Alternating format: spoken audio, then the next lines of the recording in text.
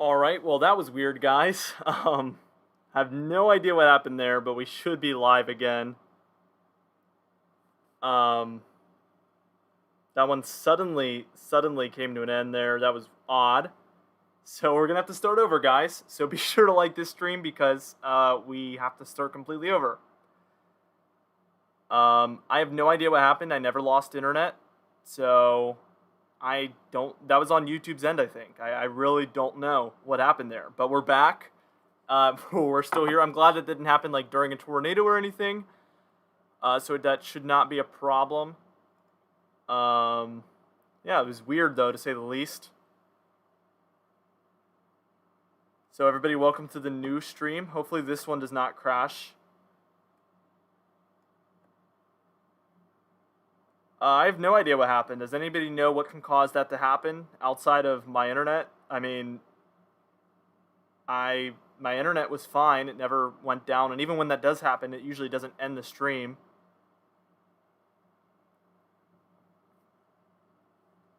So be sure to smash that like button as we have to kind of rebuild.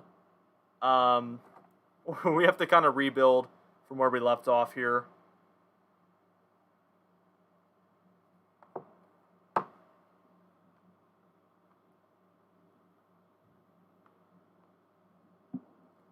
Let's see.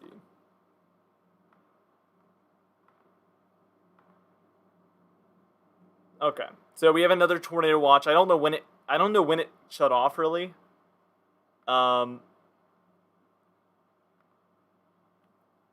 But we do have a new tornado watch. I didn't get to tell you guys that, I don't think. But we're doing good now.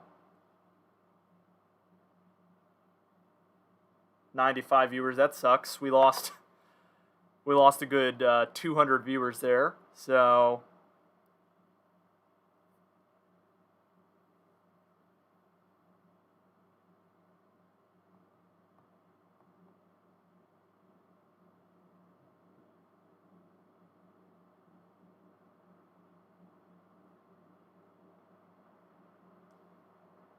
well, regardless, we're back. I have to kind of mess with the I have to come in here and mess with the tags real quick to make sure we have the proper tags on here on my second computer. So I'm going to be doing stuff as we're talking.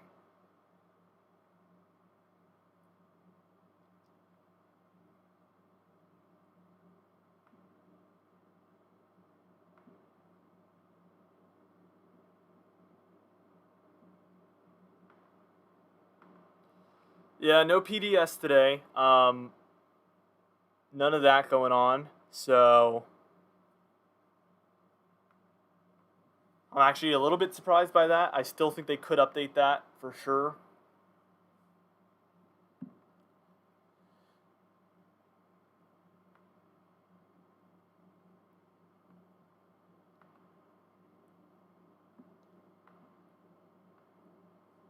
Let's see.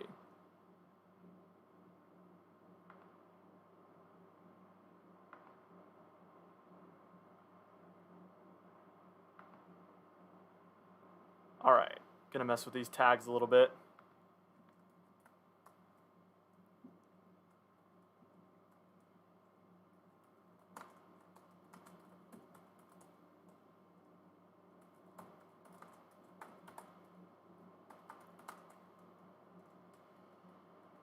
All right. This is just gonna significantly help people find this information.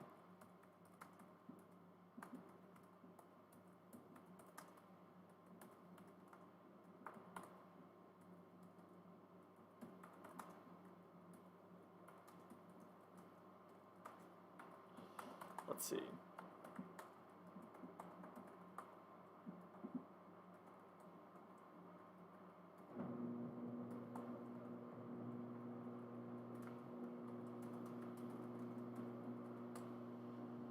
Okay. So we're waiting for any sort of tornado warning here. Like I said, I am so glad that that did not happen when we had a tornado or something. That would have really been bad. Hey Tony, what's going on? Welcome to the stream. Welcome in.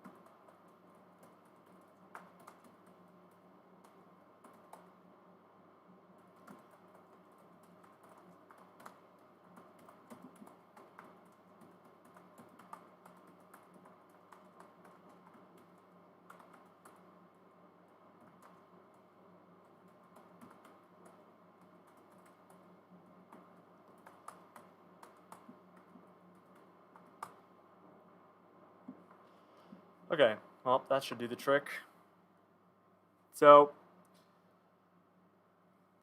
yeah, we just had the stream crash for those of you that are just joining us. So we had to completely start over, unfortunately. But we should be good now. So let's start checking out some of these cells, shall we? We did have some rotation up here. I want to turn off that tornado watch. We will revisit that, obviously, in a little bit.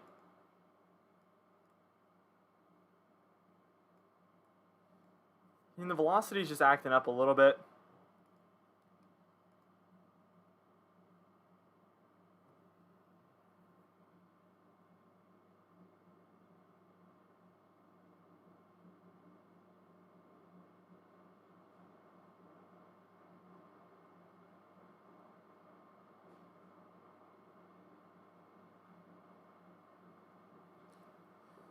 So be sure to like the stream, guys. We have to really catch back off where we left off. I think we had like 200 likes, and we were really starting to see some people pour in, people that didn't know about this yet. So I'm always really happy when we can help get information out to people and help them, really just help direct them to the right places. Yeah, so generally I do see some rotation in there. I am seeing what you guys are seeing within this cell, especially there. Let's check out up here as well. Yeah, and there is some rotation up here as well. So we have multiple centers of rotation that I can make out. And on the southern one, we have convergence in there, just areas of moving air which could become rotation pretty easily.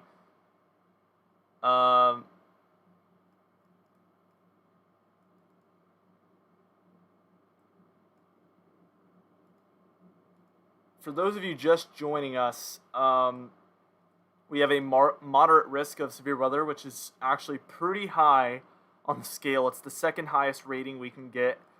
The high risk, which is the highest risk, is reserved for only the worst of worst severe weather situations. It's very rare. The last time we saw a high risk was in 2019, so that's how rare those types of situations are.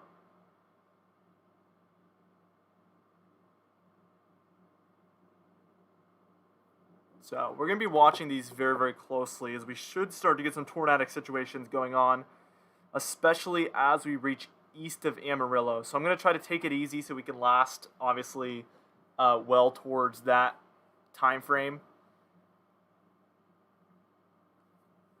I'm even going to have a buddy of mine join me a little later on here.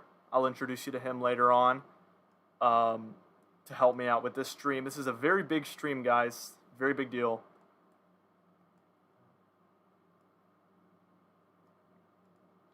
Let's just turn on that radar again.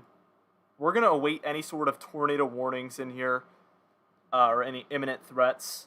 Yeah, May 20th of 2019.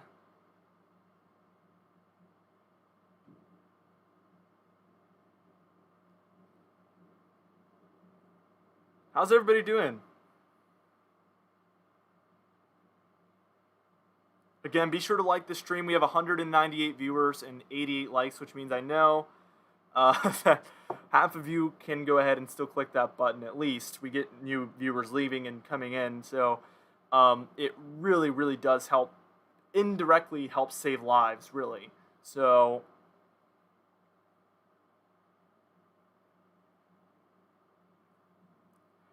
who thinks that there will be a high risk this year? I think I would say there's probably a 50-50 chance each year um, of having a high risk. Somebody could correct me if that percentage isn't exactly correct, but I think it's half and half, really. Like, half the years we just don't end up seeing one, and then, every here and then we'll have a couple years where there's a few high risk events. So it really just does depend on the year. This cell has had its times of not looking too good near Nazareth there.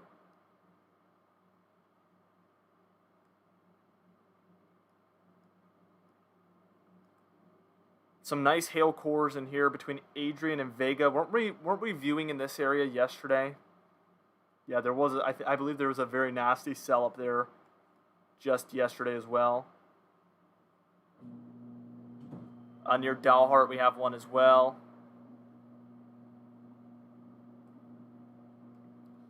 So we will be watching all of these closely. Oh, there we go. Tornado warning, folks.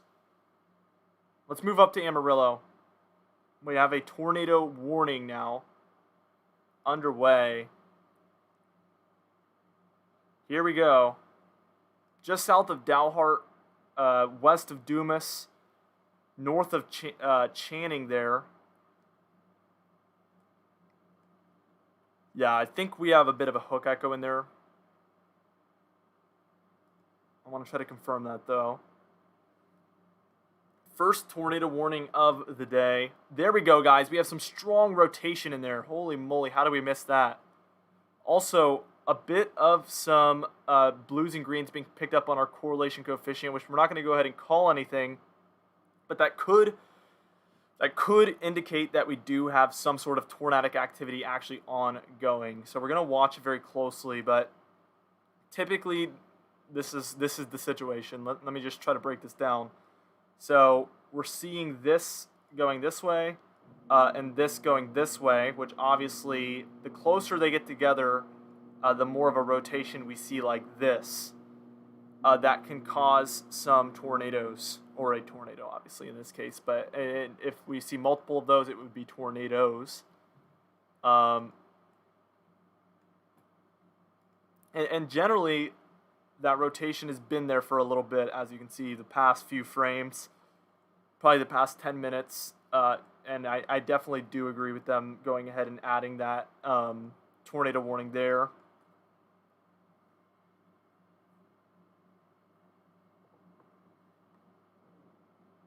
We have some new viewers pouring in, so be sure to like the stream. It's really, really going to help that algorithm just suggest this to more people.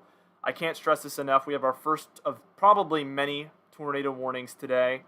So we want to just help get this information out to as many people as possible. I know I hate just plugging this hard to just get the algorithm going, but it's just the way it works here on YouTube. Is the interaction is very, very crucial to getting more viewers in here. It looks like from time to time we did have some rotation up here as well. But generally, the biggest core of that is now located here. I don't know if there's a town there. I would guess there probably is. And I believe Tyler was telling us that this northern one is what he thinks would be the first one. So congratulations to him for calling that. That was absolutely accurate. Probably the understatement of the year. I mean, he was screaming that for a while there. The rotation is definitely there, so we're going to continue to watch this, and we do have, or now we have live scan on. We didn't. I almost just said we did, and we didn't. And honestly, it looks like we had some better rotation a moment ago, actually, which is kind of interesting. But yeah, this one is getting some nice structure to it, some very nice rotation in there.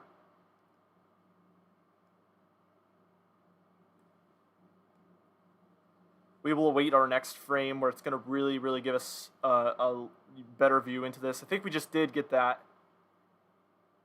Yeah, and it looks like that rotation did get more intense there. Yeah, you see how, look at, this was our previous frame. See the bright reds and the bright greens? Look at how close together they get here. So my guess is that we're seeing a little bit more rotation there.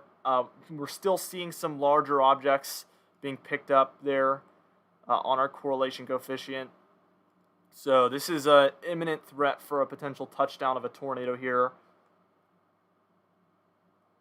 Definitely looking intense.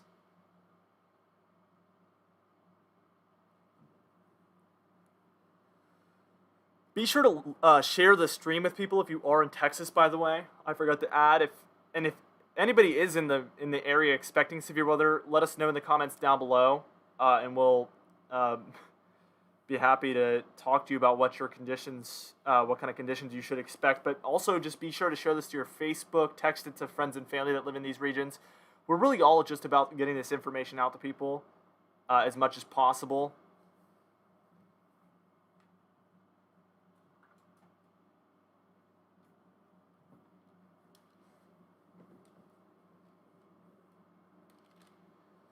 So what I'm going to do is I'm actually going to take a quick pause where I'm going to mute this real quick, and I'm going to actually go ahead and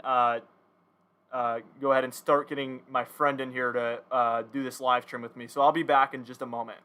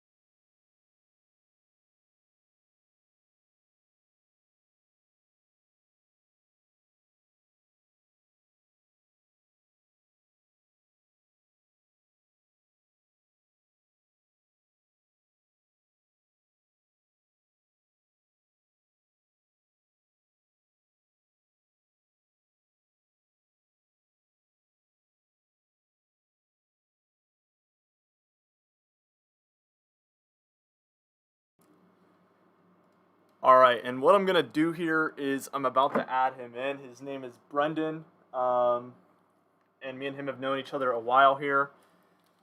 So I'm going to put on my headphones so I can hear him. I have to turn this on. That should work. And I am going to actually turn off the display real quick so I can add him in. I'm going to go over to Discord. I don't want to show anything I don't want to show, so...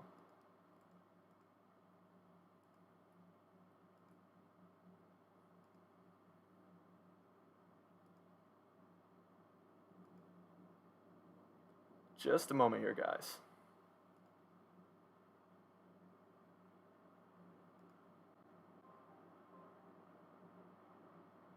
Hello.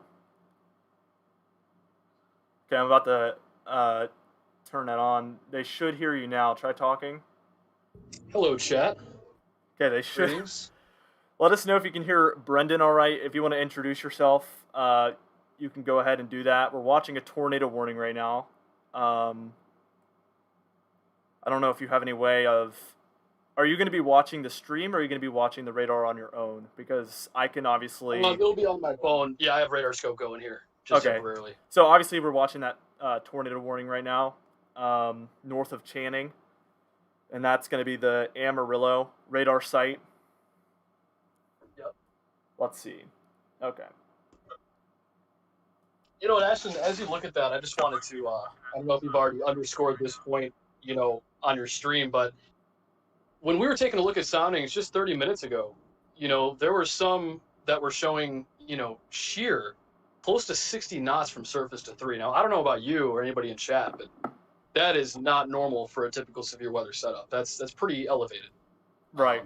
Just underscores the severity of this event right now. And anybody in the area within the Texas Panhandle, just if you're chasing, please be careful. But if you're not and you're just in the way of the storms, just continue to watch our coverage and, have a plan in place. Have a shelter, have a plan, and stay tuned.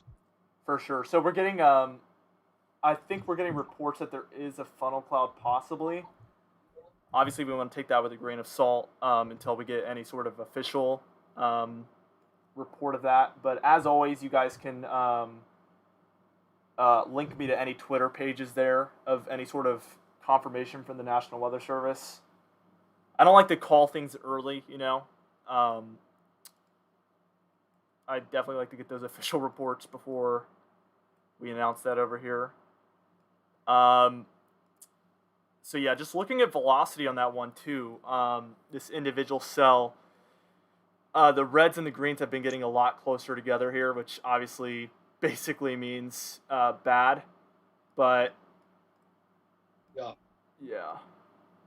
Okay. What's the current velocities on that, like specific readings? What do you got on your end? So I have about 41 outgoing up against 36 or 38 incoming, and that's pretty much right up against each other. So, okay. Yeah, some pretty strong rotation in there. The structure isn't the cleanest I've ever seen before, but definitely will do. I'm sure that this could put down a tornado at any point. We're hearing reports of possible funnel clouds, but again, you guys got to link me to that stuff for us to get a confirmation, or I'll see that report on WSV3 or the warning, obviously. But for now, it says radar indicated over here. But I have noticed that WSV3 does like to take a little bit longer to switch that to a confirmed tornado from a radar indicated. So. Sure. So apparently, let's see. They're saying that the National Weather Service Lubbock Twitter reported that.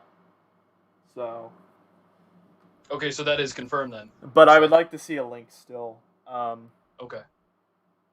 But we will treat this as if there is a tornado on the ground. I guess that's always the way you should go anyway. That's the reason why there's a tornado warning. To take shelter now, regardless. But based on current velocity, especially when you switch that to storm relative, I mean, it's pretty clear that there's some strong rotation in there. And these particular cells too, Ashton, it's really important. I know everybody a lot of the time likes to get caught up in, the tornado aspect of things when we have a severe event. But this is also, let's not forget, we got really high lapse rates. These storms have already had a history of producing some pretty sizable hail. I think one of those cells, I don't know if it's this one in particular, had a history of producing ping pong size hail. And our lapse rates, folks, haven't even maximized yet. So, if you're, like I said, if we're looking at this area, there could be larger hail. I mean, we're talking, I've heard baseball size and up according to the SPC's assessment. So, cannot underscore that enough. It's not just a tornado threat. There is a pretty substantial hail threat with this too. Right. So, and yesterday too, I was streaming. We had some I wasn't seeing any confirmation of any of this, but as far as the mean estimated size of hail here from our radar data, it was picking up 4.5-inch diameter hail, and obviously that doesn't mean that's making it to the ground. But it was also, I think, at one point 76 dBz maximum in there. So just absolutely monster storms with very high precipitation. That's been the trend. So what I'm seeing here is actually we had a confirmed tornado way south of our current tornado warning from a storm that hit earlier. That just got confirmed, but that was around 3:45 Eastern time. So that would be 2:45 for these regions. But so that was with a completely separate storm. So I'm not sure if when they're saying that there's a funnel cloud or not, if that's this one or if they're talking about that one that got confirmed down there. But we have had apparently one confirmed tornado so far today, just not this one. We're getting a new frame here as we speak. Should take a moment. Earlier, hopefully we don't have any more problems like this, but my stream completely ended on its own somehow. So, okay. Yeah, we were like 20 minutes into a stream and it just completely ended. My internet didn't go out, the YouTube ended it. I don't know how it happened. So, here we go. We're getting another frame of this, and oh boy. Yeah, so now we have 76 outgoing up against 37 incoming.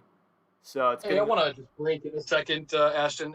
Is that the cell that's in Nazareth, Texas? Are we looking at the same one here on that? No, that is north of Channing, west of Dumas, and then south of Dalhart. It's the tornado warnings. Oh, okay, so we have 2 tornado warnings here. All right.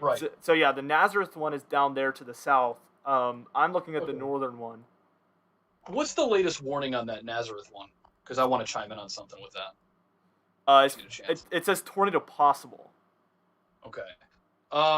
Sean Ramsey on Twitter, and like you said, Ashton, obviously with Twitter and things like that, there's a lot of unconfirmed posts being put up there regarding tornadoes. So we always have to take things with a grain of salt. But Karen, one of our mods, actually shared with me a tweet from Sean Ramsey. He's a chaser out in the field of what looks to be a funnel cloud that is hitting the ground with the one in Nazareth, Texas. Again, we always have to take things with a grain of salt until they're officially confirmed.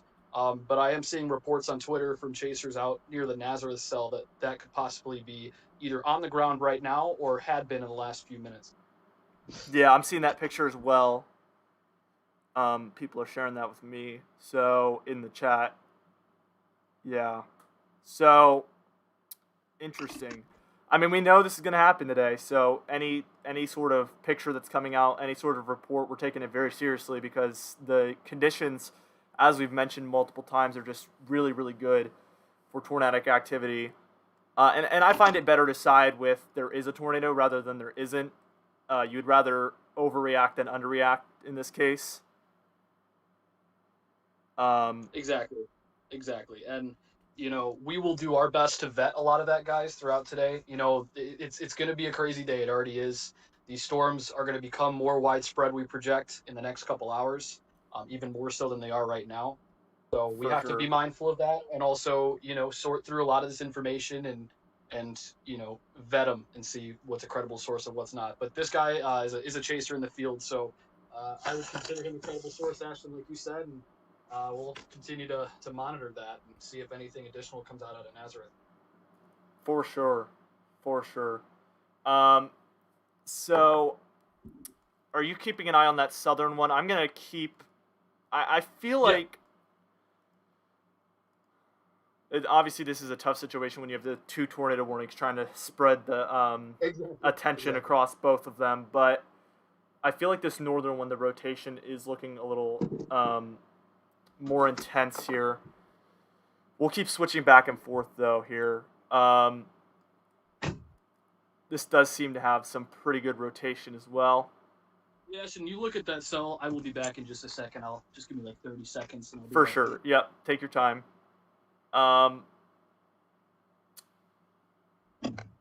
Radar scope. Somebody's asking how much radar scope is. I think it's $10 on, at least for an iPhone. Radar indicated up there. We have observed. Okay, we have an observed tornado now. So let's switch over to correlation coefficient. Yeah, I'm trying to figure out where that would be located at this point. It's so far from a radar site right now that it would be difficult to tell where the heart of that rotation is, but somewhere in here, heading generally northward. And I want to say it's probably on this northern end, but it could be more to the south as well. Yeah. Okay, so so we got another tornado warning coming in. We have 3 now.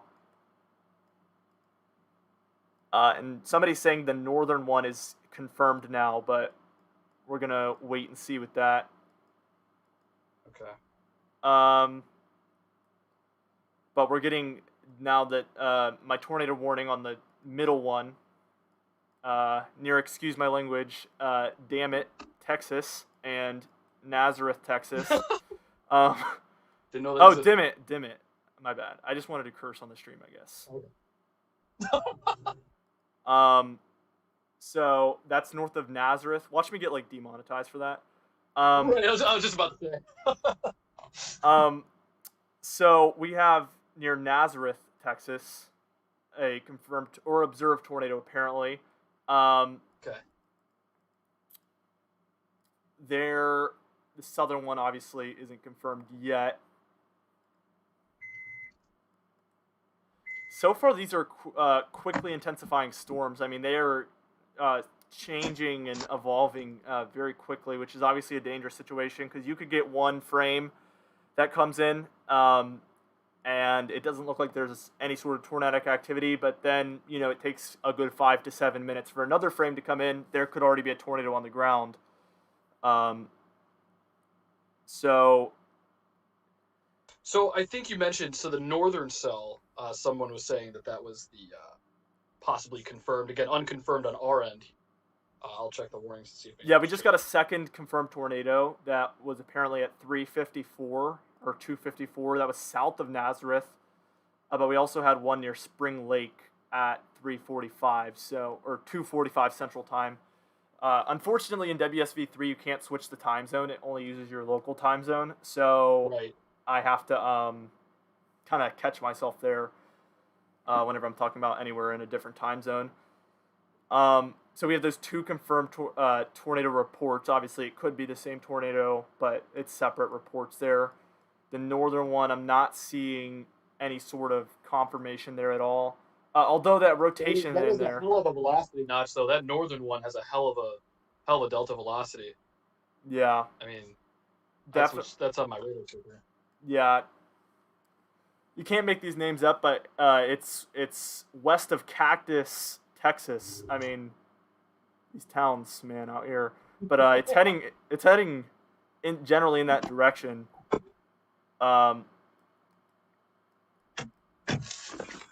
So this Nazareth one, although the rotation doesn't look as good, we're still getting a confirmed tornado over there. It just goes to show, the radar can't. It's not perfect, and there's always going to be error. That southern one does have good rotation too.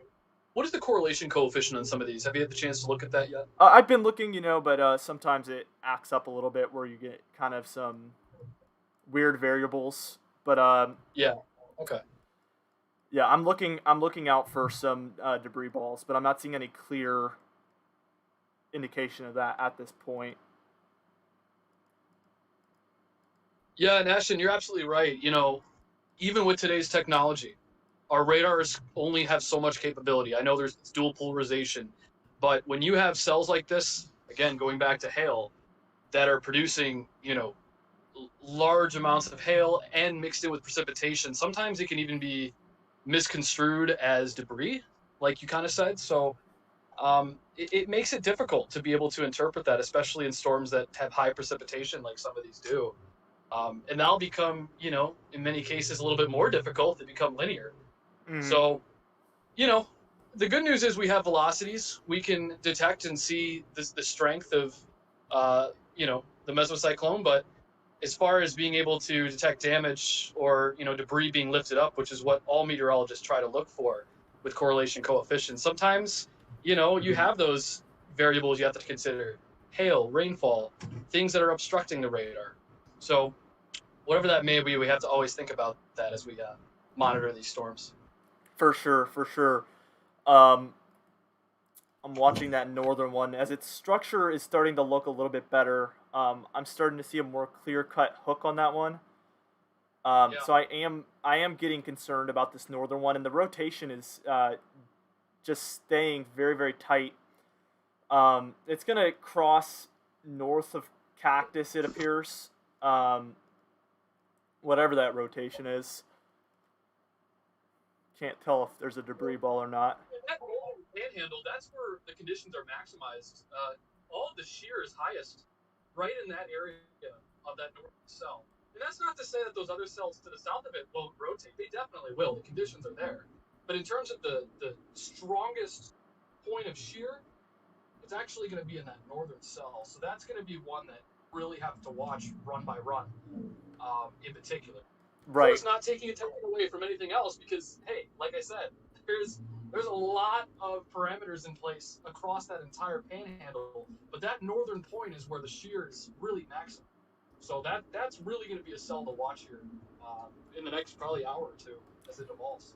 Right, and especially as these cross east of Amarillo. That's especially when we're going to start to get those conditions worsening. Obviously, that's where they have the highest risk for tornado activity. Everything, but like you said, on the very northern end, that's where the shear is going to be the highest.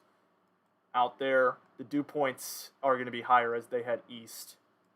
So, kind of somewhere in between there is going to be the worst spot. Let's see.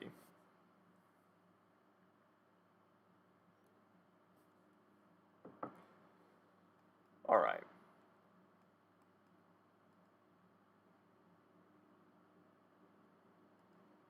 And I think this northern one, we're going to need to see an extension of that tornado warning. Otherwise, they're going to expire it. But I wouldn't imagine they would at this point. But no question about it. It's getting short. I mean, sometimes they can do some surprising things with those warnings. But they are the experts. Some pretty I broad... wouldn't be surprised here, Ashton. I think they will probably extend that one for sure. And, one thing I just would like to add here, if we see throughout today, we might see storms do what's called a cycling, meaning that it may lose its original rotation, but then establish a new one.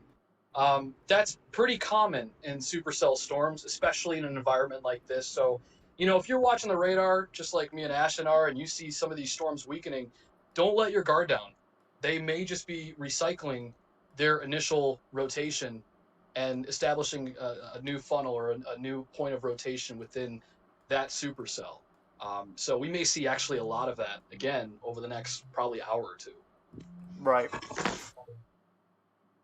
So everybody's saying that there's a confirmed tornado in Tulia, Texas, but I'm not even seeing any thunderstorm over there. So is it one of these two? If it's one of these two warnings, is it the northern one you guys are talking about or south? And yeah, also mods too. If you can just confirm what general chat's saying, or deny it, for that matter. Right. If that is the case, then please, some of our mods, Karen. I know Karen's done a great job. Tony, so let us know. You can just DM me real quick and give me a confirmation on that. We might just be delayed on our end, so we want to make sure that that's official. Apparently,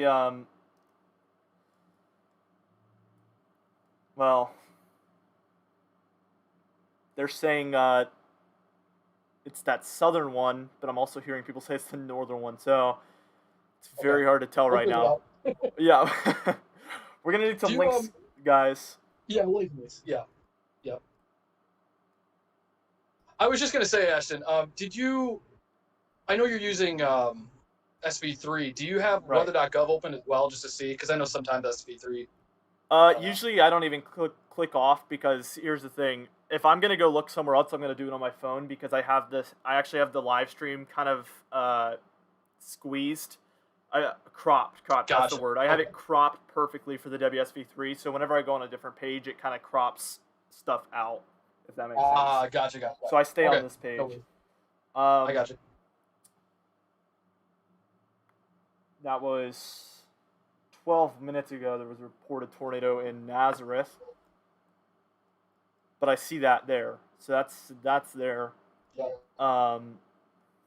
This one is seriously rain wrapped if there is a tornado, but you can see the nice V structure way in that precipitation with the hook in there. So that's totally a bad situation. if there is any sort of tornadic activity in there. You hate to see that because it's harder to see. Yes. It's nice info notch though. It's definitely mature. The structure is better on that one.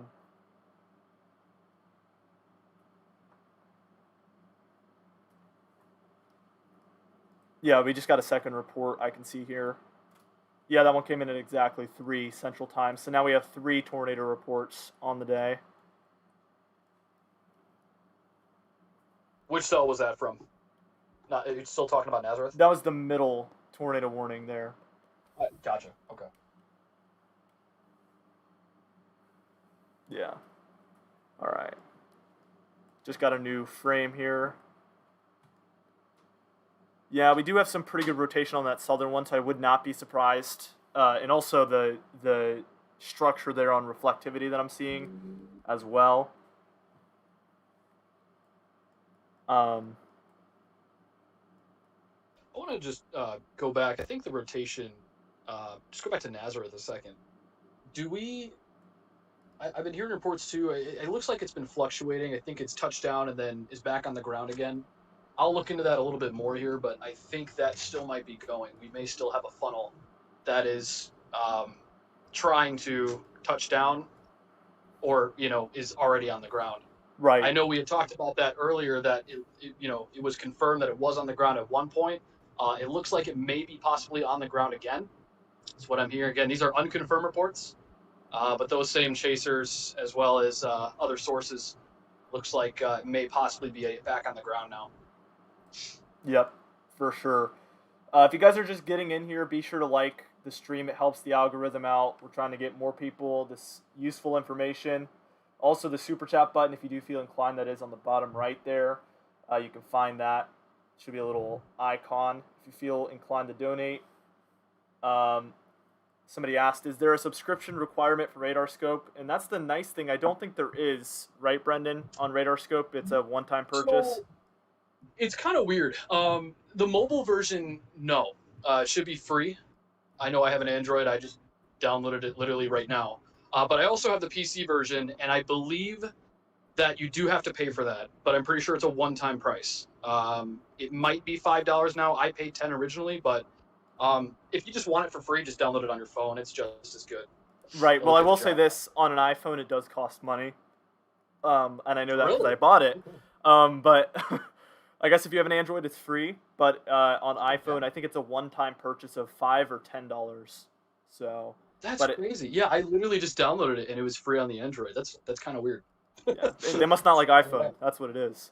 I guess. Yeah. I don't know. So trying to figure out what's going on with this northern cell. It seems like everything's kind of really lightened up as far as rotation goes. Obviously, we're not trying to. Oh no, actually, you know what? I was kind of looking in the wrong spot. That's what it is.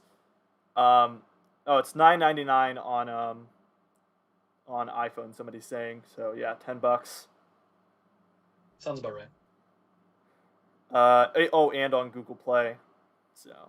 Oh, is it? You know what it is? You know what? They're right because I had it already pre-bought. So that's. Oh, yeah. No wonder you got it for free. You already bought it. Chat is correct. It would be $10 on mobile. You're right. Good call. Good catch, chat. Good catch. Okay, so what is going on here? I think we might have just got 2 tornado warnings lifted at once. We might only have 1 now. As weird as that is. And like we just talked about, these storms could be recycling. Right. So we might see this come back momentarily. Could be technical. Yeah, exactly. We will continue to watch those areas of rotation regardless of if there's a warning or not. That's the good news. This one, the very northern one, is kind of going through a weird area where the radar is having some issues, some glitchy issues in there. So we're not going to get a good visual on what's going on. Okay, it looks like we just potentially got that middle warning back. You know what's weird is it seems like they actually dropped it and then kind of like extended it after they dropped it. You know how they usually extend it and then drop the old one? Yeah, yeah. It almost looked like they dropped it for a second and then brought it back. As weird as that is. let's take it back to reflectivity.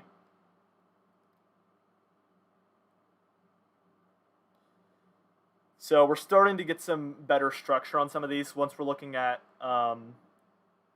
reflectivity, it's clear that we have very, very strong hook echo signatures in multiple locations, actually. It seems like this area south of Amarillo is going to be our main line, although we do have some stronger ones up near, almost close to the Oklahoma Panhandle as well. Yeah. And I'm just seeing here, yeah, so severe thunderstorm warning just north of the town called Happy. Speaking of some wonky names, no offense to anybody that lives in the town of Happy, but I mean, interesting. Nothing's wrong with being happy. That's just my opinion, Amen. though. Amen. But just to, talk about the hail, I'm going through every single one here. We got ping pong, ping pong, ping pong. I mean, these storms, when we talk about hail, it really underscores how strong these updrafts are. Because in order to have large hail, folks, we've got to have a strong updraft and, of course, a downdraft too. And that's really the evolution of a supercell. So all the structures that we see here right now, just classic supercell setups. And the hail just basically just solidifies how strong the updraft motion is of these storms. I mean, personally, if I'm a pilot, I'm staying the hell away from them. I'm not even in Texas. Right. I'm steering clear because those are some very violent updrafts. Right. So out of all of these going on right now, I think I'm the most concerned about this one heading towards Happy, believe it or not, actually. We have a very nice, definitely got that V shape there. Yeah, the signature there is just leading me to believe that that's going to be our highest potential one at this point. But that's not to say, like you alluded to earlier, that any of these can't just drop a tornado at any point. But that northern one definitely has the strongest signature for a hook there. Let's see if I can draw this out for the people. We have that V structure, and then you can kind of make out a hook right there. So that is definitely where that's at.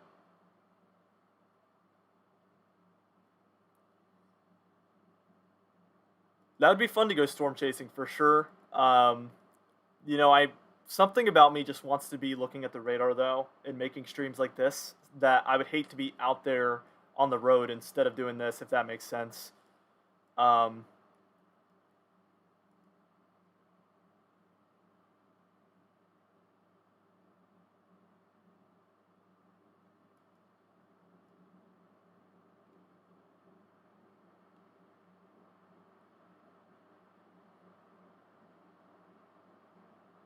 Yeah, like you said, Ashton, we'll have to. I definitely want to keep an eye on that cell near Happy too.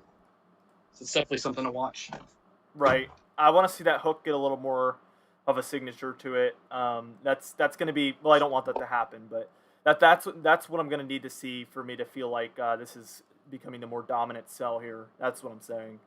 The middle one there also, because there's 3 going on right now, really, from what I can see in that little patch. We have the Happy one. We have the one that is kind of in the middle there near Nazareth now, and then we have the one south of Hart. But that middle one isn't looking too good either. It doesn't really have a good V signature yet. The southern one, I can't tell if that's just too far from the radar to really make out what's going on. So now we're kind of crossing into the territory where these cells are going to be moving east of Amarillo momentarily. And that's when we might start to see some very interesting things take place. Obviously, we've already seen 3 confirmed tornadoes, so...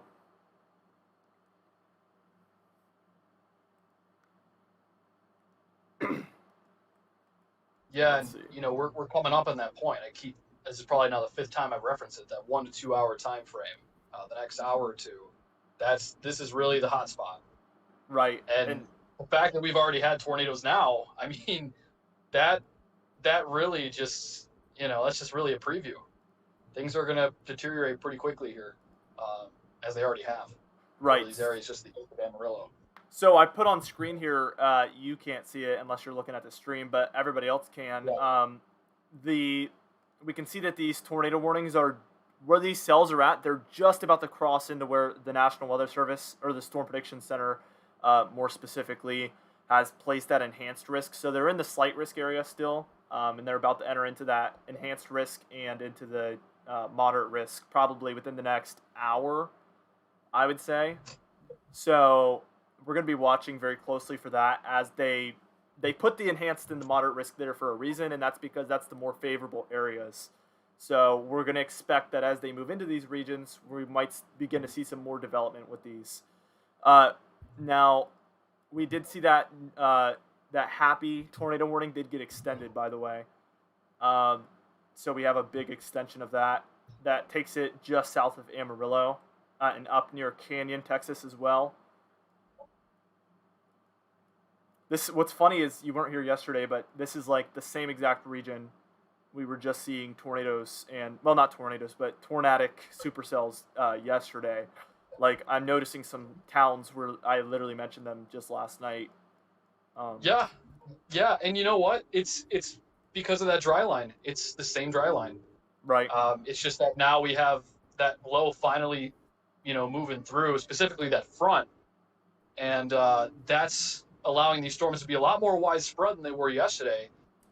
As you just said, your stream, you probably saw there was a couple of more discrete cells. Today, we're talking a little bit more coverage, to say the least, than yesterday. So there's a larger area here because that cold front is finally, really starting to move through. That low is starting to, deepen a bit more than it did yesterday, especially over the Rockies, where, by the way, I know we haven't talked about snow, and I'll briefly say Denver is going to get probably close to 60 inches. That's that same low, folks. So, it's you're exactly right, man. I mean, these storms are going to be a lot more widespread, and they're going to continue to become more widespread as they get into that enhanced and moderate area that the Storm Prediction Center outlined earlier today. Right. And overall, it's just an extreme situation in general. I mean, this late winter storm that we're seeing here, I mean, when you combine it with that snowstorm like you were alluding to, there's just a lot going on. It's a very, very extreme situation with this potential tornado outbreak that's ongoing, and then also the snowstorm up to the north. Both will be major in their own regards. So yeah, this northern one does have some very nice structure. We're seeing that V shape there. Likely some hail within that as well. That is very typical. I'll actually take a look at that, see if we have that mean estimated size of hail. Yeah, so this is picking up possibly 1.2, 1.4 inch diameter hail. Wow. So some larger sized hail in there. The cell to its south, the middle tornado warning there, or I guess the southern one. We only have two separate tornado warned storms here. That one's picking up 1.3. So we're seeing that decent sized hail coming down as well, which is another one of those things that we kind of knew would be going on today.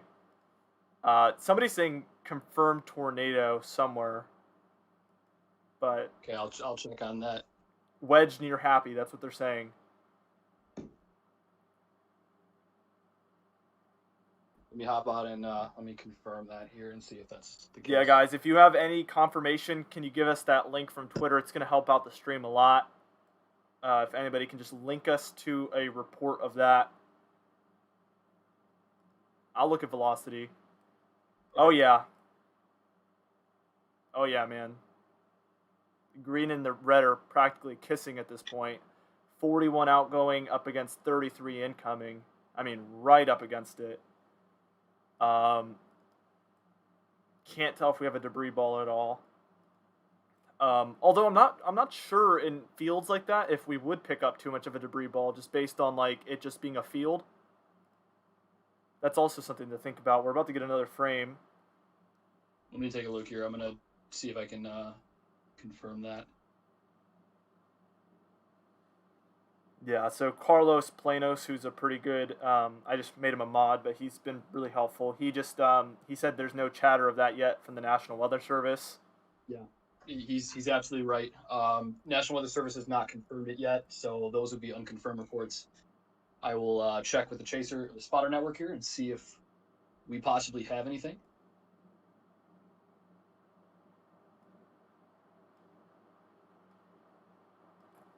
Okay, I'm Oh, getting. there it is. Yeah. So you know what?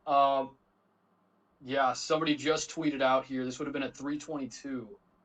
This is a Texas chaser. National Weather Service Amarillo, large wedge in progress southwest of Happy. Yeah, that would be on the ground. Okay. But that is unconfirmed. The National Weather Service has not verified that just yet.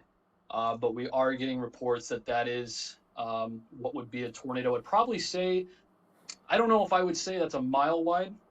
Imagine, I'll give you a chance to take a look at that if you can pull it up. If not, let me know. I It would looks probably say large. It maybe, looks large. yeah, it's about, what would you say? I'd probably say like half mile, maybe. Underestimating, maybe close to a mile, but Yeah, it's I hard to can't really say, tell. but yeah, I It's mean, hard to say. but it would be located in here, guys, and it's gonna be generally heading Yeah. to the north of Happy, it appears. But if you're in Happy, obviously just take cover. I mean, this thing could turn in a hurry. And I want to just take a second too, Ashton. I know there's a lot of people in stream right now. Just to make something perfectly clear, when we say, if we see a wedge tornado or any time, not just this event, but if we see it on a certain day or whenever it happens, just because we see a wedge tornado, it doesn't necessarily mean that it's a certain tornado strength. For example, we don't know if it's an EF4 or an EF3 or an EF5. Remember, the Fujita scale is specifically damage based. The only way for us to determine the strength of the tornado is not by its size, it is by the damage surveys that the Weather Service will conduct in the next couple of days. I really want to stress that because that's one of the biggest misconceptions in weather. And as a student at NIU, as a meteorology major, I can't tell you how many times that gets mistaken. And I really want to stress that. We do see reports of that are unconfirmed, but we're not in any way saying the strength of the tornado, nor will we ever tell you the strength of the tornado because it's a Fujita scale. We'd have to know the damage before we can make that conclusion. Right. I feel the same exact way. I see people trying to speculate all the time, the EF scale when they're literally just seeing something on the radar, and it doesn't make any sense really, to say the least. Um, but we're gonna continue to watch this situation. We won't know the EF rating for days, and Brendan knows this too. I mean, it is gonna take a long time for them to survey these, and it is damage based, so that's not something they can just tell based off of readings. They have to go in there. They have to determine what happened for the full length of the storm, the full length of the tornado. So it is a complicated process. A lot more complicated than somebody looking at a radar and just saying, "Oh, that looks like an EF4." Right. So So it's very easy for us to do that, but it's a right. lot. There's a lot more that goes into that in those surveys. So we just got a fourth tornado warning, and then my radar cut out. So I'm gonna try to get that back. Here we go. Yeah, so we have four warnings currently, really close together there. We also got, as you were talking there, we got a third tornado watch all the way down to the Mexico-Texas border. So we have a huge tornado watch that includes a big chunk of Texas now. So we have a huge, when you combine all three, we have a massive area of tornado watches ongoing. Yeah. So they just updated those tornado warnings and kind of cleaned it up. So now it's two very big tornado warnings. What was our four small tornado warnings is now two larger ones that encompasses all the areas, I guess, that they think are tornadic at this point. These are still radar indicated, especially the one by Happy that we've been keeping an eye on here the last few minutes. The warnings, I'll probably tell you if they do confirm what we've already seen, we will see those updated to a damaging tornado. On our end, Ashton, I don't know about you, but on my end, they are still radar indicated at this time. So I think right now, I would assume that the Weather Service is in the process of very quickly confirming this with their spotters and law enforcement in that area. And we should have an update on that warning maybe in the next few minutes if all of that does hold up, an official Correct. Yeah. Official confirmation. Right. So what I'm seeing right now when I look at velocity is that there's a very tight area of rotation.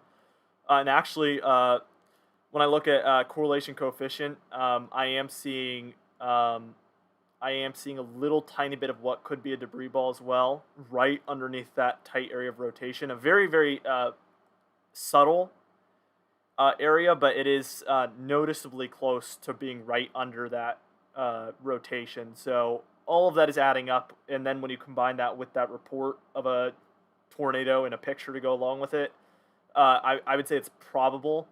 But again, like you alluded to, we're gonna await the official information on that.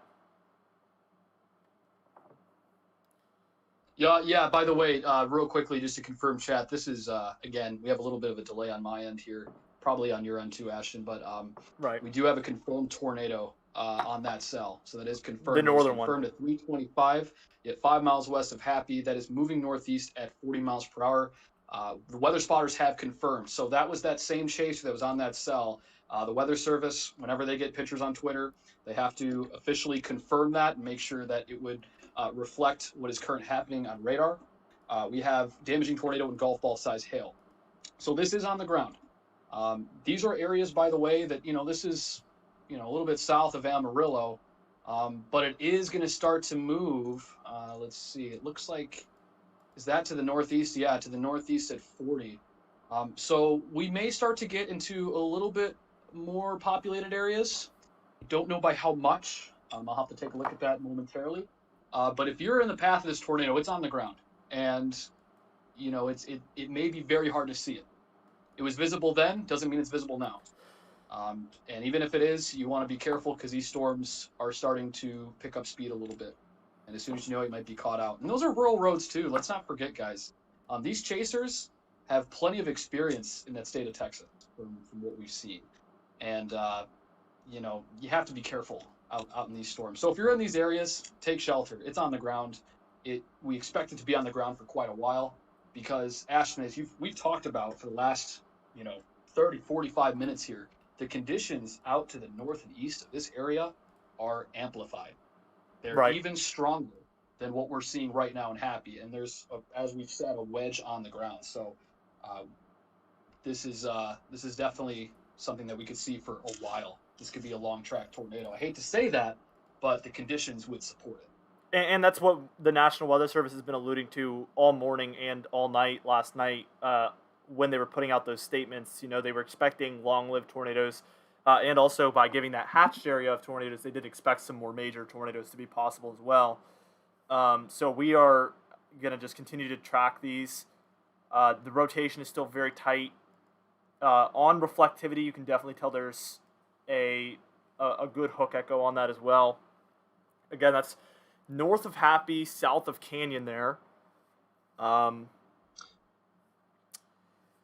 that's going to be... Slice Bread even put a comment here, not to cut you off. He said Okay. It's flat too, you can see for miles. Yeah, Texas topography, thankfully, you are able to see a lot of that. It's only when the precipitation and even the hail may obstruct that view, depending on where you are relative to that rotation, where you may run into some issues. So topography-wise, Texas is a great place to chase. And thankfully, that's the case. It allows people to see these things from a safe distance. But when that precipitation, if it gets more concentrated, you may run into some issues. So that's really kind of what we're trying to say here.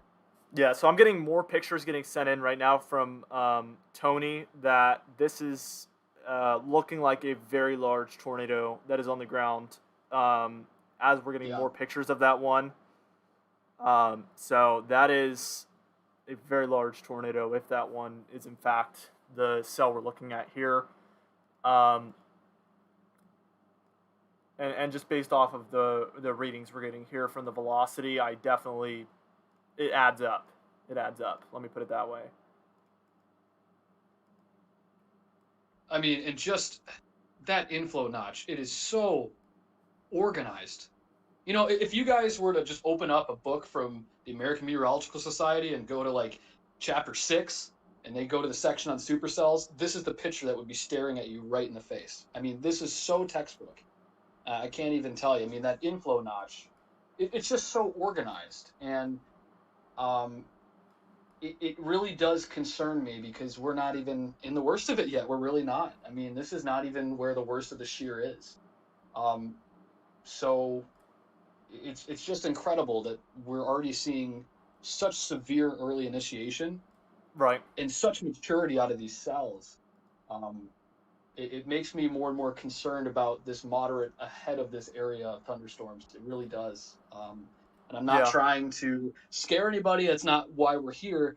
But we really want to just stress that this is the worst is yet to come here. That this might possibly be a tornado that either recycles itself or is on the ground for a while. Oh What we my consider a gosh. long-term tornado. Okay, we're getting 94 outgoing up against 52 incoming now on the velocity. Wow.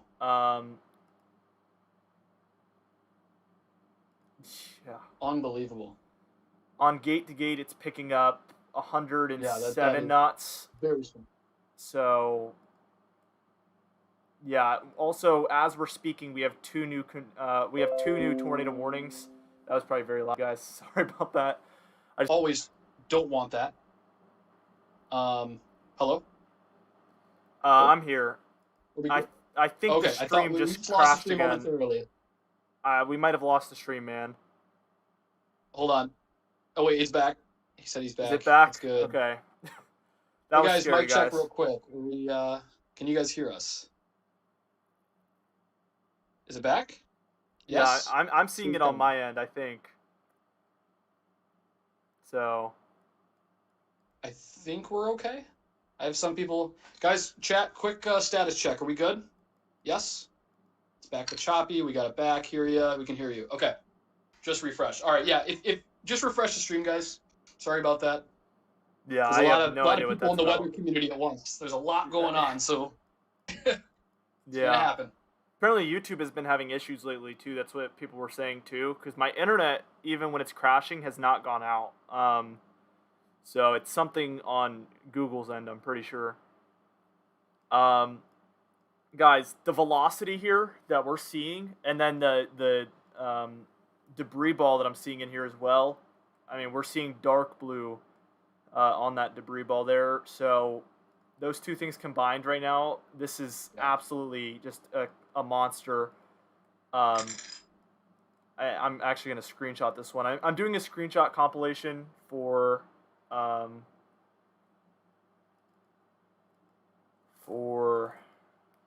next year, because I did one for 2020 as well. So I'm already doing for 2019 storms, but I uploaded that in 2020. But I'm going to be doing one I'm going to be doing one at the end of 2021 into 2022.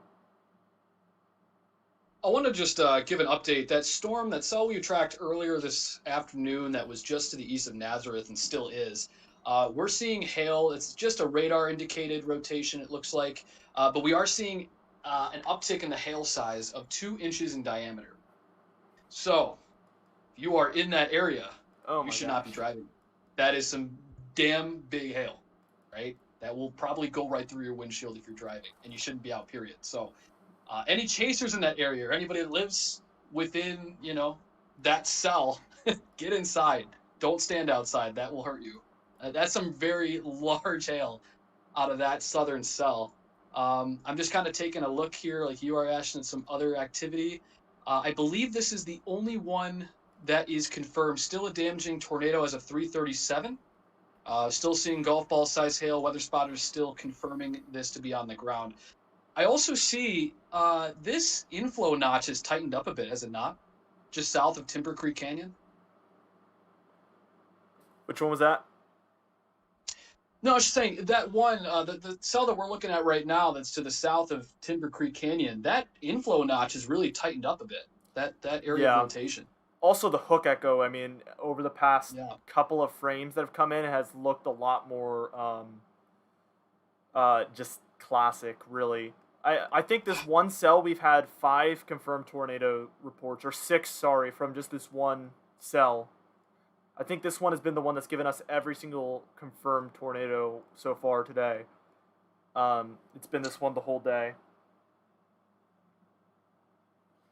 I'm going to take a look here. While you do that, you go ahead and continue. I'm going to take a look at the SPC mesoanalysis, see what's current conditions are. What size hail again, Megan? The one that was just to the east of Nazareth, that has 2-inch size hail. The one that we're taking a look at right now is golf ball. But this one has a tornado on the ground.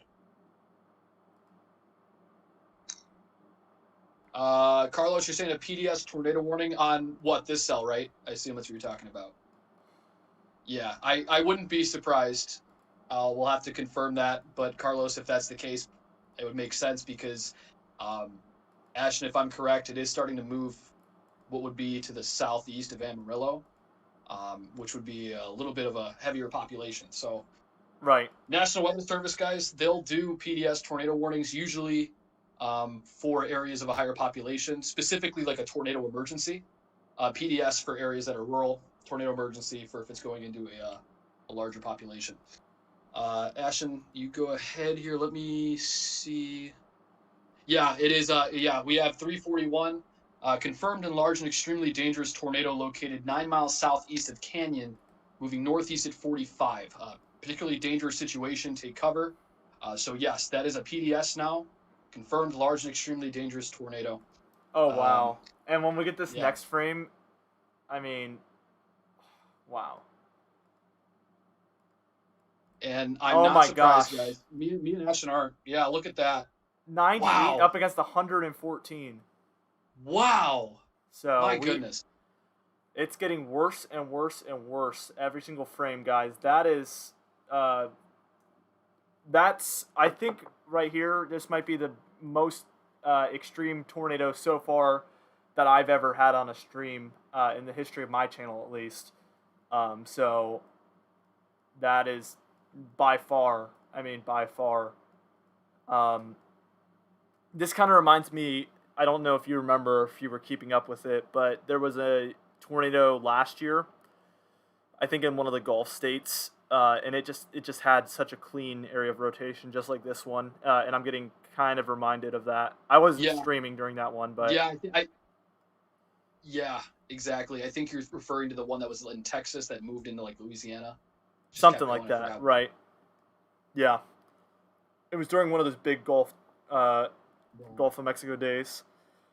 This is if you know anybody, by the way, even in Amarillo, in the any area of Amarillo, specifically to the southeast of Amarillo, they need to take cover, because from what we're seeing with the history of this storm, it's not going away anytime soon. Yeah, Lake Tanglewood up there. We have multiple cities. This will. I mean, the only thing we have to be thankful about here is that there's a lot of just open fields here. But we're going to be paying attention to a lot of the cities in the path. Obviously, if you get a tornado warning today, take cover. I don't care if it's confirmed, radar indicated, or whatnot. On a day like today, I'm telling you what I'd be doing. I'd be taking cover in the best place possible the second I get a tornado warning. Also, Interstate 27, if you're ever in the case where you're on an interstate, get into a ditch. If that's a last, sorry for lack of a better term, the last ditch effort, do that. This is crossing over what would be Interstate 27, and it actually looks like it already has. I hope that people, if they are chasing, I know there's a lot of chasers out in Texas right now, that they are safe and not doing anything too crazy. You're getting way too close, because, I mean, this thing has just crossed over Interstate 27. I honestly, I'm with you. Me and Ashton, both. We just hope that there's no injuries and that it stays in rural areas and, doesn't affect a lot of people. And so far, it looks like it hasn't, but it has just crossed a major interstate. So I'm going to keep track on Twitter. I'll keep track with our mods about any reports of damage along that interstate. Mods, if you can message us if you do see anything that is unconfirmed, so that way we can verify that. Or if you do have something confirmed, that's even better. Send it over to me and Ashton. But that's an eerie sight to see any tornado cross over any sort of major highway.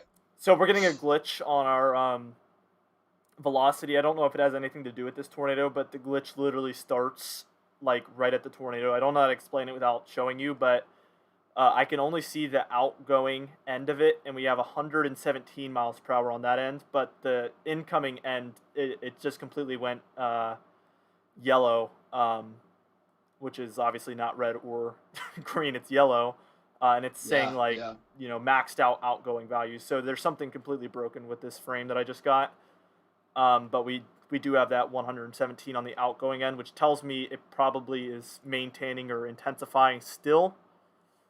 On base velocity, I am still getting, well, no, I'm not getting both. Yeah, you know what? Wow. Okay, so I don't know if your radar's glitched out or if it's the same as mine, but um, right as it crossed that interstate, wow, there was a debris ball with that Yeah, there was. on correlation coefficient. Yeah, Yes. the debris ball, the size of it was the one in the blue.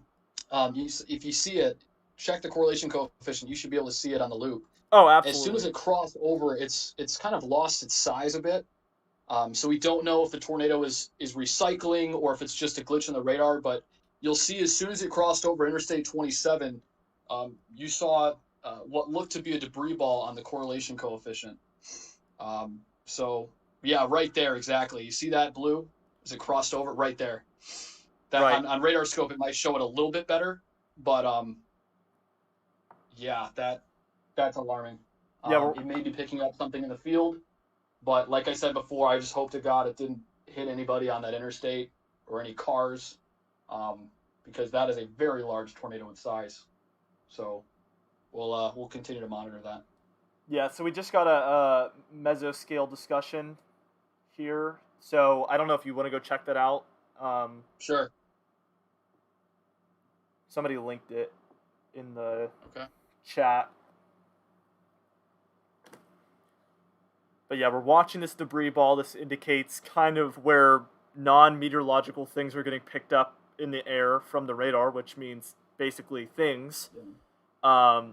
which means that we have some sort of tornado that is throwing those out. So I'm gonna just interject real quickly, Ashton. I want to just go over this mesoscale discussion. Yeah, yeah. This should highlight everything, guys, that we've just talked about for the last hour. The main headline: tornado threat will persist for the next 1 to 2 hours. Greatest threat for strong tornado in the short term is within an area outlined north, south, and east, and even a little bit west of Amarillo. Just a brief summary on that. A couple of tornadoes have recently been reported with supercells entering Randall and Swisher counties. Additional storms continue to show moderate to strong rotation across the Texas Panhandle. Strong tornadoes continue to be possible over the next couple of hours. I'll just briefly read the discussion here. There's a lot of details, so if you guys want to take a look at more of it specifically, please feel free to click the link in the chat.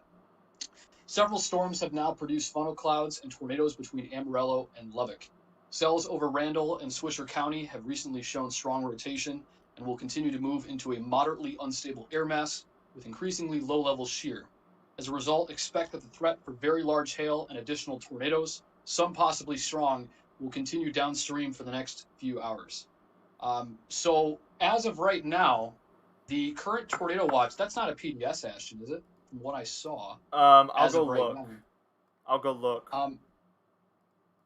Here, let me check too. Actually, I can probably see it. No, it's not. So I don't know. I mean, the SPC, I'm not going to put words in the SPC's mouth, but we might see an upgrade of that watch to potentially a PDS based on the history of these storms. So Right. that would include areas that are just to the north and east of Amarillo. But that is a very, I would say, disturbing mesoscale discussion. For And we've sure. outlined that throughout the entire afternoon, and Ashton's done a great job at doing that. So if there is any good news, I will tell you this on the correlation coefficient that debris ball really, really diminished in the most recent frames we've gotten. Not to say that that means for sure that there isn't a tornado, and we just got an extension of that. But the good news is that we're not seeing as large of a debris ball there for the time being. But we did get that tornado extended, that tornado warning. So let's see. And it looks like we have still the 2 way up north, and now we have 4 down here as well. So we have 6 ongoing tornado warnings as we're speaking.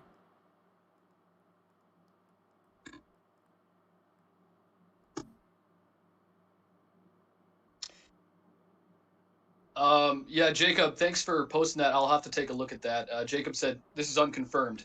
National Weather Service Amarillo is saying they are receiving reports of overturned tractor trailers as of 3:44. And Jacob, if that is in fact true, we'll go ahead and verify that. One of our mods will too. Um, it would be safe to assume that a lot of that took place on Interstate 27, and the Right. debris ball would show that. That is good news. The good news is it looks like the debris ball has shrunk a bit, but that doesn't mean that we're in the clear per se. But if there's any good news, hopefully might be weakening, but we just don't know yet because these conditions are just really strong. I mean, you always try to find good news out of these scenarios. All we can say is we just hope for the best and that it doesn't go into really heavily populated areas. Right. For sure. Gonna check that velocity again. So yeah, we're still seeing a large area of rotation. Very, very strong rotation there. 99 up against 25. So that rotation has diminished quite a bit as well. And that debris ball has really broadened up, and we're not seeing quite as many dark blues and greens. We're seeing mostly just yellows and some greens in there. So hopefully that's a sign that this one is breaking up. Obviously, we will hope for that, but we're going to continue to track this one, of course, and just continue to take cover. Ashton, there is the National Weather Service Amarillo is confirming that cars were damaged on Interstate 27. Yeah. So that is confirmed. And we are getting another tornado confirmed over here. It's near Hart. It's on that very southern tornado warning. So we're going to need to watch that one too. That could have just been a brief touchdown, but there is a pretty good area of rotation that we probably just missed because obviously there was a more extreme area going on, but there was a report there. Or that was a funnel cloud report, but still. Go crazy in chat. Very good point, right? Very good point. Maybe developing on the eastern side. It remains to be seen, but as we talked about before, crazy, with the process of a recycling of a rotation, it wouldn't shock me. And we'll keep an eye on that. Right, so if you're just getting here with us, we're up to 530 viewers, guys. We are tracking, I think, 6 tornado warnings right now. We've had about 7 reports of tornadoes and funnel clouds. That's 2 funnel cloud reports in there. And I think 4 separate reports of tornadoes. But most of those tornado reports have come from one cell. Be sure to like the stream. It's going to help us reach more people that these storms are heading right for. And also, if you feel like you want to use that super chat button that is located down there on that bottom right-hand corner. So just to update you guys, we've been live about an hour and a half here. We've seen a lot of action so far, but we are expecting, as these storms continue to move northeast, where they're going to reach some more favorable regions, actually. And what's interesting is I think the National Weather Service did a great job here with their convective outlooks, because right as that hook echo in Supercell moved into the enhanced risk region, that's when we started seeing that intensifying a lot. So I think they did a really good job pinpointing where the most favorable conditions were. And obviously, as they head into the moderate region, we will wait and see what happens over there. But I think they've done an excellent job so far. If anything, these areas that have seen all these tornado reports were only in the slight risk. That could have been obviously an enhanced risk that would have been warranted. But, it's easy to say that in hindsight. We got an extension of the tornado warning that's actually going to be going really, really close to that radar site. Still a confirmed large and extremely dangerous tornado, 7 miles west of Palo Duro Canyon, 7 miles southeast of Canyon, moving northeast at 30. This was just updated within the last few minutes. So it is still on the ground. It is being confirmed. We do see, it looks like there may, and I'm going to be very skeptical about what I'm about to say, but it looks like there could be another debris ball that has formed. I do see that too. Don't know just yet. We'll have to wait another run but that would indicate on radar exactly what the warning extension details. And if I can just take a moment, Ashton, to kind of go off of what you just said too. Right. This is such a difficult job for the Weather Service to be able to monitor all of these tornado warnings. I mean, me and Ashton are doing our best to do so, and you guys in chat have done a great job at helping us out too, because a lot of things, things deteriorate very quickly. And not only that, but remember, folks, we can't just go off of what's on radar, right? There's times where it may not even show debris, but we might see a visual on the ground, whether it be from a storm spotter or law enforcement.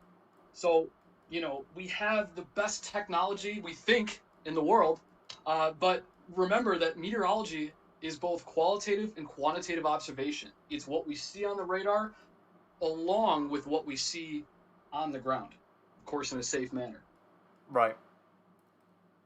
And what I was noticing here, as I take a look at the velocity, it almost looks like there's two areas of rotation there. Yeah. Go look at that. Do you see that too? I do too. Yeah. I mean, equally as strong there. 58 up against 75, and then we have 28 up against 81. I mean, could this be two tornadoes? Okay, somebody's saying there's a video of twins. So yeah, can you guys, if you have any links of things, try to send that to mods, and then the mods will go ahead and verify it. Tony's been sending me quite a bit of stuff. Carlos has been helping us out, and our other mods too. So if you do see anything, go ahead and link it. Try to get it over to the mods, and then they'll go ahead and get it over to us. And while you do that, we'll do our best to keep track of Twitter and keep track of any news that comes through. They're saying twins here. And I mean, it's with what we're seeing, it would. Yeah. But this extreme of, I mean, this would be absolutely insane to see that strong of twin tornadoes. I don't know if that's, ever happened really. I think Tony's got it. Yeah. Let's see if this is it. That's just. Oh wait, let me see. I think it's 2 miles north of Hart. Okay, so that's that southern-based one. Yeah, that's that one on the very southern tornado warning there. I'm gonna say that it is. Because I mean the velocity would confirm that, if that is the case.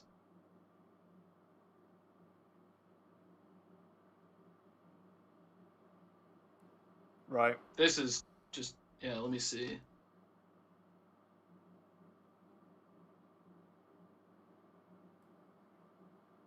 As I think we're about, how did my radar just literally turned off on its own, I swear. Yeah, Carlos, you're absolutely right.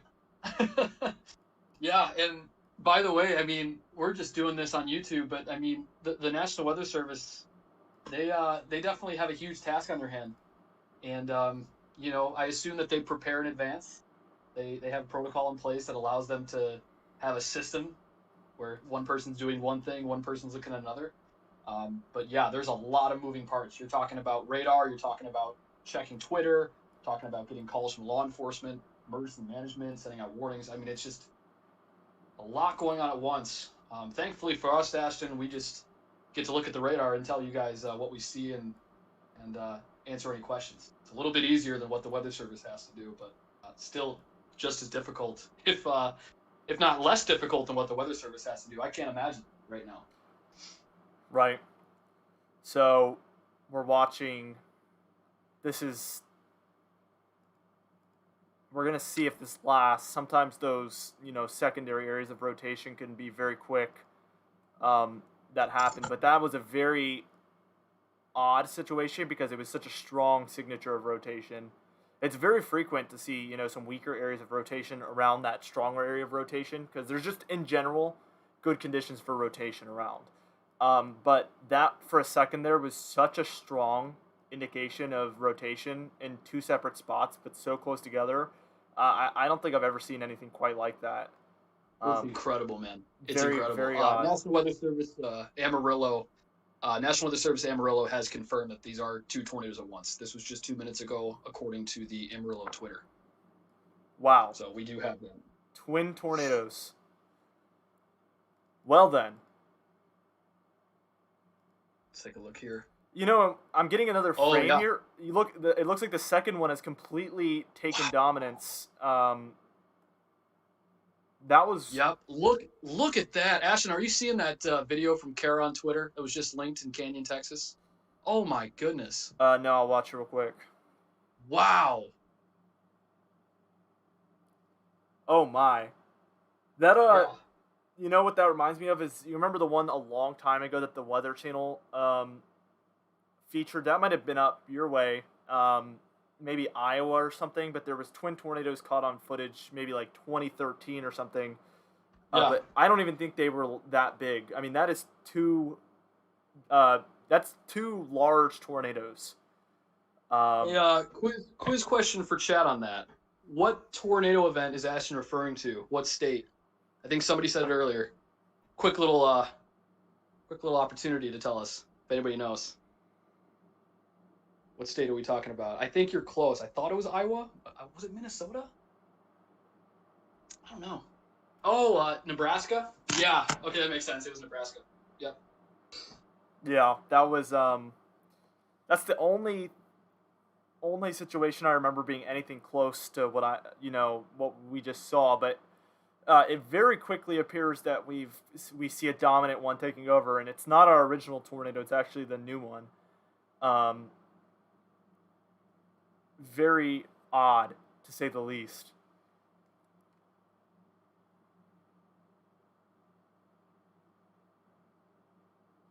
Pillager, Nebraska. Yeah, you guys are right. Yep, you nailed it. You got it. I just want to see if you guys knew. I was testing y'all.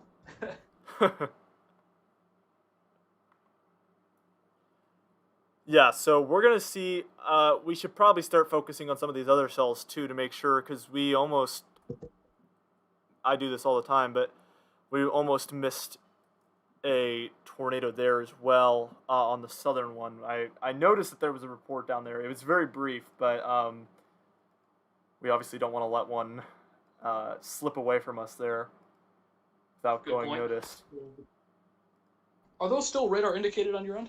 Looks like the ones that were besides the one in Canyon. I think there was probably one other one that was confirmed at one point, but that was a while ago. Yeah, so let's see. Obviously the top one is confirmed. That bottom one is observed. And then those 2 northern ones are gone now. So we're only dealing with these southern-based ones now. So they've kind of reached into that area that I was mentioning earlier. Just that region just to the east of Amarillo, which I expect to be kind of the most favorable area. As we get further east of Amarillo, these conditions for tornadoes are going to become better and better. So we're gonna watch that very, very closely.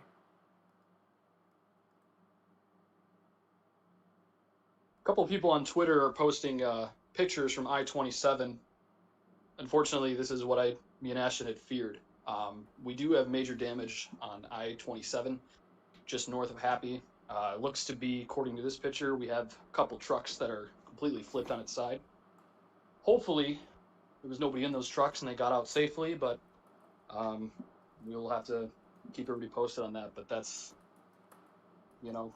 it's definitely something you really don't want to see. But hopefully people are okay.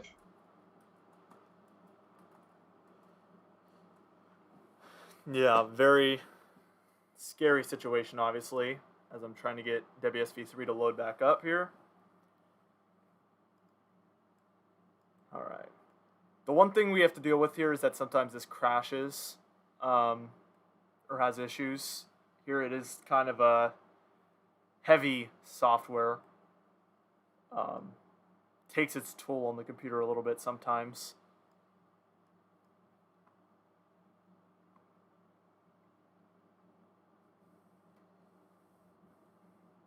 Charles said, "Wow, you guys rock." Thank you very much, but I think you rock. Um, yeah, so I want to get an update here on some of that velocity. Wow, okay. It's not going to cooperate. Yeah, so like now, honestly, it does look like there's only one area of rotation. Um, there is a debris ball signature in there. And Ashton, you were so correct on the twin tornadoes. I don't know about you, but that is a classic sign of a recycle. Usually, when you get twin tornadoes, you mentioned before that it's trying to really establish a new rotation. So many times, what you'll see is the weaker rotation eventually converge with the one that has a stronger rotation and just create one funnel. So that's probably what we saw. Pretty common when we have a twin tornado situation for those to eventually merge into one. But those are incredibly rare. I mean, that type of visual only happens once every several years. Right. So I'm getting word that my dinner is done. So I'm gonna take a break for maybe 10 minutes here, because things could start to get very active in a hurry here pretty soon. So, Yep. Brendan, do you feel pretty comfortable if I leave your audio on? Sure. And you could just kind of add some commentary. I'm gonna leave the radar just like this. That should be good. This No covers all of problem. those southern cells south of Amarillo.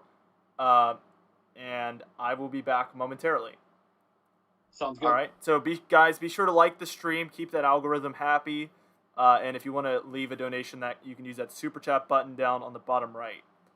All right. I'll be back in a few moments, folks. You guys trust me. All right. Appreciate it. So, again, right now we do have a confirmed tornado. Just again, that has went through Canyon, or not Canyon, I should say, really to the south of Canyon, and has crossed the I-27 corridor. Um, Again, we're going into a more severe environment in terms of conditions, in terms of wind shear, in terms of cape. So we're going to see that here as we go into the next hour or two. Man, can we have the freeze back? I'll take it over the tornadoes. Yeah. Yeah, I get you, man. I get you. I feel the same way.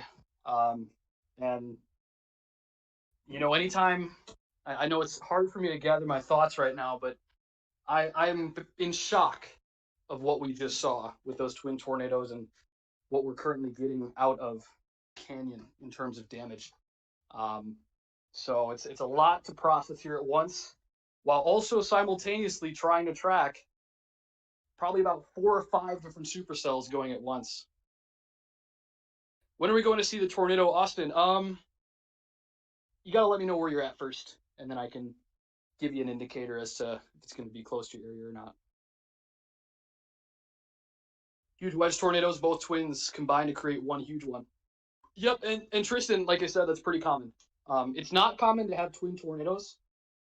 It's not something that happens on an everyday basis with severe weather. It's pretty rare, like I said. But when it does happen, it's really just the storm recycling its rotation and establishing a brand new one. So this storm could be going for quite a while because we're seeing a lot of those hints that it's really just trying to reestablish itself. This is insane. Thank God there are no major cities in the path. Yeah, exactly, Blader. Exactly. Well, and if there's any bad news, it's that, it's going to start to get into more populated areas. It's getting closer and closer to Amarillo. So hopefully it stays that way. Hopefully it does. Steve, you got a question for me? Yeah, go ahead, Steve. Go ahead. Just type it in chat. Looks like there might be a tornado. Yeah, these storms have been unbelievable, folks. Unbelievable.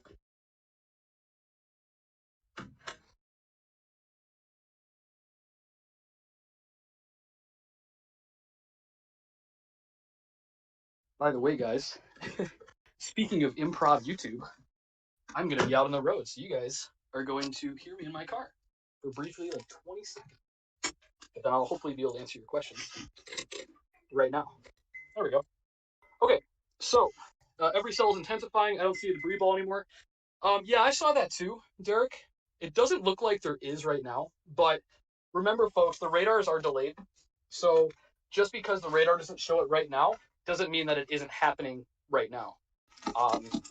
It could just be, you know, a couple minute delay, but as of what the radar is saying, no, it doesn't look like it at the moment. Debris on the PDS tornado, I can confirm. Yep. These storms have gotten so bad. Yeah, Steve, go ahead. Go ahead. Sorry, I didn't know if I missed your comments, Steve. So go ahead and ask your question.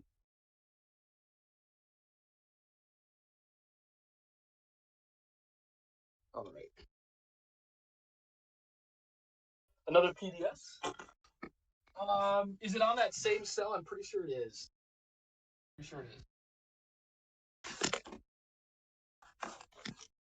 Okay. New MD.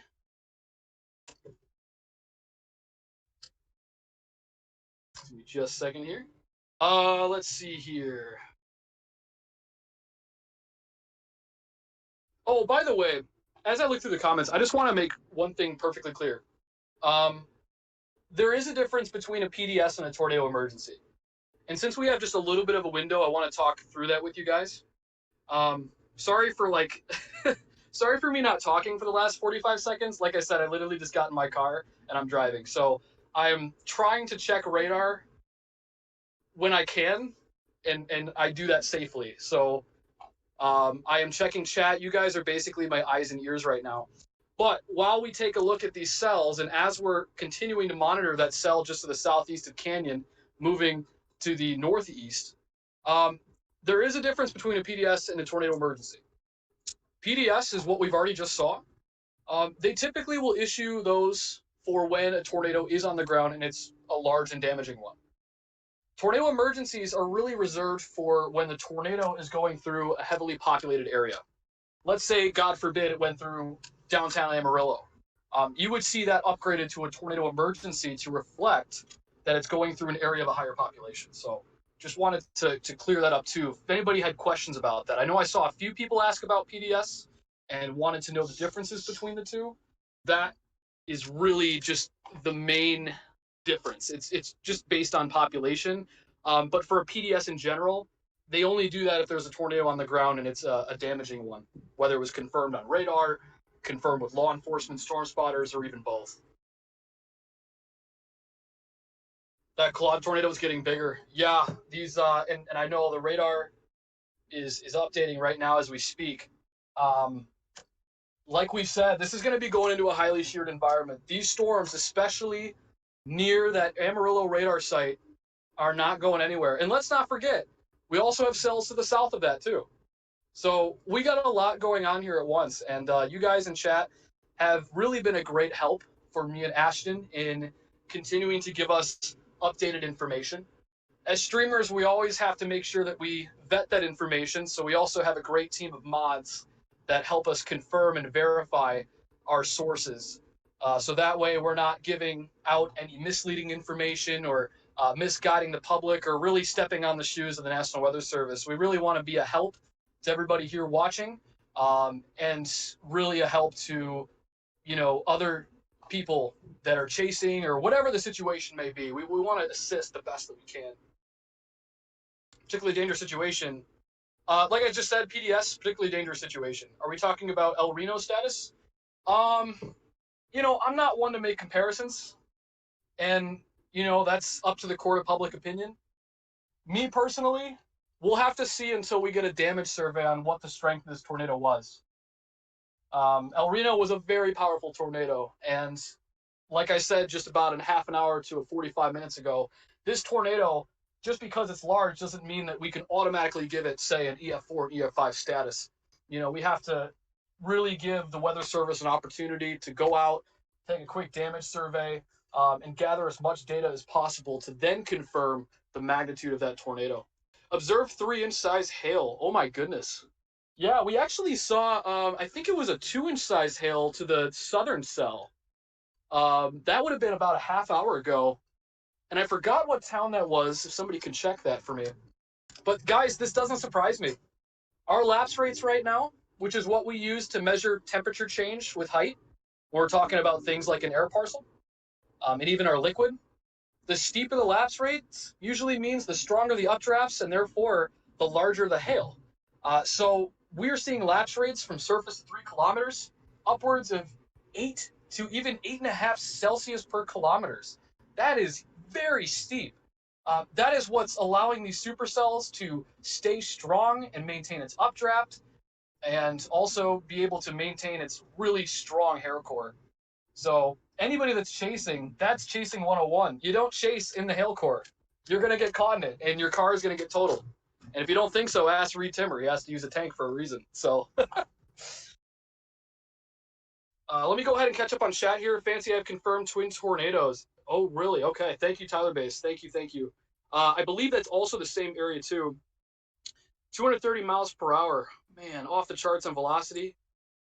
Confirmed twins earlier now. I think it might be confirmed again. Tyler, can you check me on that? Make sure I'm right on that.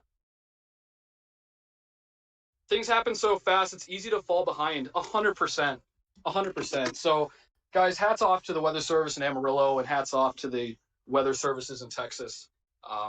Really, they've just done God's work, and they're doing a phenomenal job keeping up. So, as well as the Storm Prediction Center. Shouts out to them, too. Ashton is away for a bit. I'm going to be away, guys, for just about 60 seconds. If you have any questions, please go ahead and post them in chat. If I didn't get to any of them, or only got to some of them in this case, I apologize. We got a lot of people in stream, so you can always send me a DM on Discord. I'll go ahead and link my Discord. Actually, Tyler Base, if you want to link that, totally fine. If you guys have any questions that I didn't get to on stream, feel free to DM me after the stream, and I'll hopefully be able to get to those. I'll try to answer the questions that relate to the tornadoes that are on the ground to the best of my knowledge. But if you're asking about general thunderstorm questions, or you want to know something about soundings or anything just general, go ahead and DM me at my Discord, and we'll link that later on. Videos of this monster is going to be insane. Yeah, absolutely. All right, guys, stay tuned to the radar. Feel free to chat with one another. I will be back in about 60 seconds. And maybe by then, Ashton will be back. So just give me just a little bit of time here, and I will go ahead and get back to you.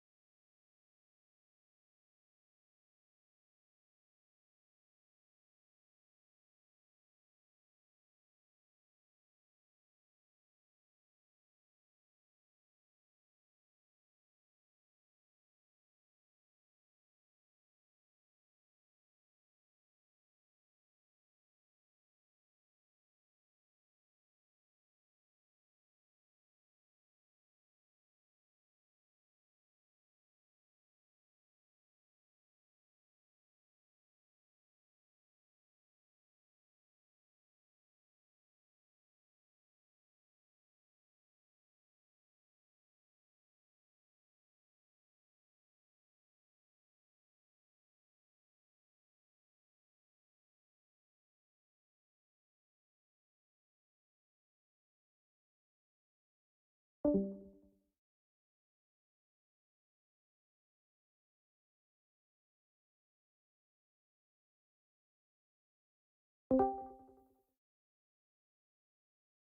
right, guys. Sorry about that. So I'm just joining back here. What I'm going to do is Ashton's on break here. I'm going to go ahead and get caught up on radar scope.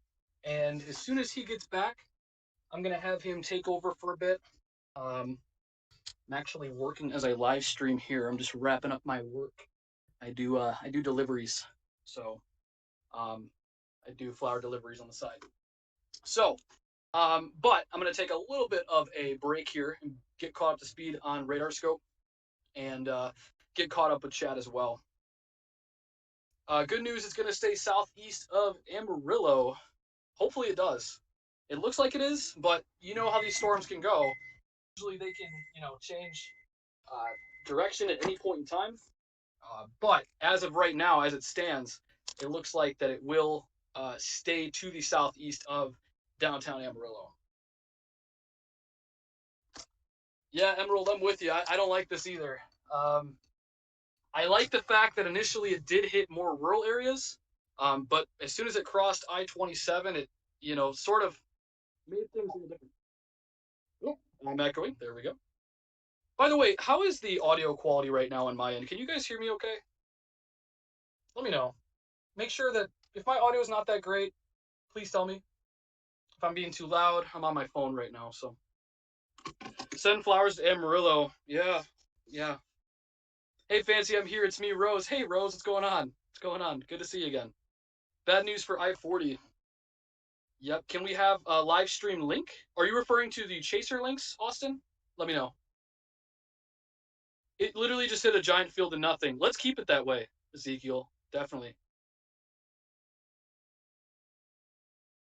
Audio is good. It's decent. Okay. Yeah, it's... Let me turn that off too. Thanks, guys. Appreciate it. All right, so I'm going to go ahead and check radar scope here. I'm going to be away from comments just briefly. Just want to get caught up to speed on what we're seeing. And wow, look at that. We are still following that tornado warning. This is a confirmed large and extremely dangerous tornado 6 miles south of Washburn now, 13 miles west of Claude, moving northeast at 35. So as we talked about in chat, looks like that this thing is moving just to the southeast of that Amarillo radar site. That said, this storm has a hell of a rotation. So if what I suspect is correct, it looks like it has recycled itself. It was once a twin tornado before being just a normal wedge tornado. But now afterwards, looks like it's recycled itself, and man, that has got a strong rotation. I can't confirm mobile what that inbound outbound is. I'd probably say, just estimations, that this thing is still packing well over 100 knot delta velocity, and that's me underestimating it because, like I said, I'm on mobile. I don't want to go too specific. Hail core getting way more intense. Yeah, it is. Yes, it is. These are becoming very high precipitation. We got 2 observed tornadoes on the ground. All right, let me take a look. Let me take a look here, and we'll check that here the best we can. So there's that first one. It's going to be to the northeast of Lake Tanglewood, well off to the northeast. And as I mentioned, it's going to be just 6 miles south of Washburn. I think somebody in chat also said there could be another one. I'm just checking here to see. Yes, there is. This one's actually probably about 10 minutes ago. It's been out for a little bit. Confirmed tornado was located 6 miles west of Wayside or 19 miles southeast of Canyon, moving northeast at 40. So this one's a damaging tornado and baseball size hail. Weather spotted with confirmed tornado. This would be that cell that's to the southeast of the one that had went through Happy, specifically the one that's to the south of Washburn. So it's going to be that broad area of rotation just to the south of where we've been following that tornado crack across Happy and into Lake Tanglewood. So we do have 2 on the ground. That is correct. Brendan, Steve Martin on Twitter got another one. Yeah, we'll check that. We'll have to check that in a bit, Emerald. Thanks for letting us know. Tornado just south of Washburn will be crossing US 287 around 4:30, and will move north and cross I-40 approximately at 4:40.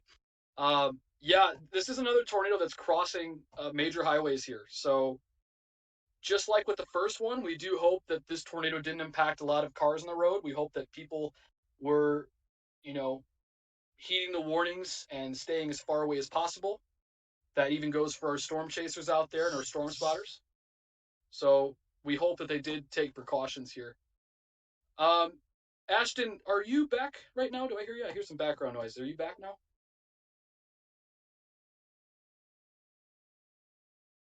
Maybe not. Okay. Check DMs. Tyler, I got it. Yep. Tyler, not at the moment. If you can just respond to me in chat. Like I said, I'm filling in for Ashton here as he's wrapping up eating dinner here. But if you want to just mods message me if you get any additional information. I'm trying my best on Radar Scope on mobile. It looks like I'm caught up to speed. But yeah, if you have any additional information, mods, on Twitter, a couple people have talked about some sources that are out in the field right now. Somebody mentioned, I think it was last name Martin, who is a spotter out there. Go ahead and link that in the chat, or even just send it to me too, whichever one. Miguel has a question. Hey, question, is the moderate and high risk rare like super rare? Moderates are only issued a handful of times a year. And then high risks very rarely. As a matter of fact, the Storm Prediction Center has done a pretty good job at limiting the amount of high risk that they issue, just because they don't want to, overhype an event, for lack of a better term. And they also, want to save those for events that are large outbreaks and even, larger populations. Like if this was something that was happening, say, around Chicago, you might see a high risk for an event like this. But that's not something that happens in Chicago very often because we don't get dry lines. So we usually get more derechos like August 10th. If anybody remembers August 10th, I was there. That was a fun day. It really wasn't fun. It sucked. it was a pretty bad storm. All right, I'm back, by the way. Welcome back. Yeah, go ahead. You go ahead and take over here. I'm going to be muted for a bit, but yeah, you take a break. You take a break. And Ashton, we have 2 tornadoes on the ground, and I will let you pick up where I left off. Are they the 2 up here by Amarillo? Yeah, we got one by Amarillo. The other one's directly to the south of that. Okay, gotcha. Sweet. All right, well, I'm getting my bearings with you guys here. I was just eating dinner, and I'm back. So, it's really nice having Brendan here. So, everybody say thank you to Brendan in the chat. So, it really is just making it a lot easier here to stream. Let's see. So we have 2 confirmed tornadoes here. Let's see. Yeah, so this northern one clearly. Can anybody confirm with me? Is this actually our original tornado that we were tracking a while back? Is this one just been still ongoing? It looks like it has. So.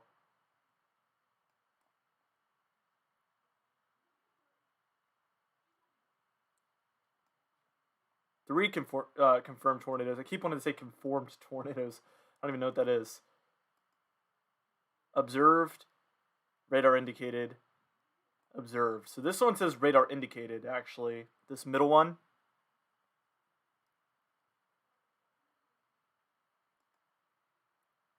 Why? Somebody's saying remove the banner. Why would we remove the banner?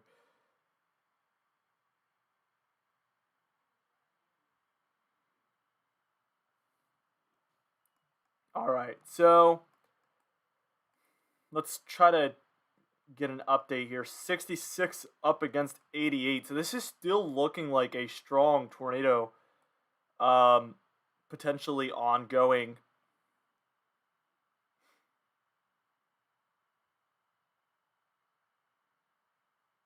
Six confirmed tornadoes today so far is what we're getting. Also some wind damage being picked up in here. Yeah. We have this one here at 5:21, which was 10 minutes ago. Look at all these tornado reports, guys. This has been a big day. Wow.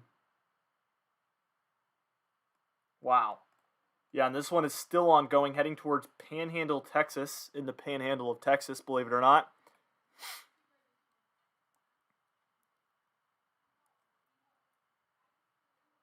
Somebody said, is this heading into the moderate risk? Yes, it is. We can see the beginning of this moderate risk here. We're going to be with you guys all the way as it's heading towards Pampa, not to be confused with Tampa. Shamrock, Memphis, Childress here. We are going to track these storms as they head into these even more favorable regions. Just to update you guys, let's get a look at that Cape real quick. And as you can see on this southern extent, that's where we have 3,300 Cape located in some of these regions, especially for these southern ones here. So we're expecting some pretty quick development down here that should lead to some of these storms being more intense in a little bit. We should start to see those effects being felt soon. But yeah, this one near Plainview, that one will be closer to our radar eventually.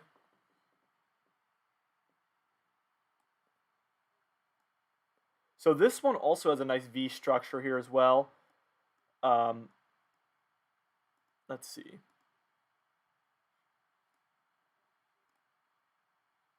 Right in there.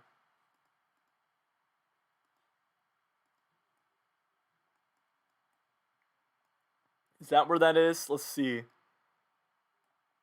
Yeah, I would say that's right where that, well, it's a little bit to the south of there. Let's see. See, sometimes these weird coloration things happen, and that does lead to some issues sometimes, where we can't really see as good, but I think that rotation is somewhere in there where we can't see it properly. Then this one is like right underneath all of this stuff that's going on, which is making it a little harder to see that.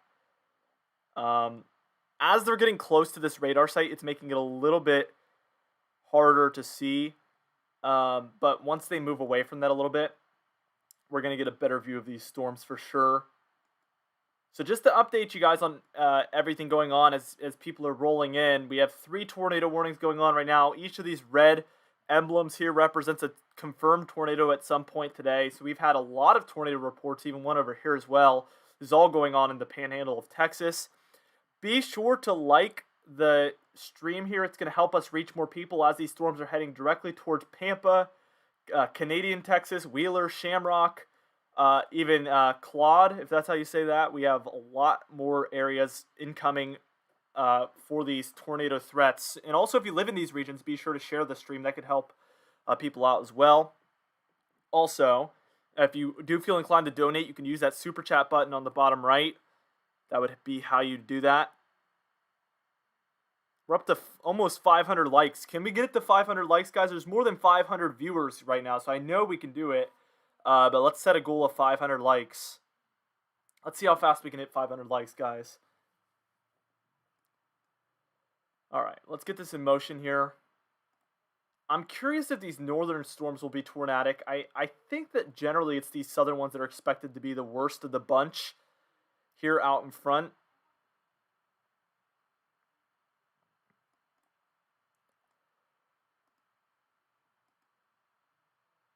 Tammy says they have a question. So you can tell that rotation was actually a lot stronger a second ago. And it has generally weakened a little bit as it's heading towards I-40 there. So we're going to be watching for that. We saw a lot of damage when it crossed Interstate 27. We saw some damage, so now we're waiting for it to cross I-40. Hopefully they have some preparations in place to let people know. Oh, there we go. You guys are smashing that like button. 530 on the likes, guys. Keep it going. Let's hit 600. You know what? I'm going to go crazy. You guys ready to go crazy? Let's hit 600 likes in this stream. That would make me so happy right now. And it's going to help reach so many more people. So if you don't have money to donate, no worries. Just like the stream. That's another way you can help out. Just reach more people in general. So that's how you can do your part. So we've been watching this one a long time, this area of rotation, as it's again approaching Interstate 40. We're gonna keep our attention on some of these other cells as well. And finally, we can see some rotation with this one now that the velocity is becoming clearer. So we're gonna watch this one as well. I think it might be here.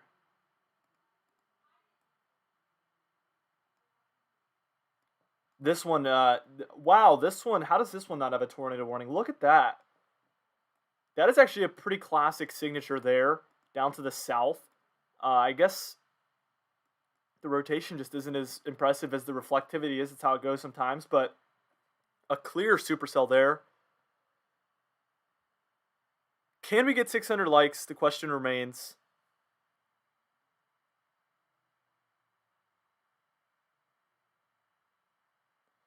I'm going to click this link here, see what's going on.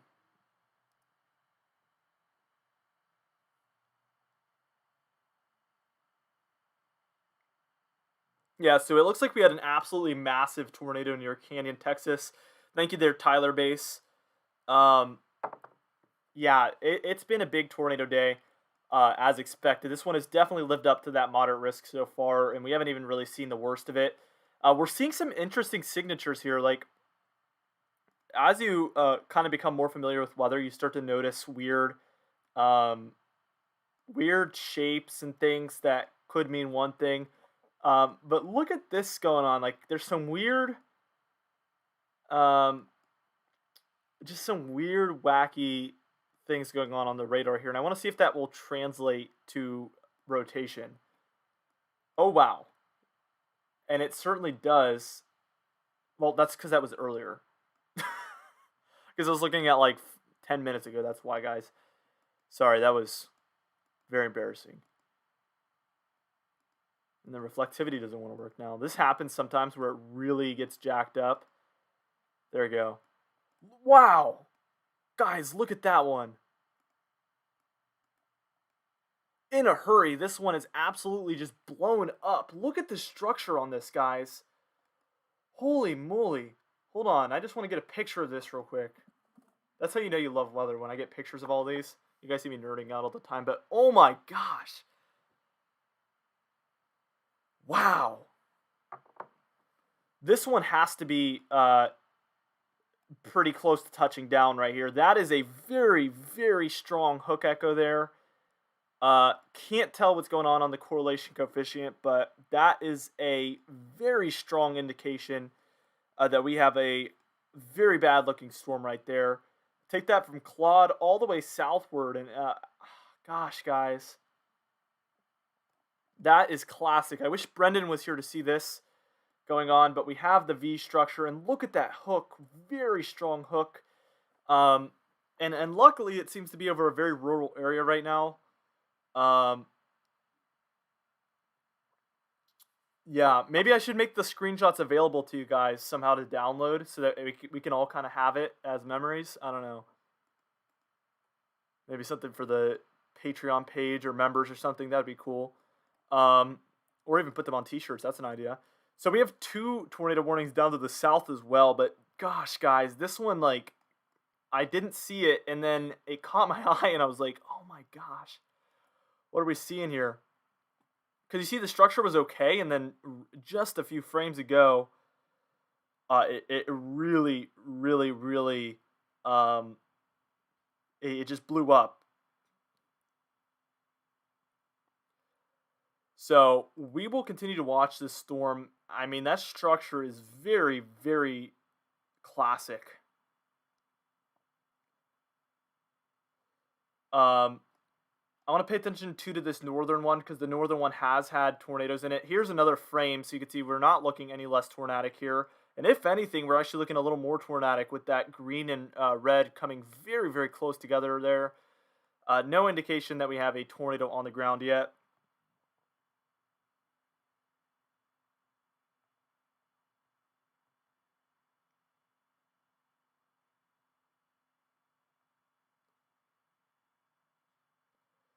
All right, we hit 577 likes, guys. Let's get it to 600. I know we can do this. We have enough viewers in here to do it. I know for a fact. It's going to help that algorithm really, really get new people in here that need to know this information. Let's see. We have an Amarillo. Which one is tornado confirmed? Is it this one? Obviously, that one is. Here we go. Observed with this one. We have an observed tornado in here, guys. So there is a tornado in this one in here. So let's go ahead and really try to pinpoint. This is heading right for Claude. Sorry as I kind of burped there. Let's see. Yeah, we have some rotation in there. Let's try to see on the correlation coefficient. And yeah, we are getting some sort of disturbance in there, it appears. So whether that's a debris ball or something else being picked up, we know there is some sort of tornado in this, as that has been observed. Well, we have 2.75-inch diameter hail as well, so very intense hail coming down with that one as well. Trying to see the rotation. So the northern one has really died down near Panhandle. Still take cover, though. These storms can really change in a hurry. That's exactly what we saw happen with this one. Absolute classic hook echo that took place there. So just to put it in motion for you guys, watch how this one progresses. Absolutely just popped onto the scene as a very classic hook echo there.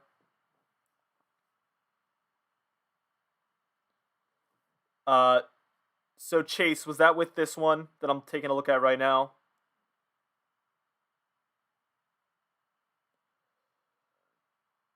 So this one is confirmed. It's heading right for Claude or maybe south of Claude. But take cover if you're anywhere in any of these tornado warnings. We have a very, very extreme tornado situation ongoing here.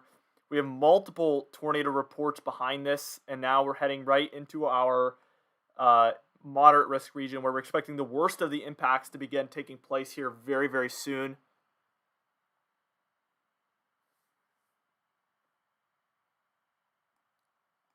Very intense hook echo here. I'm awaiting our next radar scan so we can get more information on this one.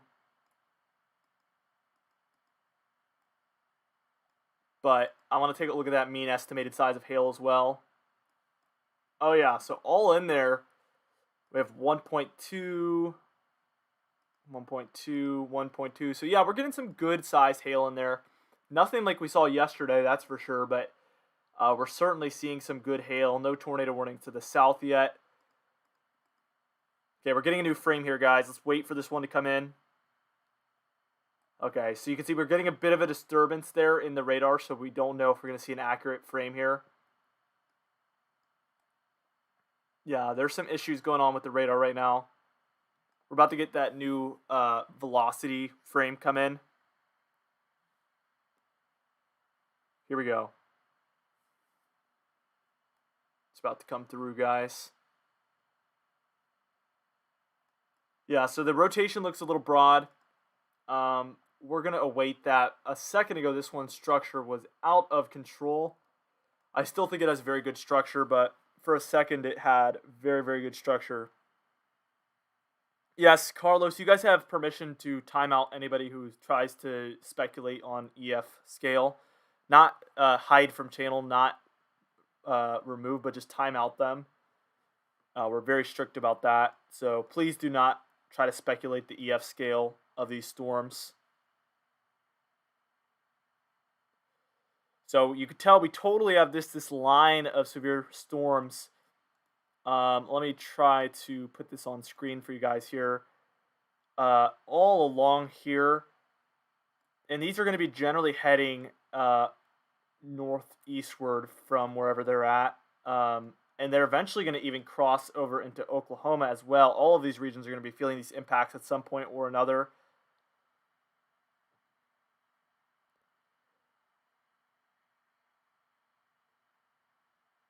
Getting a debris ball on that. Let's see. I want to go figure out which one you're talking about there. One thing I'm really bad at is I'm bad at reading and talking at the same time. So you'll notice like I pause for a second. That's usually when I'm reading a comment.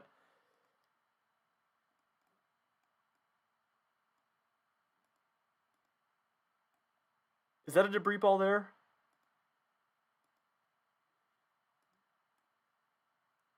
No, that's probably not. Could be.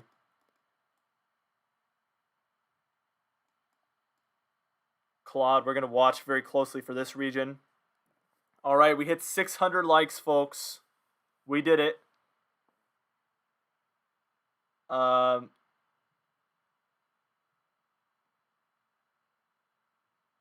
Very, very good job. 605. We can do it. Let's get to 650, guys. That's our next goal.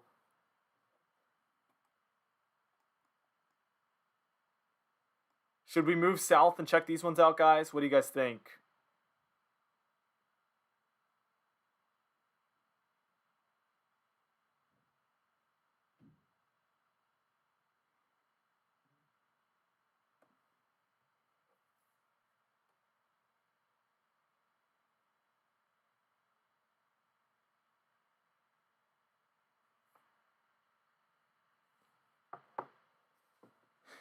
Let's see. Brendan just texted me and said he will be back in 20 minutes. He's eating now, so we're getting our dinners out of the way so we can just keep streaming, keeping you guys up to date. Everything going on here. Getting our newest frame here, so I want to see what this looks like, and then we're going to switch sites. Yeah, so obviously now it appears, usually we're going to have to wait for this for a second. Yeah, Flexi Spooky, I'm using WSV3. It's a really cool radar program. You can search it up. It's $20 a month, so I highly recommend that.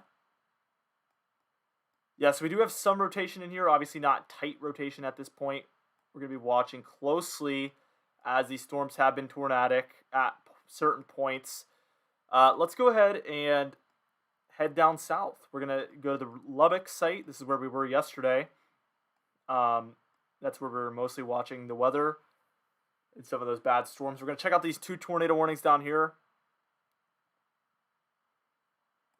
Somebody asked how much CAPE there is. There's plenty of CAPE. I think we were reading like 3,000 plus amounts at some certain points. Okay, we have an observed tornado down there and then a radar indicated. So let's try to see if this one looks like it still has a tornado down on the ground.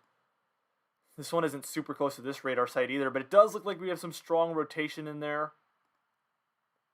Possibly 52 up against 40, I want to say. 53 possibly. So yeah, we are having that strong rotation in there potentially here, and it does look like there is a bit of a hook echo. You can tell that this one is kind of in an awkward spot for this radar where the quality isn't the best, but we're working with what we have here. Yeah, so I'm going to go ahead and... Which one is PDS? Let's move back north here. So again, we did have a confirmed tornado here. We had 2, 4, 6, 8 tornado confirmed tornadoes down here, or up here, sorry. So we've been taking a look at some multiple different tornadoes that have taken place over the past couple of hours, and we're just early in the evening now. So we're about to have these storms enter into our moderate risk region, where we are going to begin to see possibly some worse impacts.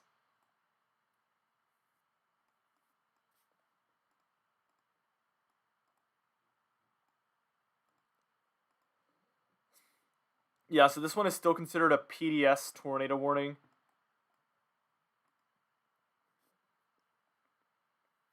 That was issued a while ago.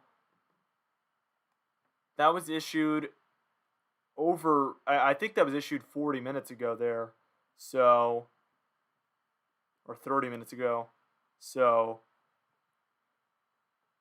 $50 hail. So we're getting some larger hail. This one has some rotation in there, and it was observed at certain points. That rotation actually looks a little bit stronger in there. So let's take a look. Well, it seems to have moved north of there, so I don't know.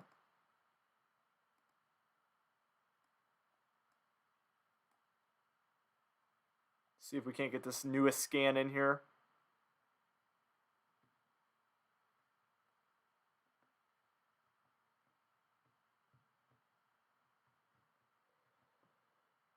Well, how's everybody doing on this evening? What is everybody up to right now? Here we go. So we do have some rotation around, but it doesn't want to show it. It's being a little shy here. So we're going to move back and just take a look at our reflectivity. We've had multiple tornadoes in this little corridor here just over the past few hours.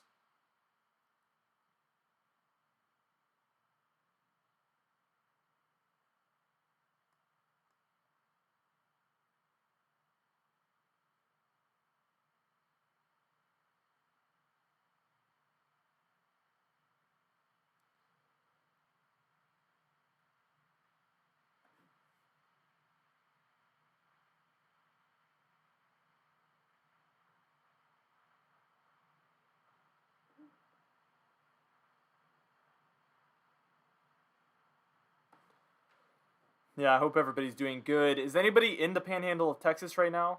Let me know if you're down there. We'll try to be extra mindful for those in the area.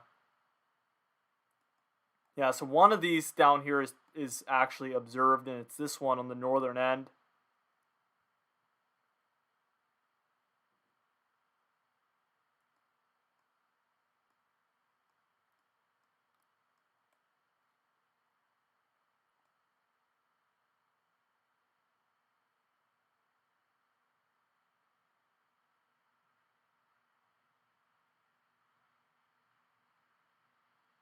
Doing good, doing good. It's good to hear.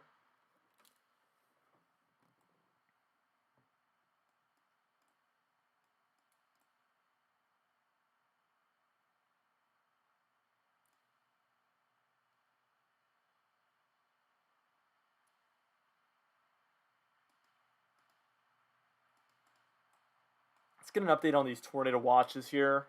Still no PDS on that, which means particularly dangerous situation. Particularly is one of the hardest words for me to say. I always say that word so weird. As you can see, most of these storms have moved out of that first tornado watch region. So momentarily, over the next hour, we should see this one expire as those storms completely move out of that one and completely into this one. One thing I wanted to take a look at here, and we've been doing this periodically, is seeing where these storms are relative to the threat level.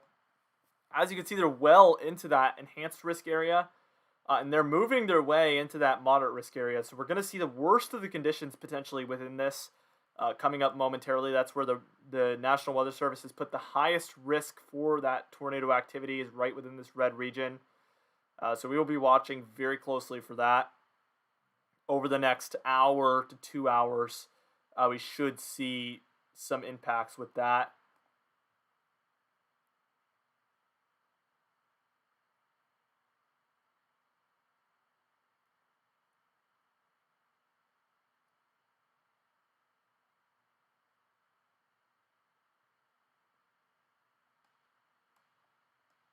All right.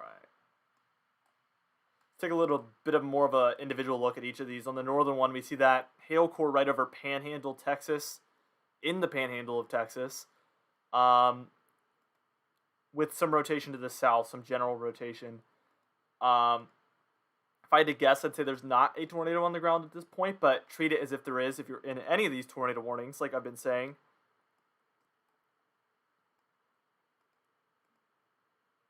Let's see.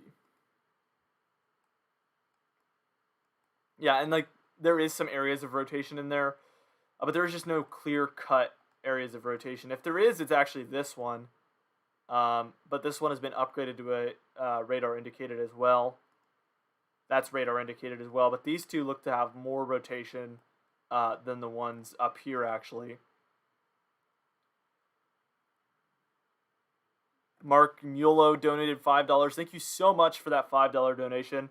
I want to remind all of you that, first off, you could use that super chat button in the bottom right if you do want to find a way to donate. That's how you do it, by clicking that little dollar symbol in the bottom right of the chat. Also, be sure to like the stream. We're trying to hit, what was our most recent goal we made? I think 650 likes. We're at 642, guys. We need like 8 likes. Come on. We can do this. I know we can. Here, I'm going to like the stream. There we're at 643, guys. I gave you guys a head start, so I know we can do this.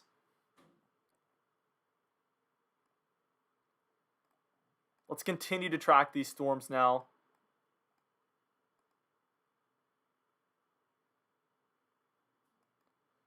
So this one continues to kind of have that classic hook echo structure. This middle supercell here. This one is more of an embedded. We can tell that it does have that structure in there. But it's unclear if there is a tornado in any of these at this point. For the most part, they seem to be radar indicated mostly right now. We do have some cells that are interesting over here, as you can see, that are developing behind all of this activity. We don't expect these to be, we do not expect these to be too major, but they could potentially be. Obviously, anything is possible. And then I see another one popping up right behind this one. It's going to be interesting to see what happens with that.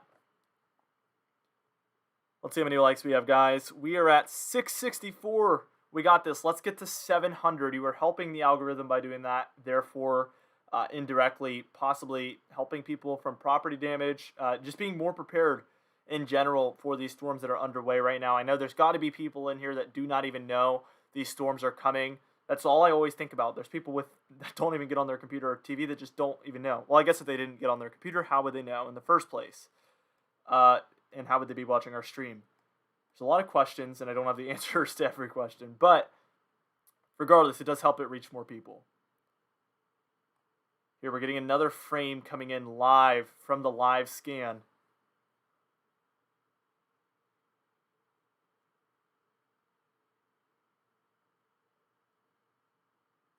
There we go. Okay. So on our most recent scan, it looks like this bottom one is looking a little less tornadic, thankfully, here. So let's move up to this northern one and get a view up here, see if it's the same story. And yes, it is the same story up there.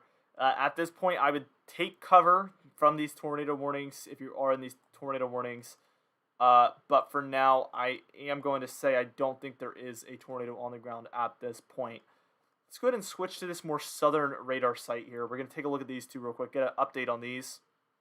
We're at 671 apparently. So guys, keep up the great work. We are going to hit this very soon. 700 likes. We're going to hit 1,000 likes today, but we're going to take baby steps. Okay, so there is some rotation here. Floyd data. Margaret Swells donated $5. Thank you so much for the kind donation. North Amarillo here. Rain only for now. Thanks for the live stream. Thanks for the donation. I appreciate it so much. We're glad we are able to help in any way possible here for you local folks around here where there is this damaging situation, obviously.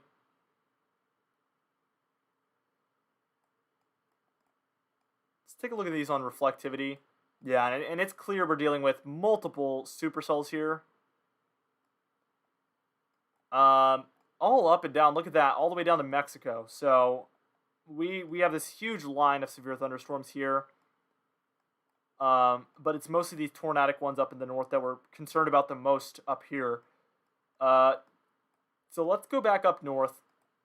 We're going to put that back in motion near Amarillo. That seems to be where most of that action is occurring at this point.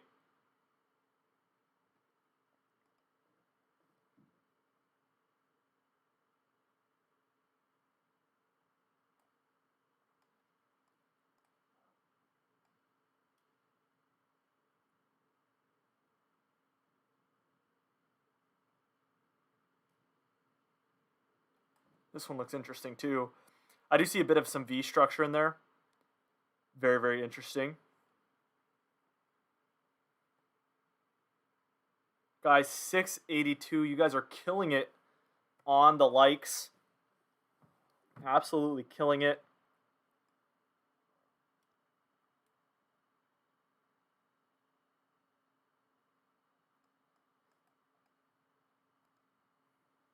Let's continue to play this out. These storms are entering our moderate risk area, which is where we expect the biggest of the impacts at this point. We're seeing these storms, which are going to basically be our threat for the very northern portion of this moderate risk. These are the storms that we expect to take this chunk. These ones down here, as you can see, that's what's going to end up taking up this chunk of it. There's only enough Cape to go around, so we're going to watch these as they cross through. Here we go.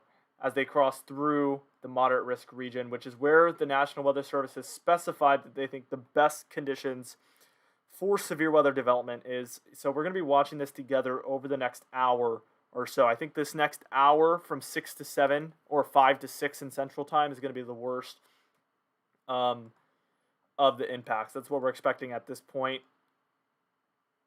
So we're going to continue to track this. You can see these ones are going to really enter into that southern extent of our moderate risk there.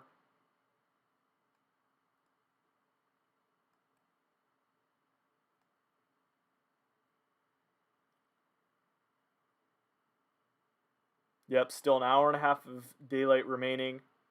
It's starting to get dark here in Virginia. Obviously, we're much, much, much further east here.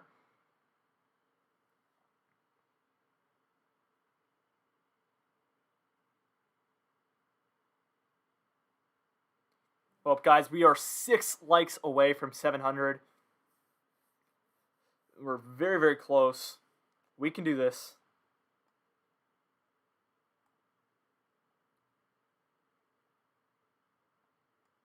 We are watching these supercells move in.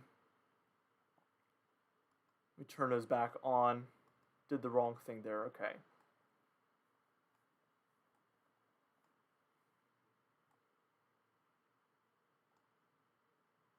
There you go. I might have finally gotten it to crash again. There we go. We're just gonna reload this in, guys. It's good to do that here and there. It eases the program a little bit.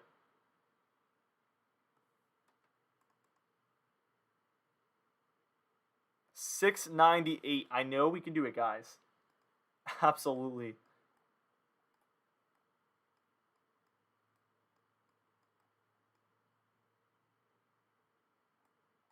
Touchdown in cloud.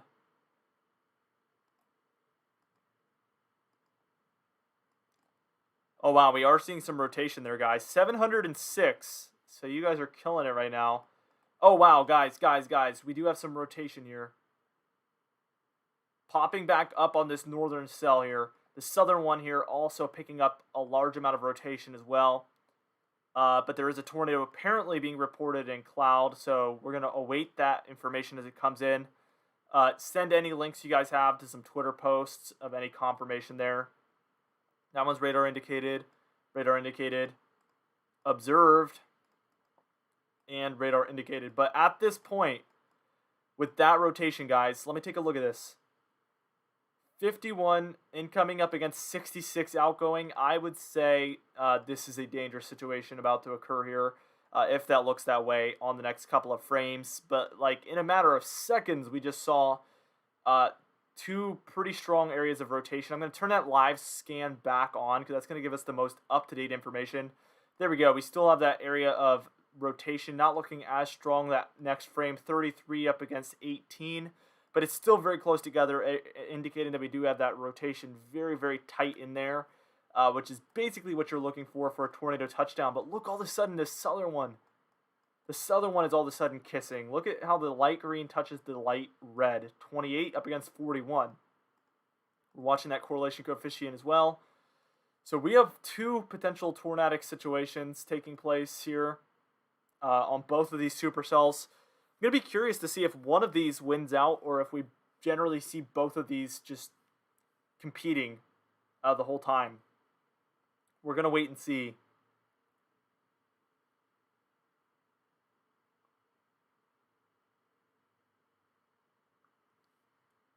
Today has been very active, I agree. So there is some rotation there, but it's this one now. But a frame ago, it was mostly this one. So we're going to put this in motion. You can see that there was not a ton of rotation going on, and it's really gotten its act together. There, a while ago, we did see a lot of rotation with that one, and there was a tornado, a very large tornado with that one, and we've seen it generally come back to being, you know, more and more rotation, potentially a tornado on the ground here as well. Let's see.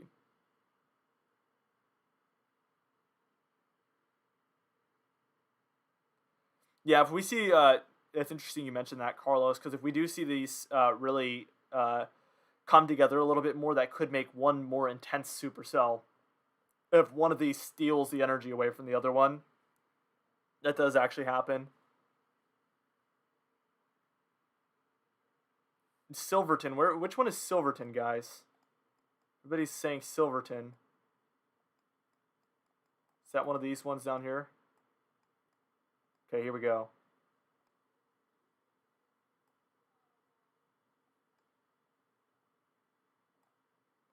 The good news is that this radar site is picking this one up as well, for the most part. Yeah, still radar indicated, but that does have a strong hook echo signature there. Tony H leaving a link here. I'll check that out.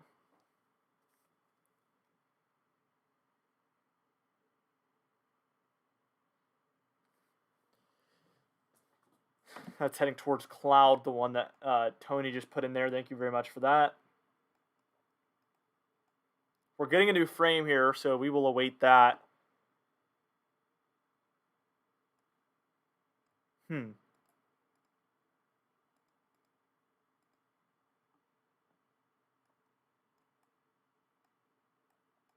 we're getting a new velocity scan as well. Yes, we do have some rotation there. And then we still have some rotation here. Not quite as strong as it was, but that is some tight areas of rotation there. Again, this one has some more broad rotation, but the hook echo signature is looking pretty intense at this point. Radar indicated. This is the one that had a tornado a little bit earlier there by Hale Center, as you can see. This one had a tornado at one point, I want to say. Observed a little earlier there, yeah. And this one obviously was our biggest one so far that has had the most reports of confirmation for the tornadoes.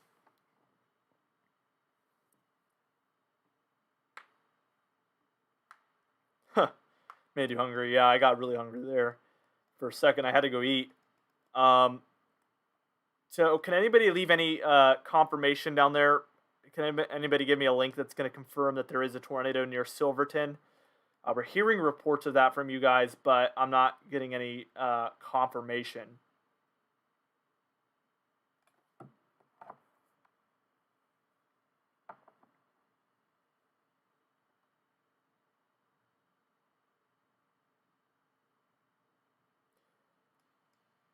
Emergency management confirmed tornado in Silverton. Well, if that is correct, we will continue to track that. Guys, I know you're saying it's confirmed, and I'm hearing you guys, but I really want to see like a confirmation from the National Weather Service or a picture confirmation, something like that, to be able to really see it with my own eyes there. These two areas of rotation are still generally pretty good.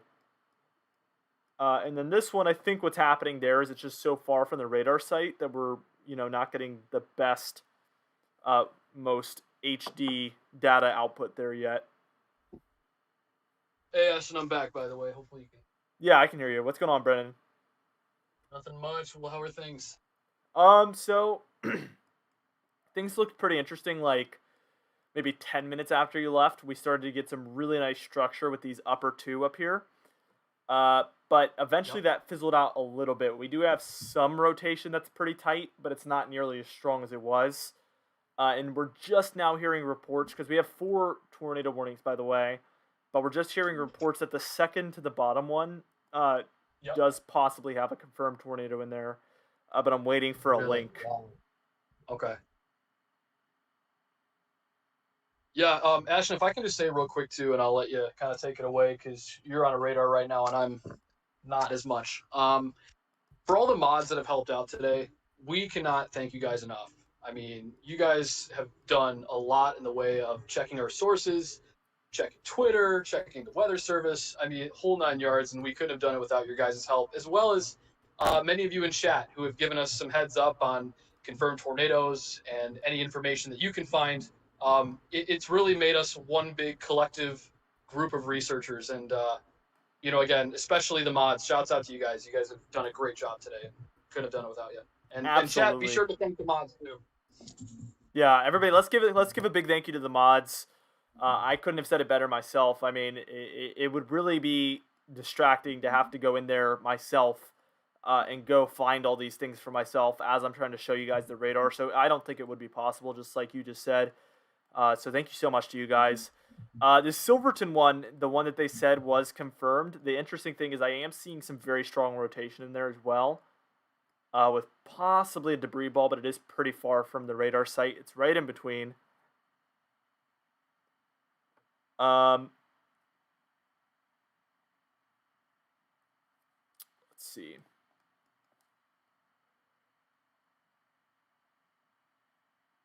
So, NWS Amarillo has confirmed the tornado in Silverton, Texas. That's what people are saying. But again, a link would be just the absolute finisher as far as confirming it for me. If I could see them tweet that, because I mean I do want to trust people obviously, but the thing is I've had so many times where people say like, oh, tornado in somewhere, and then it's just like not even there, and they're just saying it for no reason. So it's safer to get that complete confirmation there. We hit a lot of milestones with the likes. We've been kind of trying to hit milestones. So we've hit 723 likes. And I think when you left, we were up to like 500. So we've gone up a few hundred. Our next goal is 750. Yeah, I heard that. You know what? And I would really love to see, I don't know about you, Ashton, but just to see 1,000 likes, isn't that just a pretty number? Right? That is a pretty number. Just like the 1000, like you can't beat it. It's very aesthetic, and I would love to see that today. I definitely agree.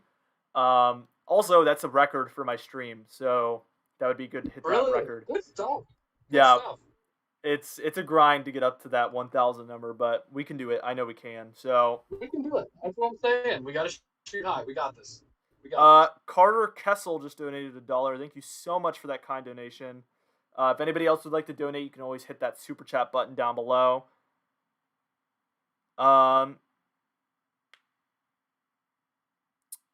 Apparently a meteorologist, John Robinson, just reported tornado near Silverton. Person should be seeking shelter now. This is a rain-wrapped tornado. Wow. So another tornado.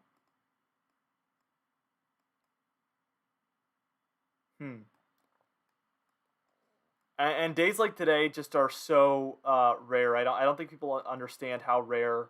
We're talking about maybe, what would you say, like probably like 5 times a year type event here we're taking a look at. I mean, see a moderate risk. Exactly.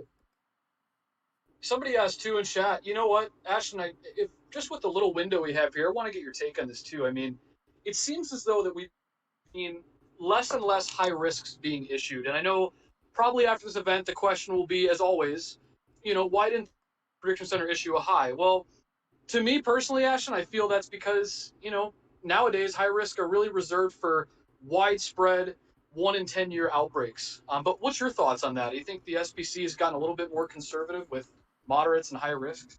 Yeah, and the funny thing about that really is the switch, in my opinion, occurred mostly after that busted high risk in 2019. I feel like they really sat back after that one and really thought about it harder, and they got a lot more picky with issuing those high risk events. As me and you both know, in my opinion at least, severe weather is the hardest to predict out of all the different types of weather there is. You can try to pinpoint the areas you think are the highest risk, but it's very hard to pinpoint. Compared to a snowfall event, compared to a hurricane, I think severe weather definitely is a little bit harder to pinpoint. And mistakes are made frequently with severe weather forecasting. So I think they really are just looking for a very clear, just absolute historic severe weather event, like you were saying, just like, once every 10-year type event. But right now it seems like we're at a place where we see a high risk probably every other year. But, back in years like 2011, I don't remember exactly how many high risks we saw, but it was more than one for sure. It was multiple that year. So We all know that 2011 was a very bad severe weather season, so I'm almost positive that even if they are more conservative now, they still would have had every high risk in 2011 that they did. Um, so I don't know if that's a good example, but Absolutely. No, you're 100% right. I think they would. Because if you go back to those events, right, just real quickly, 2011, and even, or not specific, obviously 2011, but specifically, the months of April and May, you talked about right, Tuscaloosa, you talked about Joplin. You know, not to take away from today's event, but we got to remember, guys, those were really heavily populated areas with a wide scale tornado outbreak. So you got to take that into account too.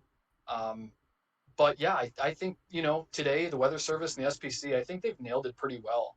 I got no complaints really. yeah, I agree. I agree. Um, so somebody said, and this wouldn't surprise me based on what we saw. So I'm just gonna go ahead and say it just so we can get it out Sure, there. This sure. is unconfirmed though, but somebody said that there's widespread, or sorry, just major tornado damage north of Happy, Texas, which is where we saw that indication Right. when we were seeing the strongest rotation a little bit earlier. Um, so very very interesting there. That's unconfirmed at this point. I'm pretty sure, but we will await any further Well, information on that. just like with the a lot of the unconfirmed reports today, the trend has been that a lot of them have verified through what we've seen on radar Right, and what we've already seen from reports prior. So right. whether it was the debris ball, the tornado crossing over, I think it was Interstate 24, if I got that number correct. Yeah, yeah. It was they crossed over Oh, two, I think 27. 27. Thank you. I Yeah, had a feeling I had that wrong. Yeah, Interstate 27. Yeah, it wouldn't surprise me. Now, I believe Ashton. I don't know, but Happy, Texas, is that a really populated area, or is it still considered rural Texas? That's my I question. I think wonder very where that. rural. I think very rural. Okay, Yeah.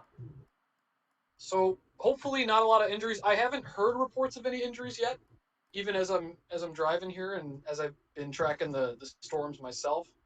Yeah. Um, so that's good news, but we'll have to see if anything does come of that. But we Yeah, always hope for the best. somebody leave in the chat the population of Happy, Texas. That would be interesting and Yeah. obviously useful for um, discussion's sake. This one, we have 1, 2, 3, 4, 5 tornado warnings right now, but let's go ahead and talk about that one. It's southwest of Clarendon, Texas. I think that one Yeah. is the best looking one as of right now. And even when you look at velocity, it's broad, but there is very strong rotation. It just hasn't come together yet, but we're seeing 60 outgoing up against around 60 out incoming as well. Wow. So some pretty strong rotation there. We just got another tornado warning, so now we have 6 ongoing tornado warnings.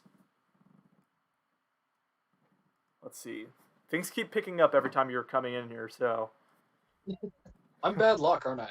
I think I don't know, that's man. probably what it is. I don't know. Um, one of these says an observed tornado down there. Oh yeah, near Silverton. So we are getting that observed tornado now. Okay. So yeah, like you said, I mean, a lot of those unconfirmed reports that we're hearing have pretty much been right, actually. But you still, you Yeah. don't want to be wrong that 1 out of 10 times, and then it's just better to still, Exactly. yeah. Exactly. Right. Okay, we're getting a new frame in here. Okay, and this hook echo here, both of these bottom ones actually are really beginning to take on a really concerning look, especially still, that Silverton one and then the one just north of it also. If we see this rotation come closer together, just like we've seen with all the tornadoes today, um, it's not going to be pretty. There is some strong winds in there that if they were to come closer together, it would be a recipe for potentially a bad tornado there. It looks like it's heading completely just straight into rural land, Clarendon is the place it's heading towards, which looks to be a smaller town as well. I haven't been looking at chat, but um, apparently Happy, Texas has a population of 700. Okay, so I mean, 700, still 700. That's actually Yeah. a size population. So we hope for no injuries, and hopefully no injuries or God forbid casualties. Yeah. And let's hope so. So apparently now they're saying, uh, let's see.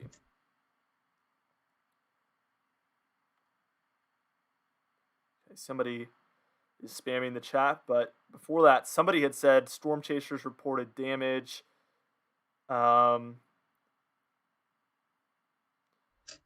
At 5:20, which was 3 minutes ago, a confirmed tornado was located 4 miles northeast of Silverton, moving northeast at 35 miles per hour. That's the one we're taking a look at here on screen. And somebody said potentially large. Wait, I was looking for something. Somebody said major tornado or something is being reported, but again, Sure. damage in Silverton is being reported by some people. But I want to see a actual tweet from the National Weather Service or a storm chaser that can give us any sort of visual on that. Yeah, NWS Amarillo has been really good at keeping us updated and informed regarding any tornadoes on the ground, like we saw just about an hour ago with those twin tornadoes at one point. Um, and also, it's at this period in time of today's event, now we're going to start to talk about these storms becoming more and more linear, and with that, we may start to see discrete cells within an embedded line of thunderstorms. That means, Ashton, as we had talked about, I think there was a report that you alluded to about a rain wrap tornado possible, if not already on the ground. We are going to start to probably see more of that as Right. these storms become more high precipitation based. So when they start to merge and become more and more linear, which is sort of the trend we're starting to see very slowly, we may start to see more rain wrapped. And in that case, it's going to make it even more difficult for us to confirm these, because really at that point, all we really have is radar, unless if a storm spotter does in fact catch that funnel being embedded within the rain shaft. Right, which does happen.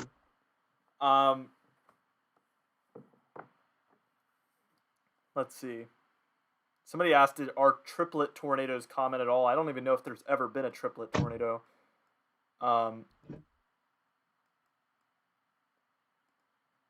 Let's see. Clarendon. This one still has my attention. That rotation, still broad. It's not coming together.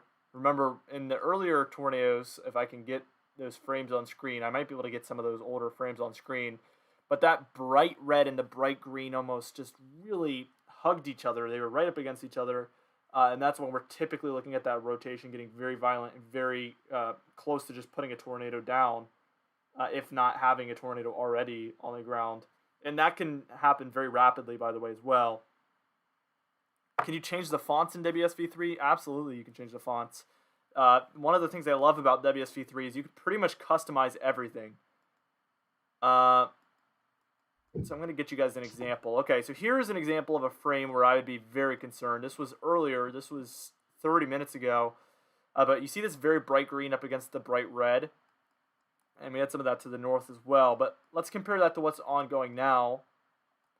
And you see how it's just not the same. It's very far apart. It's there, just very, very far apart.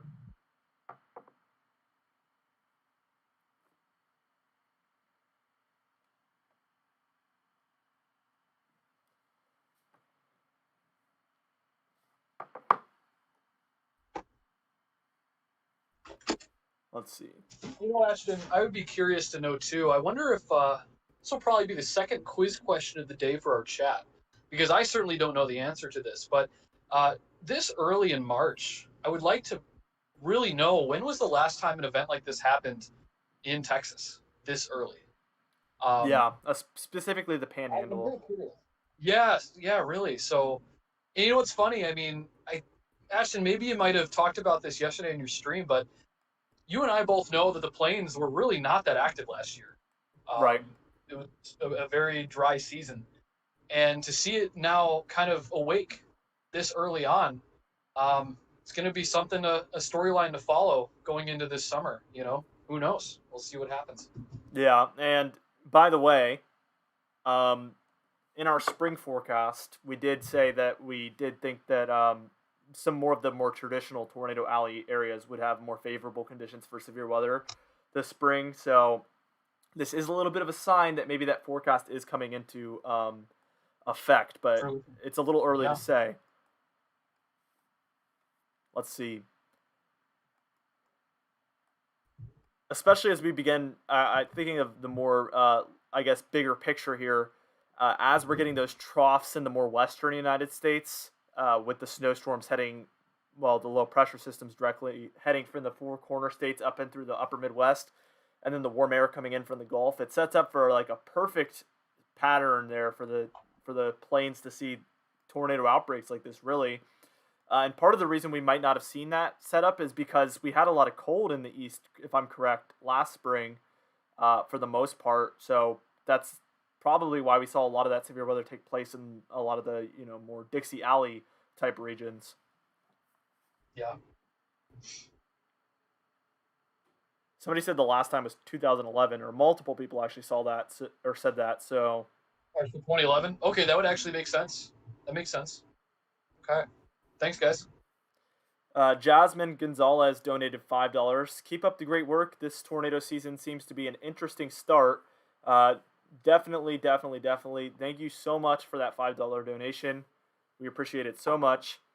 Let's see where we are as far as the likes, guys. We're gonna do it. We're at 764. Let's try to hit 800, guys. I know we can do this. There's 519 of you in the stream right now, so I know we can do it, guys. I know we can. I know we will. That's how confident I am, actually. I'm willing to go there. But yeah. Thank you so much, Jasmine, for that donation. If you would like to donate and you don't know how, that super chat button is on the bottom right of the chat there. If you do feel inclined to donate, that's how you can do it. So I believe we just lost 2 of our northern tornado warnings there. Yes, we did. So we lost those, and it does appear like these southern ones are eating up most of the energy. And how I'm indicating that, if you look at the top bar here, guys, you can see that how my color table works. I made this color table myself, but we see that a lot of those oranges, yellows, and some reds are towards the top. But as we get towards the bottom, we're seeing those darker reds and even some pinks showing up. That tells us that a lot of those storms to the south are a lot more intense right now, actually, and have a lot more precipitation in them. So that tells me they're actually doing a lot better right now than the ones up to their north. Things can change in a hurry, though. So we're going to watch it very closely and continue to track it as things continue to change very quickly. I mean, I think that would be the theme today, Brendan. If I had to say so myself, I would say that really just quickly changing features is what today has been mostly consisted of, really. We've seen a lot of these things just, pop up out of nowhere, especially the tornadoes and rotation. So, obviously, when we have a setup like that, it's very dangerous because you could see one radar frame that looks one way. It might not look like there's a tornado, but then within that next 7 minutes that you have to wait for your next frame to come in, there's already a tornado on the ground. It's just Yeah. it's tricky. You hit it right on the head there. I mean, and because we have a dry line, and we don't have, unfortunately, enough time to go over that considering the circumstances, but dry, warm air, just remember, folks, is less dense than warm, moist air. That's why we're seeing lapse rates really high. Like I talked about, 7, 8 Celsius per kilometer. And that just shows and indicates that a dry line is present. So just remember, guys, there is a difference between dry lapse rates and what we call wet adiabatic lapse rates. And the difference is simple. A dry air parcel, is less dense than a wet or a moist air parcel. And as a result, that dry air, as we saw today, can punch right through the cap. And that's why we have such explosive development in such short time. So it really is incredible, Ashton, and it's just it's crazy to try to track them because they're moving very quickly and they form quickly too because of that dry line and that triple point setup. Yeah, yeah. It makes me think honestly, like if the future of meteorology, if maybe a move towards quicker updating radars is kind of the next move. Over the Yeah. next 10, 20, 30 years, if that's what we're going to see, by time me and you are probably like 50 and 60, they might have that technology. I don't know, maybe sooner, but One can only hope, right? right. I'll probably still be paying attention though, regardless. Yeah. So I would love to see that in my lifetime. Um, let's see. All right. So the good thing is we're kind of getting a quiet period here. Uh, we had 6 tornado warnings, I believe, momentarily, or sorry, a moment ago. But now we only have 3. So we are seeing things kind of weaken a bit. The interesting thing is to the south, all the way across Texas, we have like a line of severe thunderstorms and severe thunderstorm warnings there, taking over the Yep. entire line there. It's been kind of interesting watching this go from a discrete supercell storm mode to kind of an embedded line now, a very linear storm mode with some embedded supercells within there. And it's just becoming more and more linear with every frame we get here. And then that changes the game. It really does. Those discrete supercells, as we've been alluding to probably the past hour, you can see those ones usually when there's a tornado in those. But once we get these embedded ones, they're a lot more likely to be rain wrapped. Where in most angles you just can't see it. You can't even see it coming. And then that's when the radar is really important. And we've even described how it's kind of only useful to a certain extent because in the very short range you can't even really see those very 1 minute 30-second type events that are taking place and changing. But as it gets linear, we just really can't see these as well at all. But on radar, we're able to see in there, see that rotation, see that correlation coefficient, and that's why this technology is just life-saving, honestly. And if there's anything that we can hope for going forward, Ashton, which is what you've already pointed out, not only the rain wrap tornadoes, that's we don't really want that, but the best case scenario is that these storms do form really one elongated gust front and they just really produce more damaging winds. Right. That would prevent any sort of rotation from taking place. That's not to say that we still can't have kinks of rotation within an embedded line of thunderstorms. But if we can get it more in a linear fashion, which is what it's evolved in over time, our hope is that it becomes more of a damaging wind threat. Right. If there's any good thing that can come out of it. Absolutely. In my opinion, it becoming more of a linear storm mode is absolutely good news in general here. And if anything, I think based on earlier modeled guidance, this might be taking place a little bit earlier than anticipated here, which might be another bit Yeah. of good news as well. These storms on screen here are only about a third or maybe close to halfway through the moderate risk here. So, yeah, we've seen these become linear a little bit early. And even what I'll do here is I'll go back and I'll see what the HRRR model was calling for, just out of curiosity, to see if I'm correct on that. But I think I am.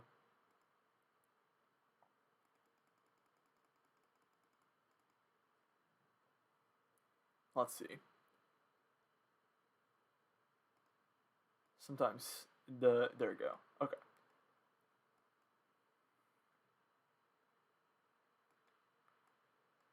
Yeah. We should overall stay in more linear mode with some discrete supercells, but based on the HRRR model, we should see more and more of that linear mode take over.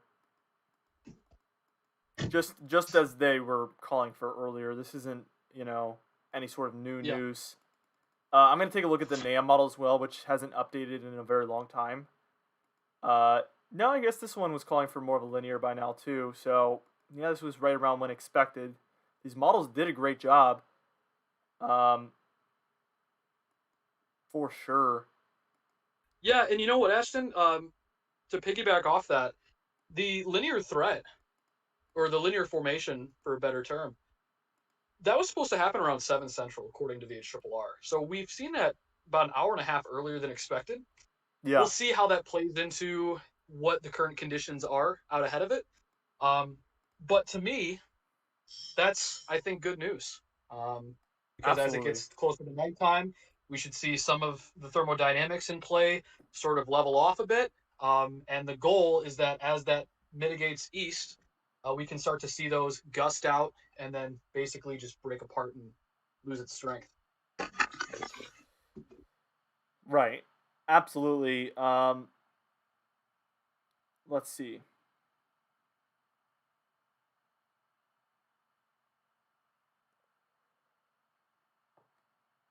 Hmm. Possibly some large hail. Getting some reports of that.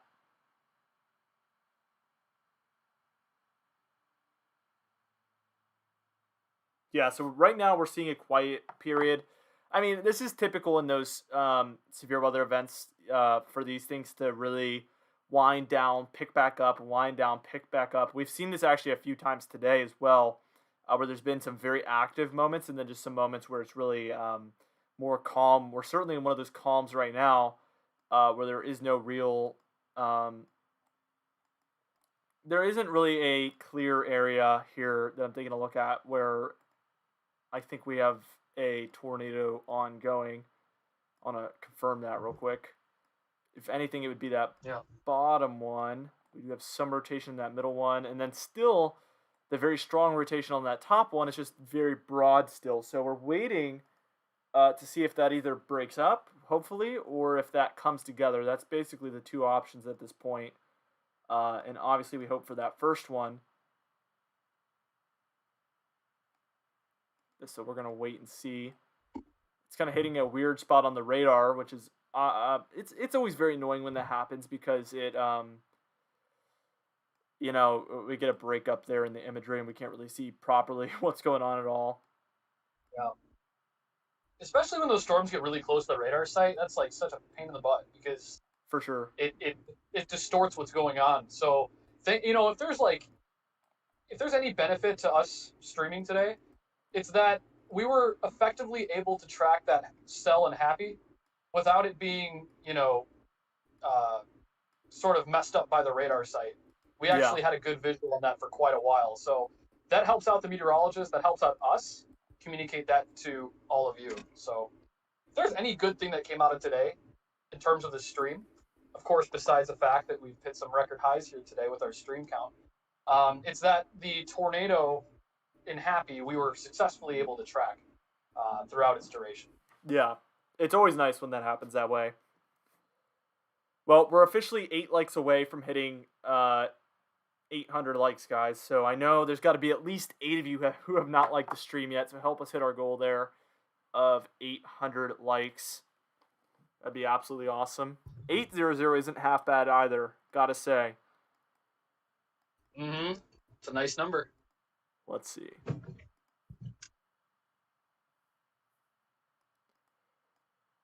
We're seeing some of that 1.5 inch diameter hail being picked up here by the radar, which is not perfect. I want to add 1.8, 1.8.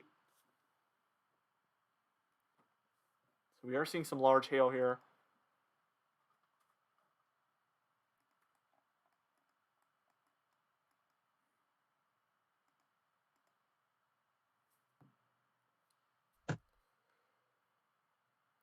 People are saying thanks for doing the stream.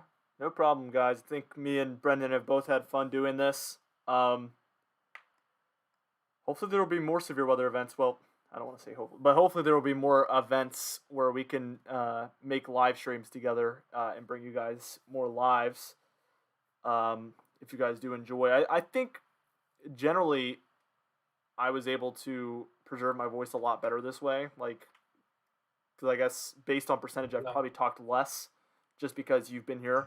Um, so it's helped out keep a longer stream, Yeah. and this is going to be one of the first times where I was able to actually stream like through a majority of the event here, That's great. or the worst of the event. It's always a shame to have to cut it off short, when Yeah. it's not over, but certain I guess just certain voices like mine just are not capable of going for 4, 5, 6 hours really at all. Sure. Um, No, totally understandable.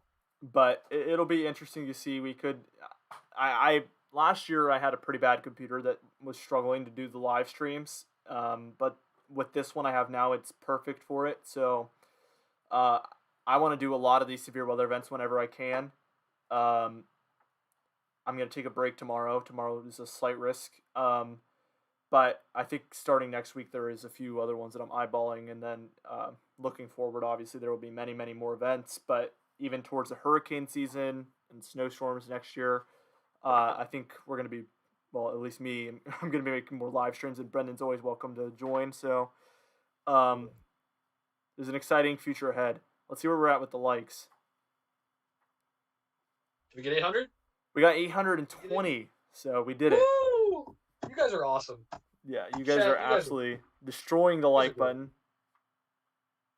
Thank you, thank you, thank you. And it goes such a long way, not only for the algorithm, but to help out the stream so we can continue to provide better and better quality content as this severe weather season ramps up and as Ashton talked about the hurricane season. So it goes such a long way to helping out the stream, helping us get the word out about tornadic events or any type of severe weather to those who you are friends with or you have loved ones. So please keep it up. You guys are amazing.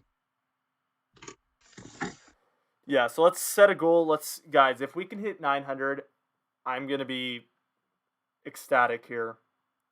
Baby steps. We hit we hit 834, so I know we can do it. We're rapidly. I mean, we've increased. I think we've gotten 44 likes in the past probably 5 minutes. So I know you guys can absolutely do it. We're just gonna continue tracking these. I'm making sure there's no confirmed tornadoes right now. Does not seem like we have any right now, so we're going to continue to watch these as they move into some of the worst or most favorable areas here. I mean, honestly, at this point, it's been a very active day. We've had a good stream. I'm hoping we really just see these fizzle out here. And if that was to be the case, maybe I would say that the Storm Prediction Center should have moved the moderate risk like a bit further west. Honestly, south of Amarillo seems to be where we got hit the worst. But Yeah. that happens from time to time, by the way, guys. You know, we see these, be off by quite a few miles, and that's because again, the severe weather is the hardest to predict out of, any of the different types of weather there is.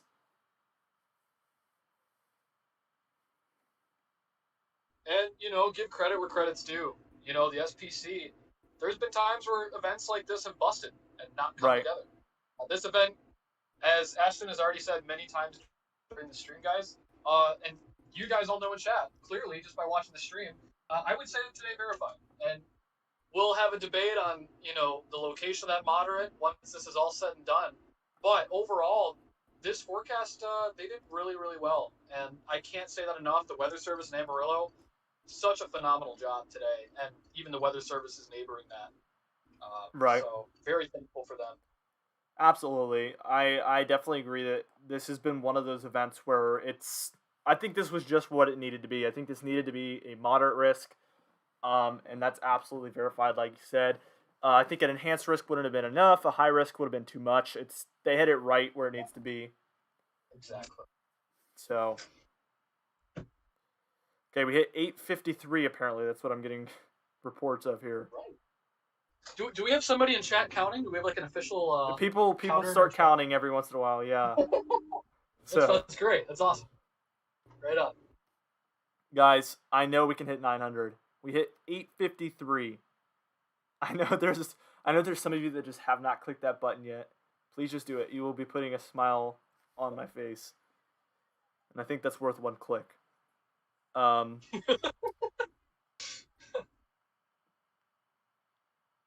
Our goal is 900 now. Spotters report that's 843. That's moments ago. A tornado 10 miles southwest of Clarendon, moving northeast. 2 circulations now trying to form. So which one is that here? Okay, we got this one. That's that one we've been tracking. Yep. That's that one that had the broad rotation that's now starting to come together a little bit. So apparently this one there is confirmation. Yeah, and it does say observed now, so that is the case. I'm guessing it's this westernmost area of rotation, but there is two semi-broad areas of rotation. Again, that is southwest of Clarendon. Hey, So Ashton, on your end, do you have you checked correlation coefficient on that? Is there anything on there on your end I'm for not that particular cell? seeing. I've been kind of trying to keep an eye on that, but it's right where that radar glitch is. So with correlation Okay. coefficient, especially, that gets very sensitive to things like that. So I am seeing Right. like a line of green and blue dots, but it's hard to tell because that's right where the rotation is too. Um, Yep. I just wanted to make sure on that. So thank you.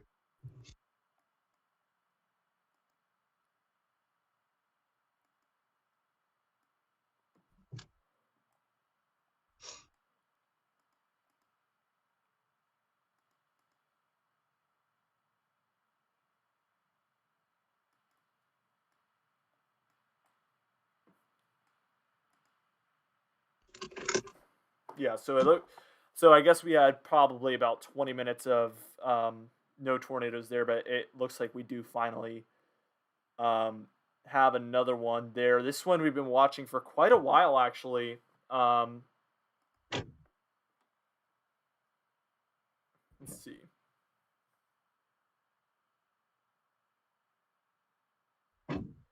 We are at 869 likes. You guys are killing it. Absolutely killing it. This rotation seems pretty broad again.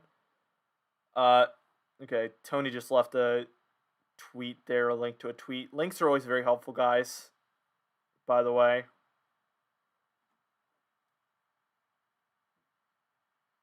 Oh, yeah, somebody's sharing live.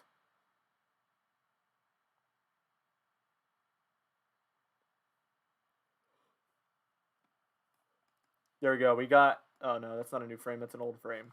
Yeah, so it seems like that rotation was a little bit more intense a moment ago, and it's really broadened out. But I'm going to await the next couple of frames to see if we get any more tighter rotation there.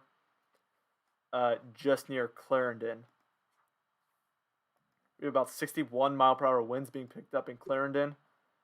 So regardless, it's pretty intense over there. Yeah, I'm seeing that too. We got to, I think we got to bite our tongues here because, like you just said, these storms have a tendency to cycle, and they might be doing just that in some of these cells. Right in the middle of the moderate risk too. So makes Can never let sense. our guard down, No, unfortunately. absolutely not. Even some of those cells to the north, even though they don't have severe thunderstorm warnings or anything, I think there's one more cell north of Groom, Texas there that does look also quite intense.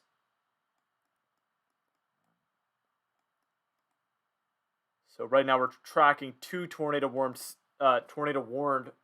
storms here. One of those being confirmed.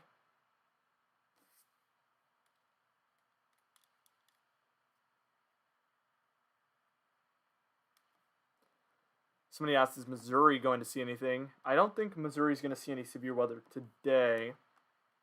Last time I checked. Yeah, Yeah, probably not.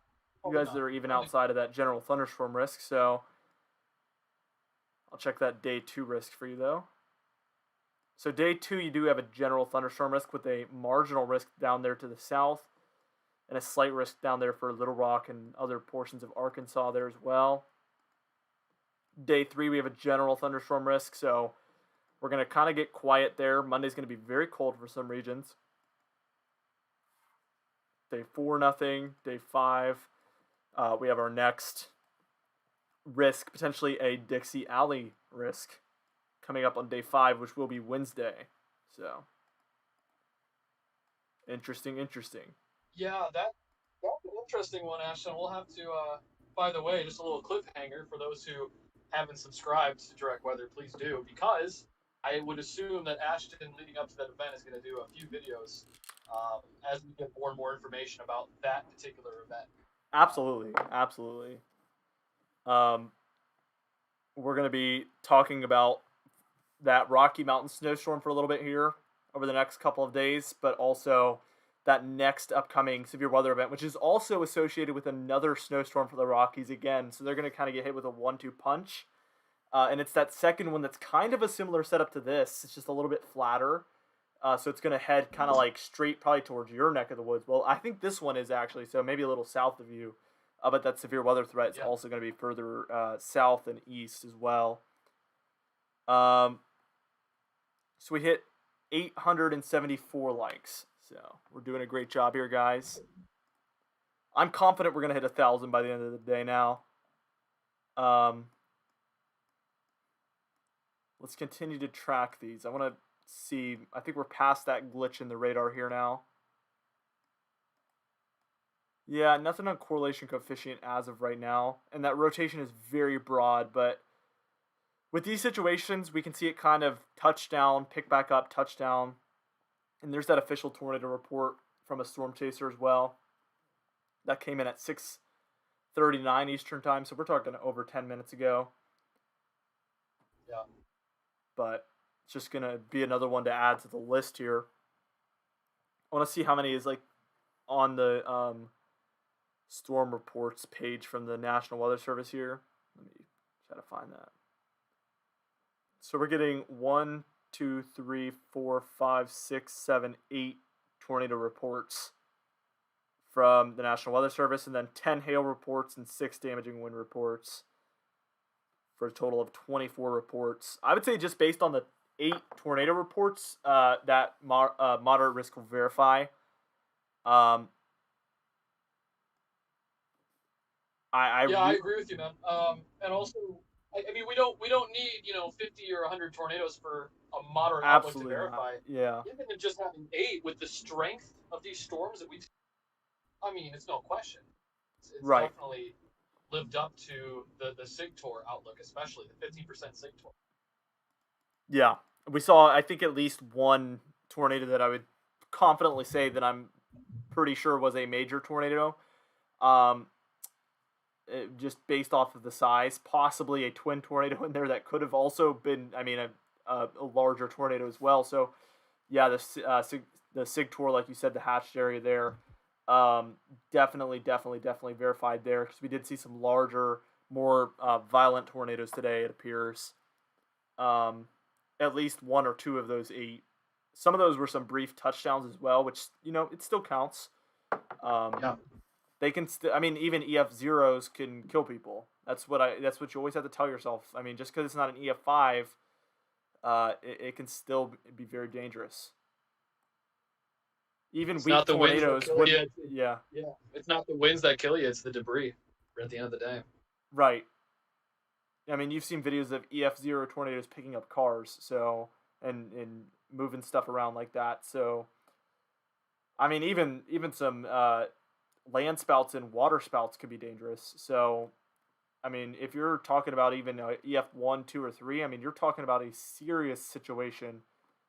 Absolutely serious. Even though people are always, getting more hype about the 4s and 5s, it doesn't take a 4 or 5.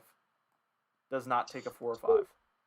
Here's what's going to be interesting in the next couple of days is what the Weather Service rates these tornadoes, specifically the twin tornadoes, as we talked about, and even the one that went through Happy.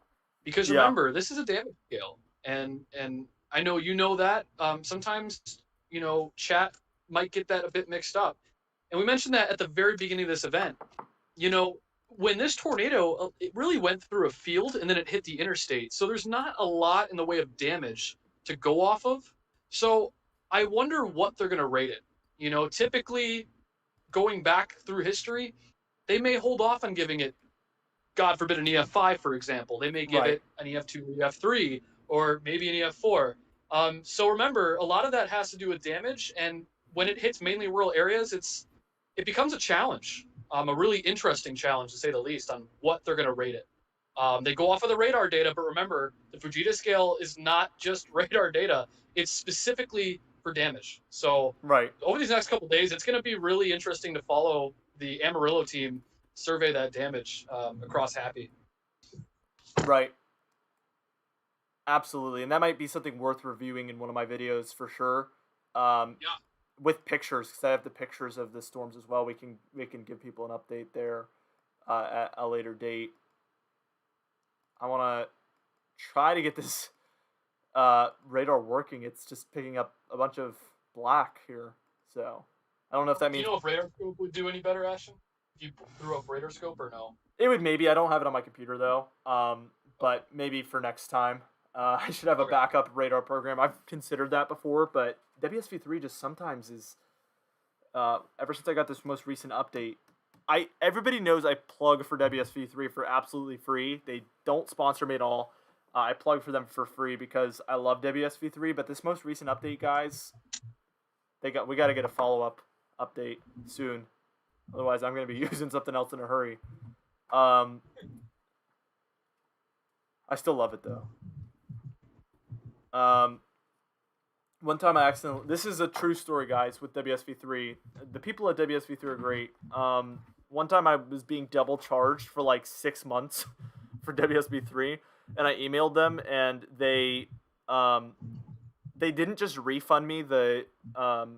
Not only did they refund me the 6 months that I got double charged, uh, they entirely refunded me for both. So the one I was using and the one I wasn't using, and then they also gave me a free 6 months beyond that. Um, they go above and beyond, really. So I was really happy with my experience with some difficulties there. The double charge was my fault. I signed up twice on accident, but they still took care of it. Um, Absolutely great customer service. Let's try to get the rotation here. For some reason, my velocity is acting up really bad. Maybe if I I if I should use be able to. I'm just getting to my radar here very like in the next 30 seconds. So hopefully radar scope will give a better vantage point that I can help you out with. yeah, We'll see. I think it's if I use base velocity, it's fine. I usually use storm relative. Yeah, yeah, I do. I do more relative over base. That's just my preference. For sure.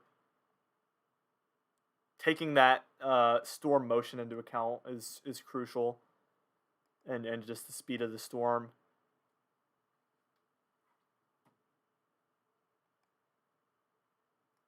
All right.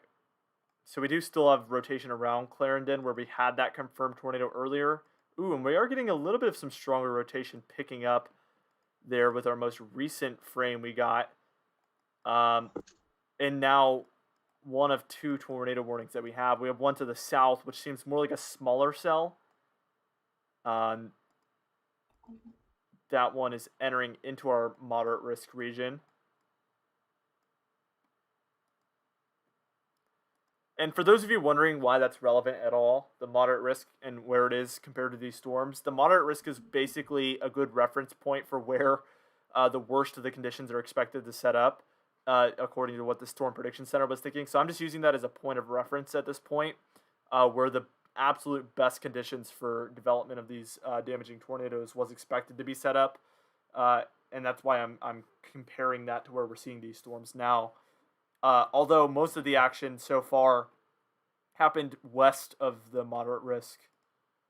Um, yeah, a considerable amount of that stuff happened mostly over there. And chat, if you guys do get any additional photos from either previous tornadoes that impacted towns today or even the ones that are occurring right now, please feel free to let us know in chat, and our mods will check it out. That's been very helpful too. So let us know if anything comes across your Twitter feed that you want to make us aware of and we haven't found yet. Type it in chat, give us a heads up, and we'll take a look at it. Yep. Okay, we hit 900 likes, guys. You guys are absolutely killing it with the likes. 901. Wow. Okay, well, we're going for the finisher here now. So we're going for 1,000 likes. I know we can do it. Just keep, guys. Let's keep it going. It's very quiet right now. We've lost some viewers. Not a lot going on, but I know for those of you who are staying by our side, regardless of activity, I know there's got to be enough of you in there who have not liked the stream, that can now like the stream, so that we can hit 1,000. It's a group effort, guys. It is a group effort. And as people coming in and leaving the stream as well, we will, of course, continue to provide you coverage. until this event is officially over. So we are still going. We're going to go strong, and we're going to finish this out, and hopefully less and less tornadoes, and this thing can just gust out and call it a day. So I'm hearing reports from a Twitter storm chaser, Marcus Diaz, which I think is one of the people who confirmed one earlier, and also posted pictures from the highway, by the way, with some damage, it looks like. They just said that Clarendon here just got hit directly by a rain-wrapped tornado. So that's what we're getting reports of. So it's difficult to see right now. There is some radar issues going on, but I can tell that there is a hook when we're looking at reflectivity. So it's another case where I can definitely tell why that happened. We're at 913 likes, by the way. People are updating us in the chat down below. We're almost there, guys. Come on, we're getting to 1,000. We definitely are. Let's go. We got this. We now we're watching Howardwick, which is a town just north of Clarendon, where it looks like that main area of rotation is just right near you guys. So we're watching that very closely as possibly the next region to get impacted by this potential tornado.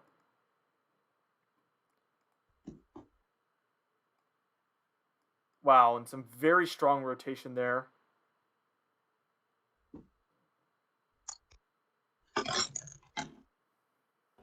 Yeah, we do have some tight rotation there. So we're watching this potentially ongoing tornado. We did have a tornado report, it looks like about 30 minutes ago from the same one. So there was tornadoes earlier. We're getting a newer report from just a few moments ago of a rain-wrapped tornado. And now we're seeing the signs that this is still an ongoing potential tornado. I'm getting reports to Clarendon took a direct hit, unconfirmed. Yeah. I should actually. That's what I was seeing too. So I want to try to get that. Yeah, so on correlation coefficient, I'm not seeing much. There could just be so much rain in there.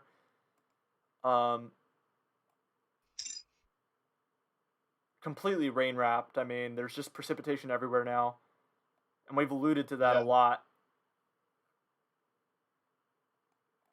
And unfortunately, this is just not a clean line. Like we were saying, what would be good news if there was just a very clean line, very straight line. But this is a very, it's got different shapes to it. It has those supercells in there. So this is not weakening at the moment. This is still just an ongoing threat. And, you know, with that cell, I'm just looking here for just near Greenbelt Lake, which is what we've been tracking here northwest of Bryce as well. 2 severe thunderstorms capable of producing tornadoes. So we do have 2 within one band here. And as we've talked about, chat, for a little bit, because it's still near the Amarillo radar, it would look like there would be a debris ball. However, because it's close to the radar, we don't know if that's distorted or not. So the only way that we can confirm that is if there is a spotter on the ground that was able to get a visual of some sort, or if law enforcement can confirm it. So we'll keep an eye on this cell. Hopefully, as it moves farther and farther away from the radar, we may get a little bit more of solidification on that data here on these returns. But yeah, right now, from what I know, Ashton, it looks like these are so far just radar indicated at the moment, correct? I think this one we're looking at right now is observed. Oh, yeah, it is. I'm sorry. Yep, just got confirmed in my 605. The one to the south is radar indicated. Yeah, confirmed tornado at 605 over Howardwick, and that's moving north at 30 miles per hour, damaging tornado and golf ball size hail. These were confirmed by Storm Spotter. Okay. So, mods, you guys have been great. If you see any photos just north of Clarendon, please let us know. Any additional photos regarding this storm, because it just got confirmed at 6:05. Yeah, but we do have evidence that this possibly was ongoing a little bit before that as well. Gotcha. Okay.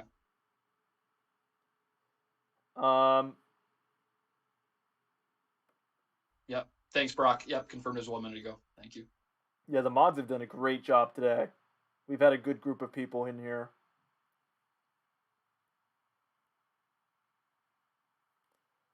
As we hit 925 likes. Great job, guys. Quarter of the way there. We will continue to track this. Right near Hardwick, very small town it appears. I'll try to, let me turn that off real quick. I can see in there. Yeah. Yeah, I'm not even seeing any buildings, so there's probably some homes in there. Clarendon is a little bigger. Ashton, did you have a chance to go over the latest mesoscale discussion on the tornado watch that's still active?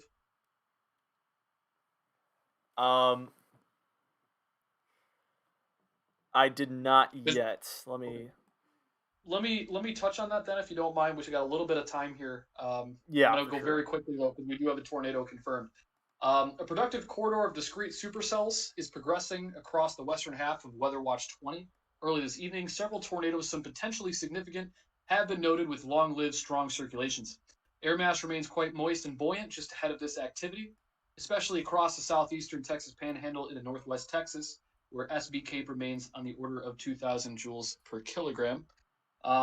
It just goes on to say that this will eventually progress into western Oklahoma, which is what we had been following on the models for a while here.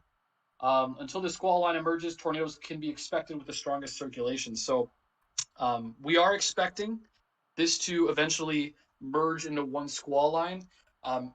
We've mentioned this for a while here over the last few hours that we're anticipating this happening. But these storms are still rotating and they're still semi-discrete. So, we may have about another hour or so based on the current parameters until these storms eventually become more elongated than what we thought. I originally thought it was going to be 5:30, but it may be not till 7, which is what the HRRR had hinted at this morning. Yeah, for sure. I'm looking now. I'm going to activate the live scan. I forget to keep activating that.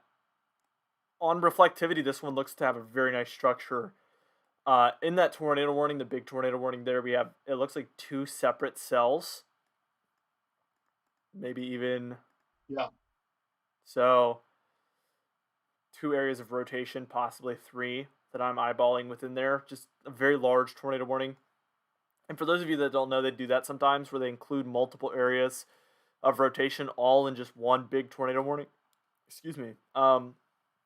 They do that from time to time. We saw them do that a couple times yesterday, where they include multiple regions. But I think this is generally encompassing 3, maybe even 4 separate systems here. Little areas. They're all embedded in the same area. Yeah, in that rotation, we're still seeing a good amount there.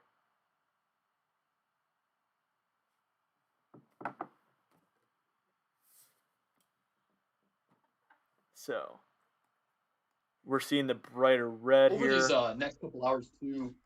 According to the meso analysis I'm looking at here, Ashton, we should see shear start to wind down a bit over this next hour or two. So if there is a window within that Texas Panhandle and even into western Oklahoma, it's going to be between now and say 7:30.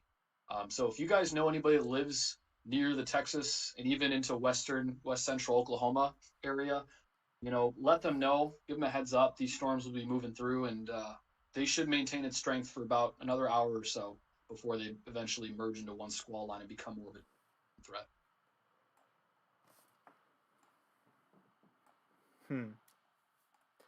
So we will await that. Let's see. I want to see if I can get that up on the screen for the folks there. Yeah, so that's a pretty big area too that they've included in that. We will wait and see.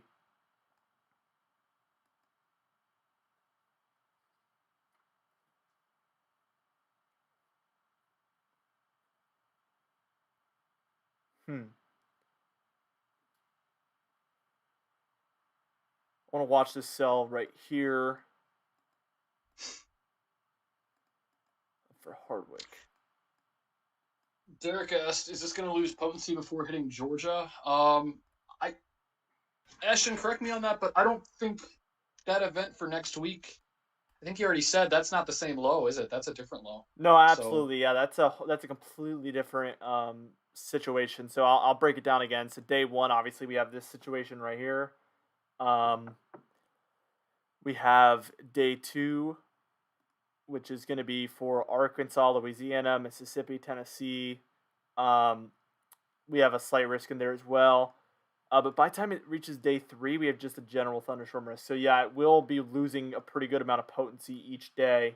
Wouldn't be surprised if there's a marginal risk maybe by the time we're reaching day three, but nothing too crazy. It's day five where we're starting to see a Gulf Coast threat, southeast threat, and then possibly by day six, we might even see that include the southeast there. Looking forward. Usually, if there's a severe weather threat here, you're expecting that the next day there will be at least something just to the east of that or to the north and east. That's typically the case.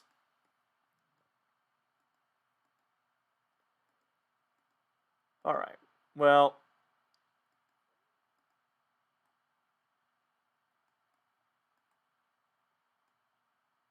just keeping track. Ashton, we got to also keep an eye on. Oh, it looks like, did that warning expire? Can you check me on that? The one that was by Flomont. It was to the south of that one that we've been tracking by the Amarillo radar. yeah. That So expired? I'll see on the next frame, but it looks like it is going to because that cell is moving way further north and they have not extended that yet. So I'm guessing that's a good possibility at this point. There is one to the south that I'm keeping an eye on too. It's currently severe. It's got just a severe thunderstorm warning on it. This one's going to be, let's see here. Does that have a tour possible? Yeah, it does. It's going to be the one that is north of Dickens. So it's directly to the south of that tornado warning one. It looks like it's being refracted a bit because of the radar site. It's a bad coverage area. It looks like it's pretty rural. But on radar scope, it is showing some pretty decent inflow. But unfortunately, no outbound winds to be detected. So definitely got to keep an eye on that. And I think in that area too, it's a little bit higher sheared. So that's in a little bit of a better environment as it stands right now. So those could possibly go tornado warned, but we'll have to, of course, keep an eye on that here. Yeah, absolutely. We're seeing rapidly we're moving towards where we're now more than halfway through that moderate risk. So it's going to be very interesting to see. I think there's a good chance here that we've seen the worst of it, honestly. And again, that's what we've said we've been hoping for here as this tornado threat is kind of diminishing here in this northern one, but we still on reflectivity of a good area of circulation. It's just once you look at the actual velocity, it's just not really coming together. Just not at all. Yeah, somebody in chat said the confirmed tornado in Hardwick. Yeah, we've been keeping an eye on that. It looks like that has not been updated just yet. It's still active as of 6:05. It's going to be expiring here in 14 minutes. It may possibly be recycling its rotation as of right now, so that's something to keep a close eye on too. But right now, it looks as though, Ashton, that has weakened a bit, thankfully. Its structure a bit. It may start to, looks like it may be rain wrapped now if there is still one on the ground.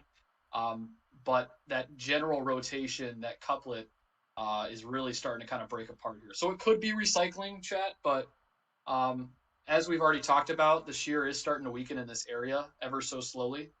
So the goal is that this storm is, in fact, ending its life cycle. And maybe formulating a line. Let's see. We're at 9:33, guys. We gotta pick up those likes, guys. We gotta get to 1,000. We got this. Just as you said it, 9:35. Ooh, look at that. Whoa. You guys listened really quick there. That was crazy. Slow down, guys. You're scaring me. It's too fast. Ashton, if you don't mind, Ashton, I want to get to just one question from chat. Mary asks, how far ahead can you predict the amount of risk? That is such a great question. I know Ashton may or may not agree with me here, but we'll see. My take would be that you can forecast as far out as close to a month. The question, though, becomes how accurate is that? And unfortunately, despite all the advancements we've made in meteorology, we still cannot accurately forecast severe weather 5-6 days out. We can get a general sense, but as we've seen leading up to today, it always adjusts itself as you get closer and closer to the event. So to answer your question, we can forecast as far out as 2, 3, 4 weeks, depending on the model and whether or not it's a climate model or the NAM or the GFS. But as far as accurately, probably, 4, 5 days out, but really the closer the better. Right. And I generally agree. I think the one thing for sure though is we definitely have to take into consideration the type of event. Like for instance, this one right here. I'm trying to think, but I'm pretty sure we were talking about this one, when this one was like day 6 or day 7, honestly. But it was just because we knew that strong low pressure system was going to be coming through. Because there is things that are easier to forecast a week out, like if there's going to be a low pressure system in a general area, you can generally predict that. So if it's just going to allow for a really great setup to occur, yeah, you can get a pretty good idea 5, 6, 7 days out. You can't say like this area is going to have a moderate risk on day 7. Amarillo is going to see some supercells. Like you can't get that specific with it, but you can generally tell when there's going to be the good ingredients there, if that makes sense. Yeah. But there could be a setup like, for instance, once we get closer to April, May, we're not going to have these setups with very strong low pressure systems coming through up into, Colorado with massive snowstorms and, 980 millibar low pressure systems. That's not going to be happening by the time we're getting close to the summer. So they're going to be a lot more like scattered events, isolated events with just high CAPE. And those, it's going to be much harder to predict 6 or 7 days out. Although I can say one thing, one good way to be accurate in May is just pretty much guess that there's going to be a marginal risk every single day, and you'll probably be right more than wrong. So that's one way to look at it.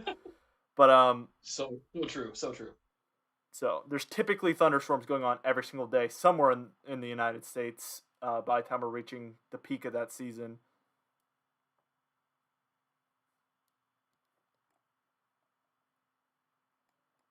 Let's see. Yeah, so it looks yeah, I was about to say it looks like there's a more linear storm mode that's about to take place behind this. Okay, here's that tornado report that finally came in.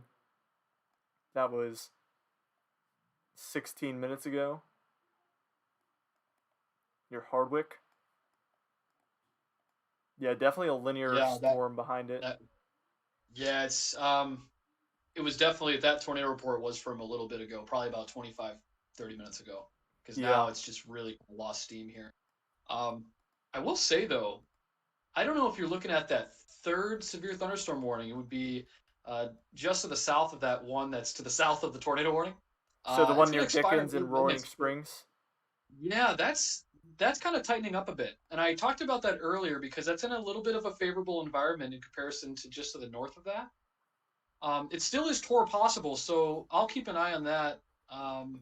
But in terms of the DBZ reflectivity, this is a really high precipitating thunderstorm for sure. And it's got a pretty decent inflow now. It's starting to kind of tighten up a bit. In terms of the rotation on super res velocity, I am seeing inbound starting to kind of tighten up a bit, but God, it's in such a tough area because it's so distorted by it just being in kind of really far away from the radar. I wonder if I can. All right, let me check the. Let's go KMAF and see. Yeah, it's just in a tough spot, Ashton. I think you probably see that too. It's really hard to tell if there's any rotation there. Yeah, but, it's definitely tightening up. It's in a good environment. Good environment, bad spot. Yeah. And typically when I've in the past looked at storms that are that far from a radar site entering into a radar hole, because quite frankly that's where that's about to go, um, you won't see them issue tornado warnings over there a lot of times. I mean, unless there's actually like a confirmed tornado, um, just because they can't. So, I mean, like, you can't see it. So Yeah. Um, Reed Timmer did intercept that tornado. Tyler Bass, thank you for putting that in chat. Um, he did intercept the tornado in Clarendon, Texas. It just got posted just about 4 minutes ago. Uh, Definitely rain wrapped for sure.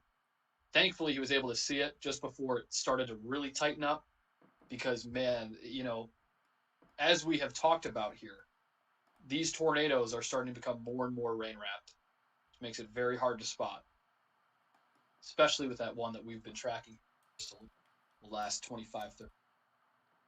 right. All right, we're at 9:51. People are saying we're 49 likes away from our 1,000. So let's Let's do it. let's Let's do it, do it. guys. Right, like the tail end of this stream, guys. My throat is starting to kill me. But let's get to 1,000 likes, guys. I know we can do it. I know there's got to be 49 of you watching right now who have not liked this stream yet. I'm not putting pressure on anybody, but I know there has to be.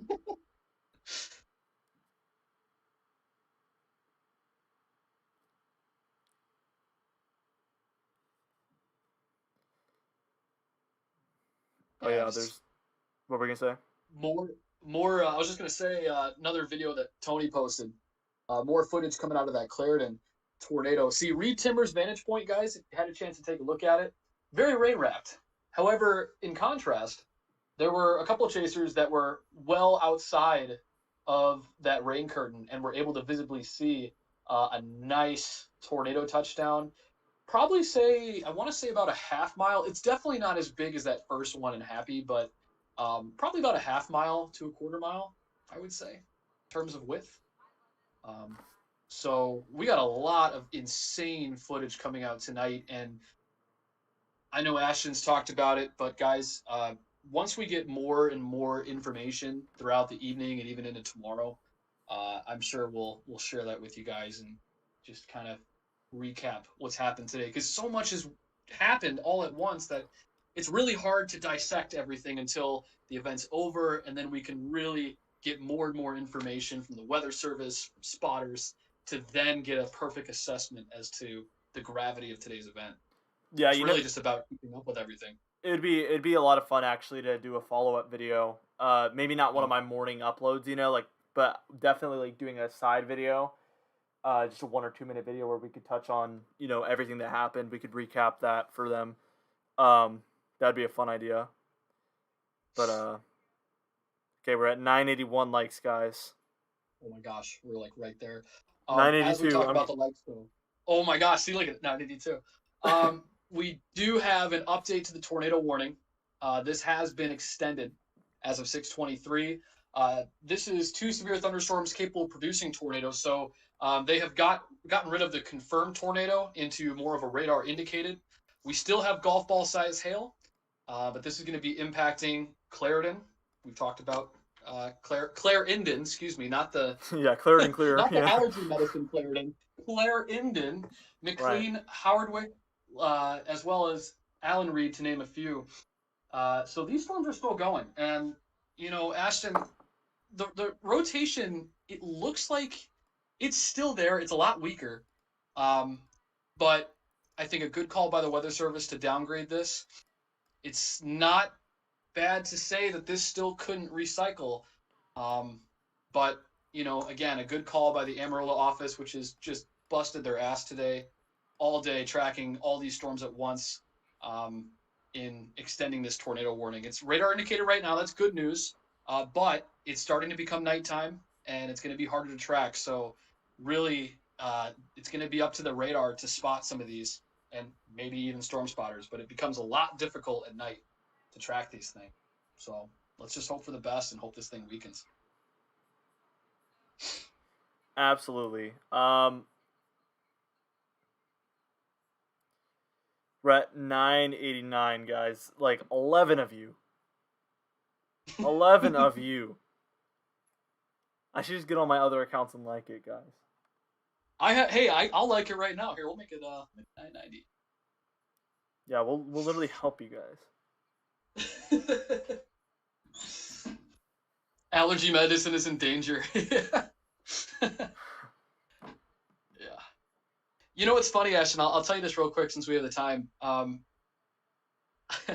So I go to Northern Illinois University, chat, and Northern Illinois is in DeKalb, Illinois.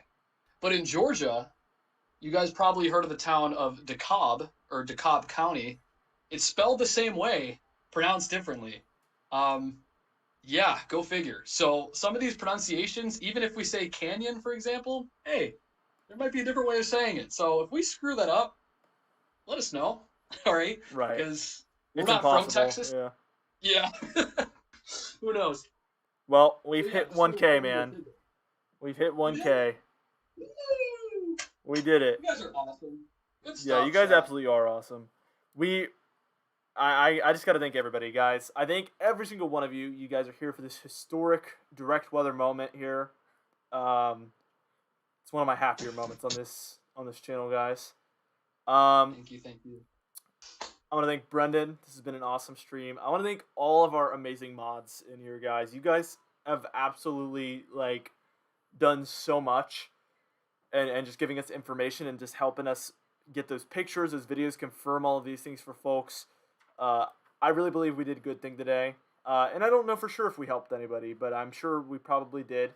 And if we even just helped one person, it was definitely worth it to do this stream here. So, yeah, it's been beautiful.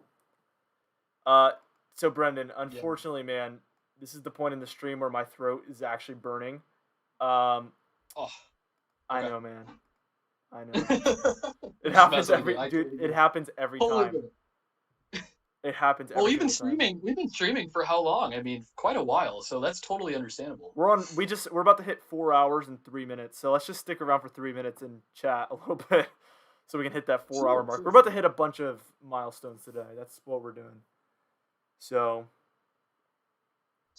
hey Ashton, let me ask you though. Right. Do you want to take a quick break? Do you want me to kind of continue on for a bit? Because I'm at home now.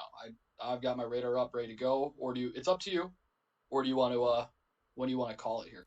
If you want to do that, that is perfectly fine. But I can't guarantee that I'm gonna be able to really come back on for a substantial amount of time at any point. I mean, this is typically I'm on day 2 now, so of streaming. Yeah. Yesterday's was 3 hours, today was 4 hours. So I think even throughout the day tomorrow, my throat is just gonna be shot. So sure.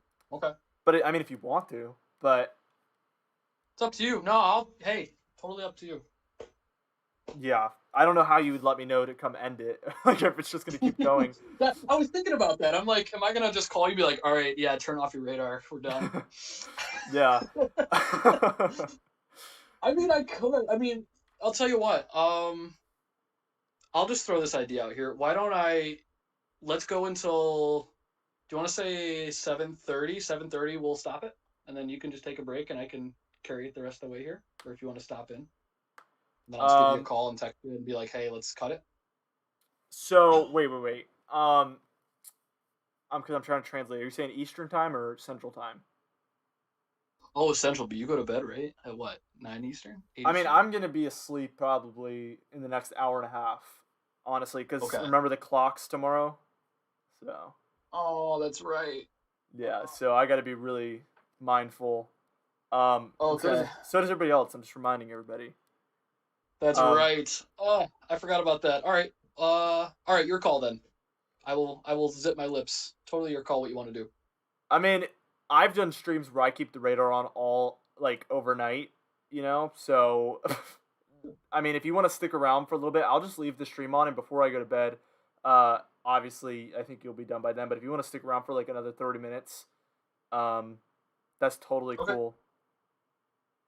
And then I'll just let stream know. Chad, are we all good with that? I know I'm good with that, but Chad, are you guys cool with that idea? Let us know. No. Imagine. No. Wow. Let's see. Yeah, let us know real quick, because it's up to you guys.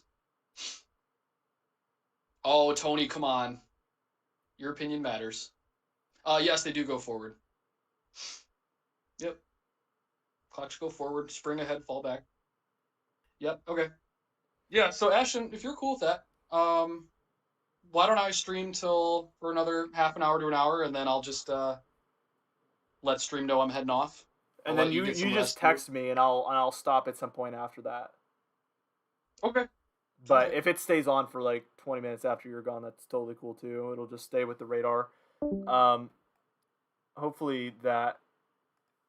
And I think we just. You there, Brendan? You there? Yep, sorry, I lagged out. I thought we lost you for a moment there. Now I'm trying to pick a good view. We'll be able to see everything. Sure. Yeah, that should be good. All right, well, we'll do that. That'll be good. So, well, from me, guys, thank you so much for watching. I'm going to leave Brendan here at it for a little bit longer. We're going to leave the radar on the screen. Brendan's going to talk to you guys for a little bit. But yeah, it's been a pleasure, and let us know if you want to see more streams with us too, because we'll try to work that out. We'll try to find a time to be able to do that again. But yeah, with that being said, thank you guys so much for watching, and Brendan's going to take over now. All right, Ashton, thank you so much for having me on. Really appreciate it. Thank you, Lon, me, for being here. And chat, thank you all so much for having me as well. It has been a crazy, crazy day. A lot in the way of severe weather. We are still seeing cells continuing to move across the Texas Panhandle and eventually even into west central Oklahoma. Also, I want to just recap too what Ashton has said throughout this entire stream. Mods, chat, particularly mods, thank you all so much for your help today and your continued assistance. Many of you guys, if not really all of you guys, are doing this on your own time, so really do appreciate it. And appreciate you guys sticking around and helping us out here. All right, so let me go ahead and check radar. I'll keep chat in mind. Also, too, mods, thank you so much for helping me as I was on the phone. I was literally, when I was handed off from Ashton the first time, I was actually driving around delivering flowers. So I was frantically trying to check radar scope while also keeping up with chat and delivering flowers at the same time. So thank you so much for your patience there. Really do appreciate it. All right, let me go ahead and actually refresh the stream here. My chat is a little bit delayed. There we go. Really enjoyed doing this. Appreciate you. Thank you so much, Lucas. Appreciate you guys. Praying for you, Stubbs. Why is it so hard to get a straight answer? Oh, Shadow, what was your question? Sorry about that. Go ahead. If I missed your question, I do apologize. I had to refresh the chat here. My chat was like super delayed. Yes, you do. Yes, you do. Of course you do. No, chat, you guys matter too. Giving a special shout out to the mods and even you guys in chat as well for giving us reports. It really goes both ways. So I'm not trying to leave anybody out here whatsoever. I need a bouquet of flowers. I can't deliver to New Jersey. I'm sorry, it's too far. You'll have to go to your local florist and see if you can get something there. Tyler Burbeck, guys, thank you so much for the kind words. Appreciate it. I'm thankful for Ashton. He's a great friend of mine for allowing me to be on here and talk to you guys and track this weather with you. So he trusted me, and I'm so grateful for that. And we'll be streaming here for just about another hour, a little under an hour, and then I myself need to rest my voice because even I'm starting to look just a little. Look at the storm southwest of Paducah. All right, let me take a look on radar scope here. Let's see. Which one would that? Let me see. I'm looking at. I got a whole bunch of different warnings here. Whoever just mentioned that, is that the cell that is to the south of that original tornado warning storm? Because if we're talking about the one that's west of Dumont, this storm now has 3-inch size hail and 70-mile-per-hour wind gust, chat. This is, again, I don't know if that's the cell that you guys were referring to in particular, but this is the one, again, 6 miles west of Dumont, 17 miles southeast of Matador, moving northeast at 35. This is now considered a PDS, not for a tornado warning, but for a severe thunderstorm because it's now producing 3-inch size hail. So that is going to be the one right to the south of Paducah. You see it right on the radar there. So there is definitely some massive hail. And by the way, if we don't have, let's say, correlation coefficient up right now, and we're just looking at the WSV3 reflectivity, you can actually see those pinks and those teal colors. That's indicating very heavy precipitation. And if I even look at my end of things, the digital liquid, or specifically, I should say, the vertically integrated liquid, we have it's basically off the charts. It's 72 kilograms. So that means that there is some very large hail falling out of those thunderstorms, particularly the one to the south of Paducah. Um, I saw a coach only got sucked up once. That is it. It was fun. Oh, in a tornado? Oh, wow. So I'm good from tornadoes, thank God. Yeah, these storms are weakening a bit. In terms of the rotation, let me be clear on that. As far as hail is concerned and damaging winds, we can't rule that out going forward the rest of the night. So if you're in places like Elk City, Altus, or even into Memphis, Texas, not really Memphis, I should say, probably more like McLean and places north and east, you guys will be experiencing still the threat of tornadoes, but more so throughout the evening, hail and damaging winds. Like an hour ago, it was 4 inches of water in my backyard. Really? You know what? On a side note, I do know that Hawaii, I think at one point, was it yesterday or the day before, they had like 10 inches of rain. They had a flash flood emergency in Hawaii. That was unreal. Hey, would that squall line produce anything in severe? Justin, yes. Yes, there still is a threat for damaging winds. We're starting to see that line very, very slowly start to merge into a squall line. We actually see more of that in southern Texas by places east of Odessa, where that line is very linear. But as we go through the evening, we are going to start to see these cells become more into a squall line, which would then hopefully, in a good way, produce damaging winds as opposed to damaging tornadoes, what we saw earlier this afternoon. So you can definitely expect that in places in the Texas Panhandle and even into west central Oklahoma. I have family in Woodward, Oklahoma. Do you think the system will hit Woodward? Woodward, yes. I say that speculatingly. Yeah, it is. So you do have a slight risk for Woodward. I don't expect that to be any way of a tornado threat. Mainly because a lot of the wind shear is concentrated around the Texas Panhandle. So probably more so of maybe a flash flood threat, some damaging winds, and possibly some small hail. Will anything happen in Maryland? Not at the moment. Not at the moment. I did see the GFS showing snow. Maybe. But I will tell you, as somebody that lives in Illinois that gets bipolar weather, models with winter weather are awful. So even if the GFS shows snow for places like Maryland or even Illinois, you got to really take it with a grain of salt. So as far as severe weather is concerned, probably not. Not at this time. I want to donate. What does donations go towards? Brock, great question. So donations go towards really improving the stream quality. So it helps, of course, pay for things like WSV3. It will help us to add maybe additional services to the stream, maybe additional perks too. So it really goes a long way to improving the quality of it long term. And that's going to be really important as we get into these summer months where severe weather becomes more and more potent across places like the Midwest and the Plains.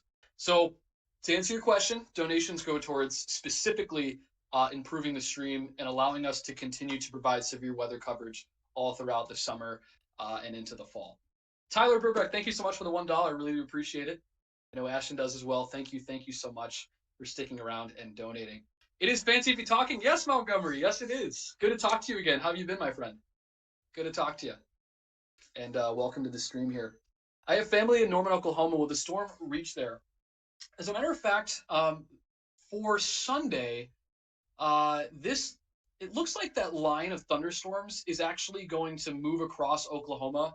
And as they do, they're going to be weaker and weaker because remember, we're going into the nighttime and a lot of the thermodynamics that we depend on for those storms to develop and maintain its strength, those are going to start to decrease.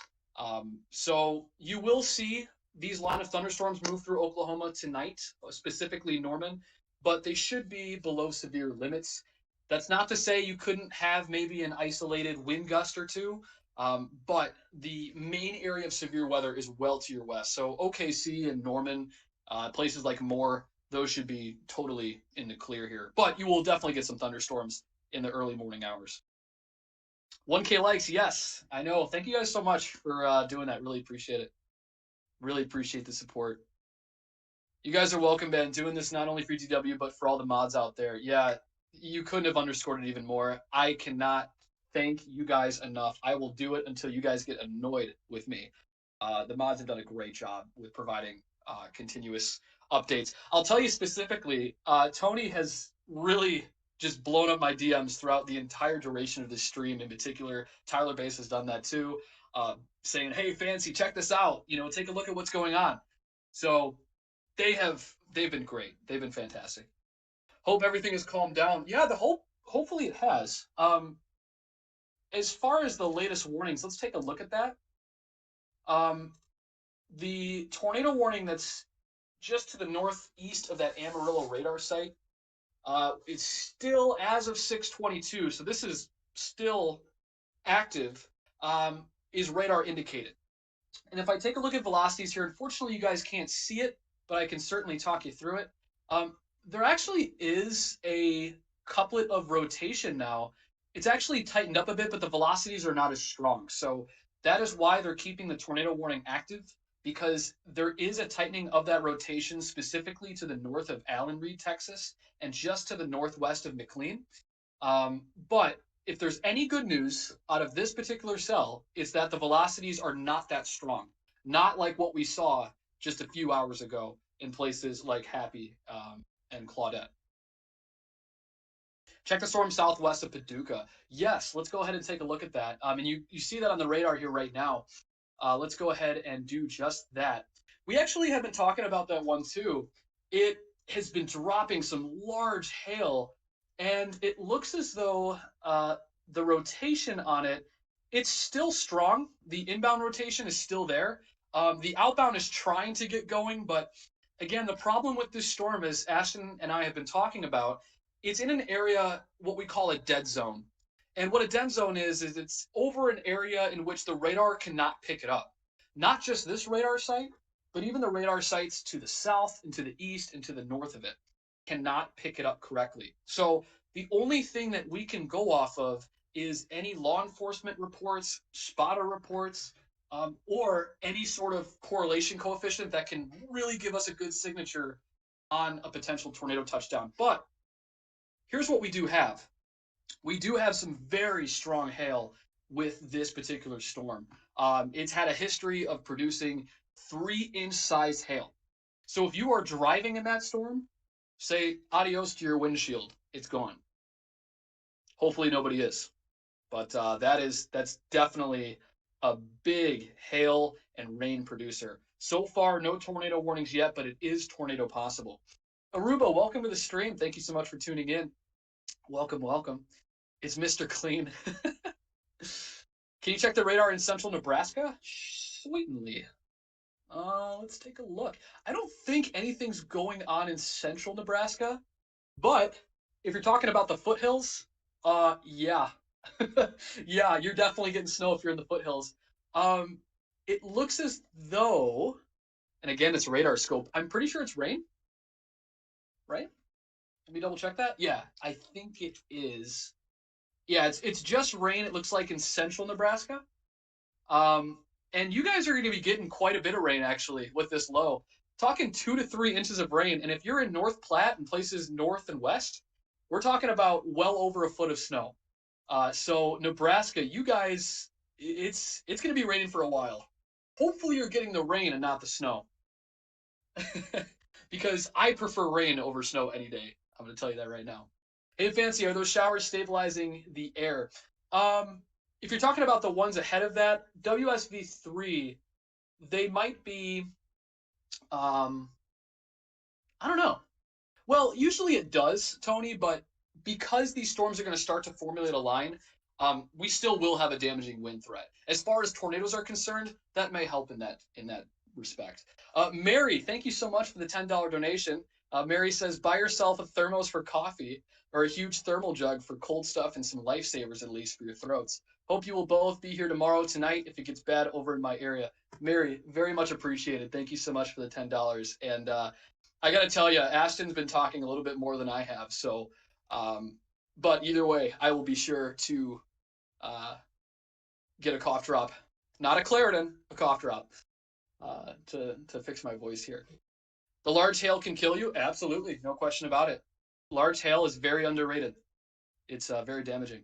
Thanks, Manny, for the $10. Yeah, thank you so much. Thank you so much. Me and Ashton are very much appreciative of you and all the people that have donated and liked the stream tonight.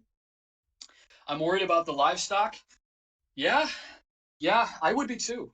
But hopefully, I believe crop season. I'm not too well versed in crop season and when it really starts, but hopefully there's enough time for those crops to recover, and especially the livestock. I know we're not talking about crops when you say livestock specifically, but crops too. Tornado and hail up to 3 inches in diameter. Oh, is that a tornado warning? Did that get upgraded? Let's check. Yes, it did. Yes, it did, chat. So this is now a tornado warning. If you guys recall, we've been tracking this storm in Paducah, or near Paducah, and it has now been radar indicated for rotation. Let me go ahead and pull it up here on my end. Again, I do apologize. You're not able to see the rotation on my end, but I am looking at it, so I'll talk you through it. Still 3-inch diameter hail. It is still going. That just shows that these updrafts are incredibly strong and still maintaining its strength. So yeah, 646, severe thunderstorm capable of producing a tornado was located near Delwind, or 12 miles southwest of Paducah, moving northeast at 35 miles per hour. Hazard tornado and hail up to 3 inches in diameter. Locations are going to be Paducah, Delwind, and Chalk. So if you are in those areas or you know somebody that's in those areas, please be sure to give them a heads up and share the stream and let them know that this storm is moving into Paducah. Also, it's moving into a relatively populated area too, and a few highways. So if you know anybody that's even within that vicinity, give them a heads up, because you know what? There may or may not be a tornado within this storm. It's not enough information to really go off of at this time. There is quite a bit of inbound velocity, but not a lot of outbound according to the radar site. However, there is a lot of hail, and the reason why we may not be able to detect a tornado on the ground with this particular cell is because of the distortion with the radar, that dead zone that we talked about. When will the stream end? Justin, I'm gonna wrap it up here 7:30 Central. But we may stream tomorrow. I don't know yet. I'll have to converse with Ashton. It is a slight risk, so if there's any uptrend or if there's any significant changes to that slight risk in, it looked like it was Arkansas, we'll of course let you guys know. But for right now, I mean, there is a 5%. I'll have to talk to Ashton. We'll see. We'll see how that all pans out. So to be determined. Stay tuned. Is it true Happy Texas had a tornado early this afternoon? Kevin, 100% yes. That was the tornado that originally started as a wedge, then went over Interstate 27, became a twin tornado, which is incredibly rare, before then kind of just merging into one tornado. So it went through a life cycle for probably about 30, 45 minutes. But yeah, it did impact Happy Texas. Please stay safe, everyone, even though I'm chatting here from way up here in Ontario, Canada. Well, Mark, thank you for stopping by from Ontario. I'm up here in the Midwest as well. So we're watching here from afar. 3-inch hail will cause concussions if they don't kill you. Yeah, and if you guys haven't seen Storm Chasers, it's a great show. It's no longer on, but I do know that National Geographic is doing a reboot of that show. Anyway, I know that Reed Timmer, Tim Samaras, all those chasers, they actually wore helmets. And that was because of the hail. Because that hail, you got to think, even if it's large or small, if it's falling at a very high velocity or very fast rate, that can hurt you pretty bad. Brock Stanton, $20. Great coverage today. Cannot wait to see future severe weather coverage this year. Brock, much appreciated. Thank you so much for the $20. Myself and Ashton included, really, really appreciate your donation, and thank you for the support. Really, really thankful for your donation. Super windy now in Austin, thanks to direct weather. Yeah, no problem, no problem. I see Denton, Texas. I'll be tuning in more often. Thanks for the feedback, guys. Yeah, no problem. Shadow, thank you for stopping by and sticking around here with us. Really do appreciate it. And all the donations and all the viewers too. Let's not forget. I know on the YouTube platform, sometimes YouTubers can get caught up in the donations, the likes. And trust me, I'm victim of that. But I'm also thankful for the viewers too, for you guys tuning in and sticking around for as long as you did, especially the mods. Probably now the 20th time I mentioned the mods. You guys have been here literally all day, and even some of our viewers too. So you guys are the unsung heroes of it all. I'm sticking with this channel. Pico's Hank is a good storm chaser on YouTube. Yeah, and I don't give shout outs to a lot of YouTubers very often. Just kind of me personally.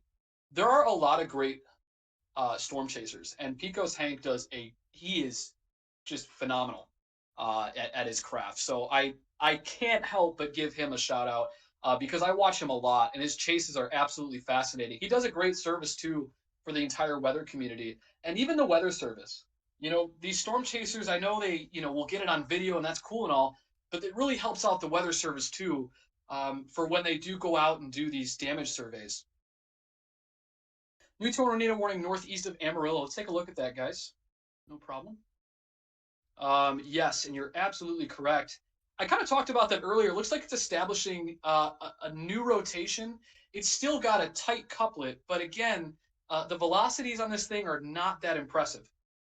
I will give a shout out to the Amarillo Weather Service, though, because I will say that they do a great job at extending these warnings, even if it's not on the ground. This thing still has a decent sized couplet. Let me go ahead and read the warning here. This is as of 6:52. A severe thunderstorm capable of producing a tornado was located 8 miles west of Kellerville or 21 miles southeast of Pampa, moving northeast at 40 miles per hour. Hazard, tornado and golf ball size hail. Weather spotters reported a funnel cloud. So this has not touched the ground yet, but there is a confirmed funnel cloud. So we do have, again, and I know you can't see it on the stream, but I will talk you through it. We do have velocities that are indicative of a rotational couplet, but the velocities themselves are not as strong. All right, so that's why we only see a funnel right now. It could still touch down, but we will, of course, keep a close eye on that as well as Twitter. You're all welcome. Let me catch up on chat here. Miguel, question, do all severe storm patterns always change to a squall line at the end of its life cycle? I don't want to say 100% of the time. Sometimes, I mean, it depends, right? If it's just an isolated event like we saw yesterday, sometimes discrete cells can just simply fall apart. If you guys have ever heard of downdrafts, usually those can dissipate the storm as a whole. But if they are continuous, like we saw today, they will eventually form into a line. So it depends on the duration and the life cycle of the storms.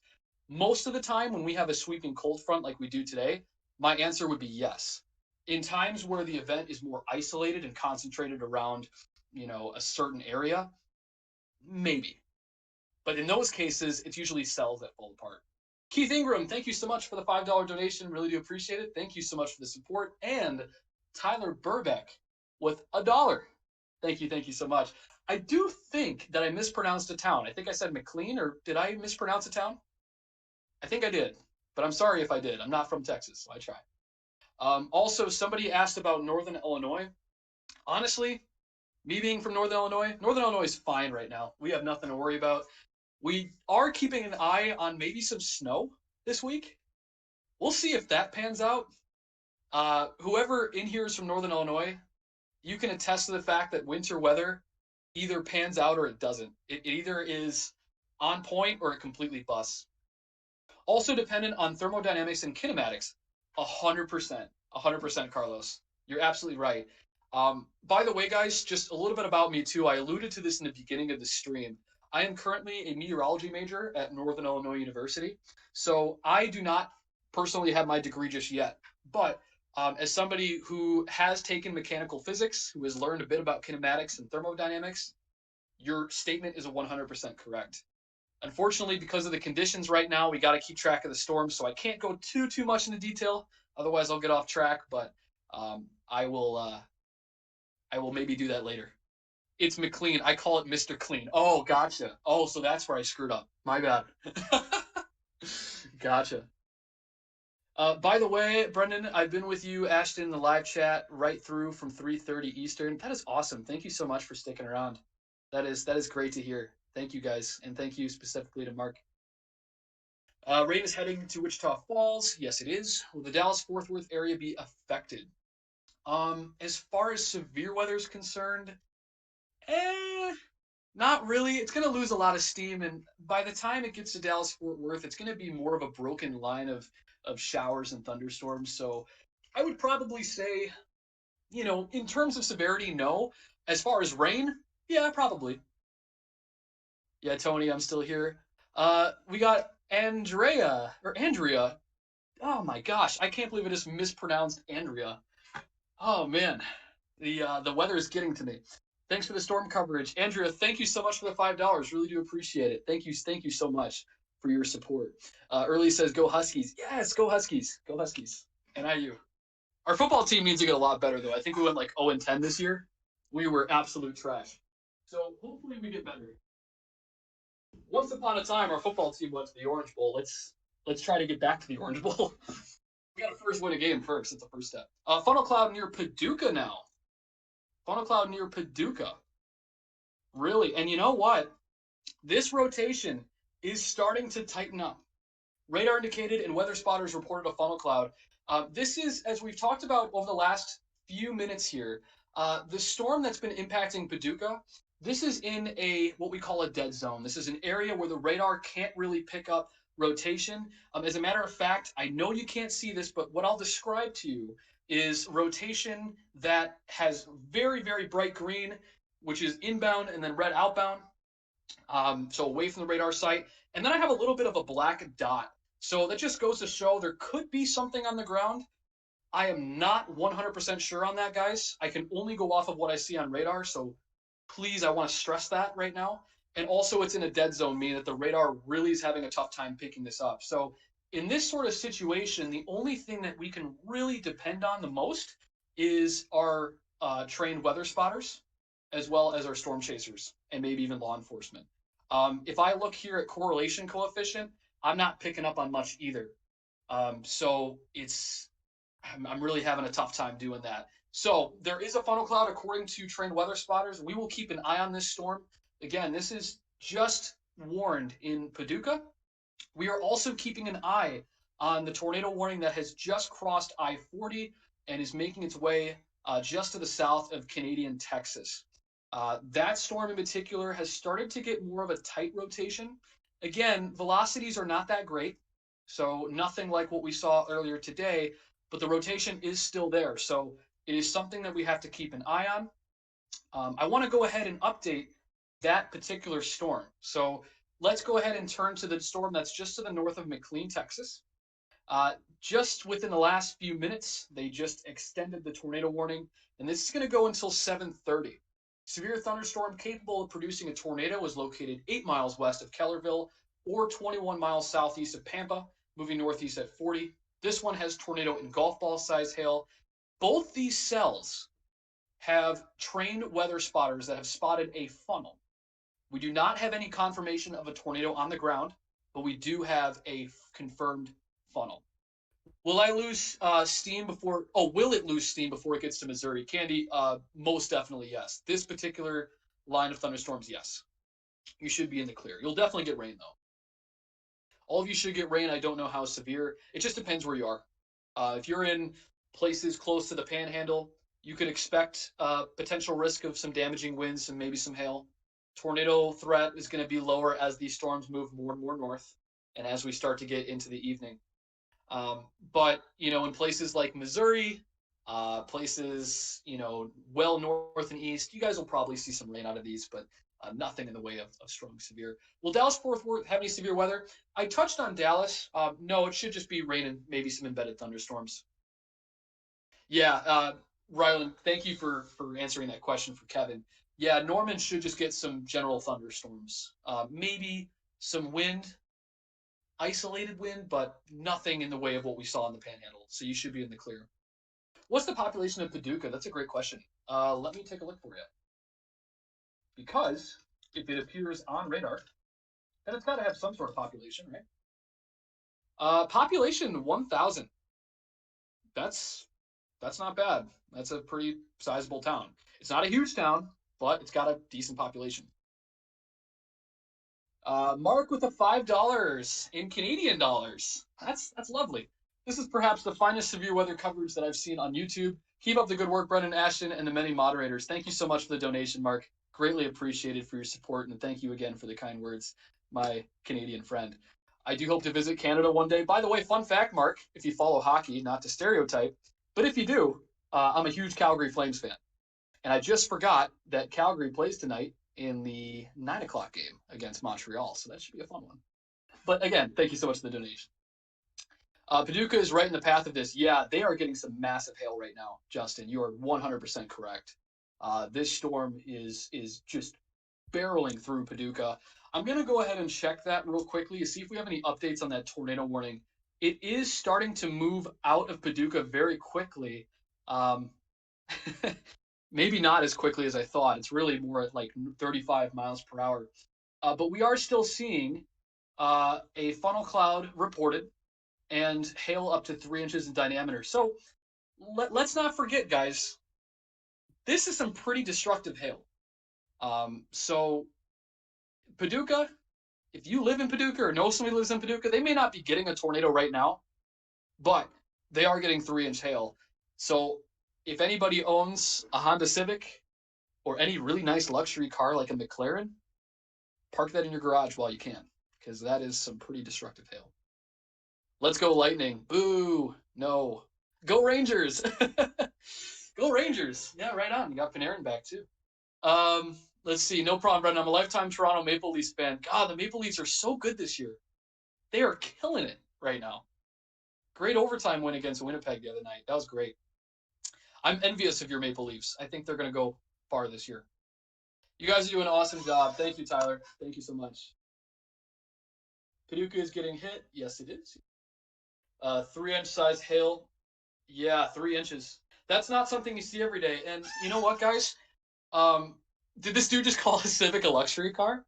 I didn't mean to. Did I? No, if I did, I'm sorry. No, because I drive a Honda Civic and it's it's nowhere close to that. So no, I was really referring to the McLarens. Apologize, Lucas. Sorry about that. Yeah, I didn't mean to call a Civic a luxury car because it's not even close to that.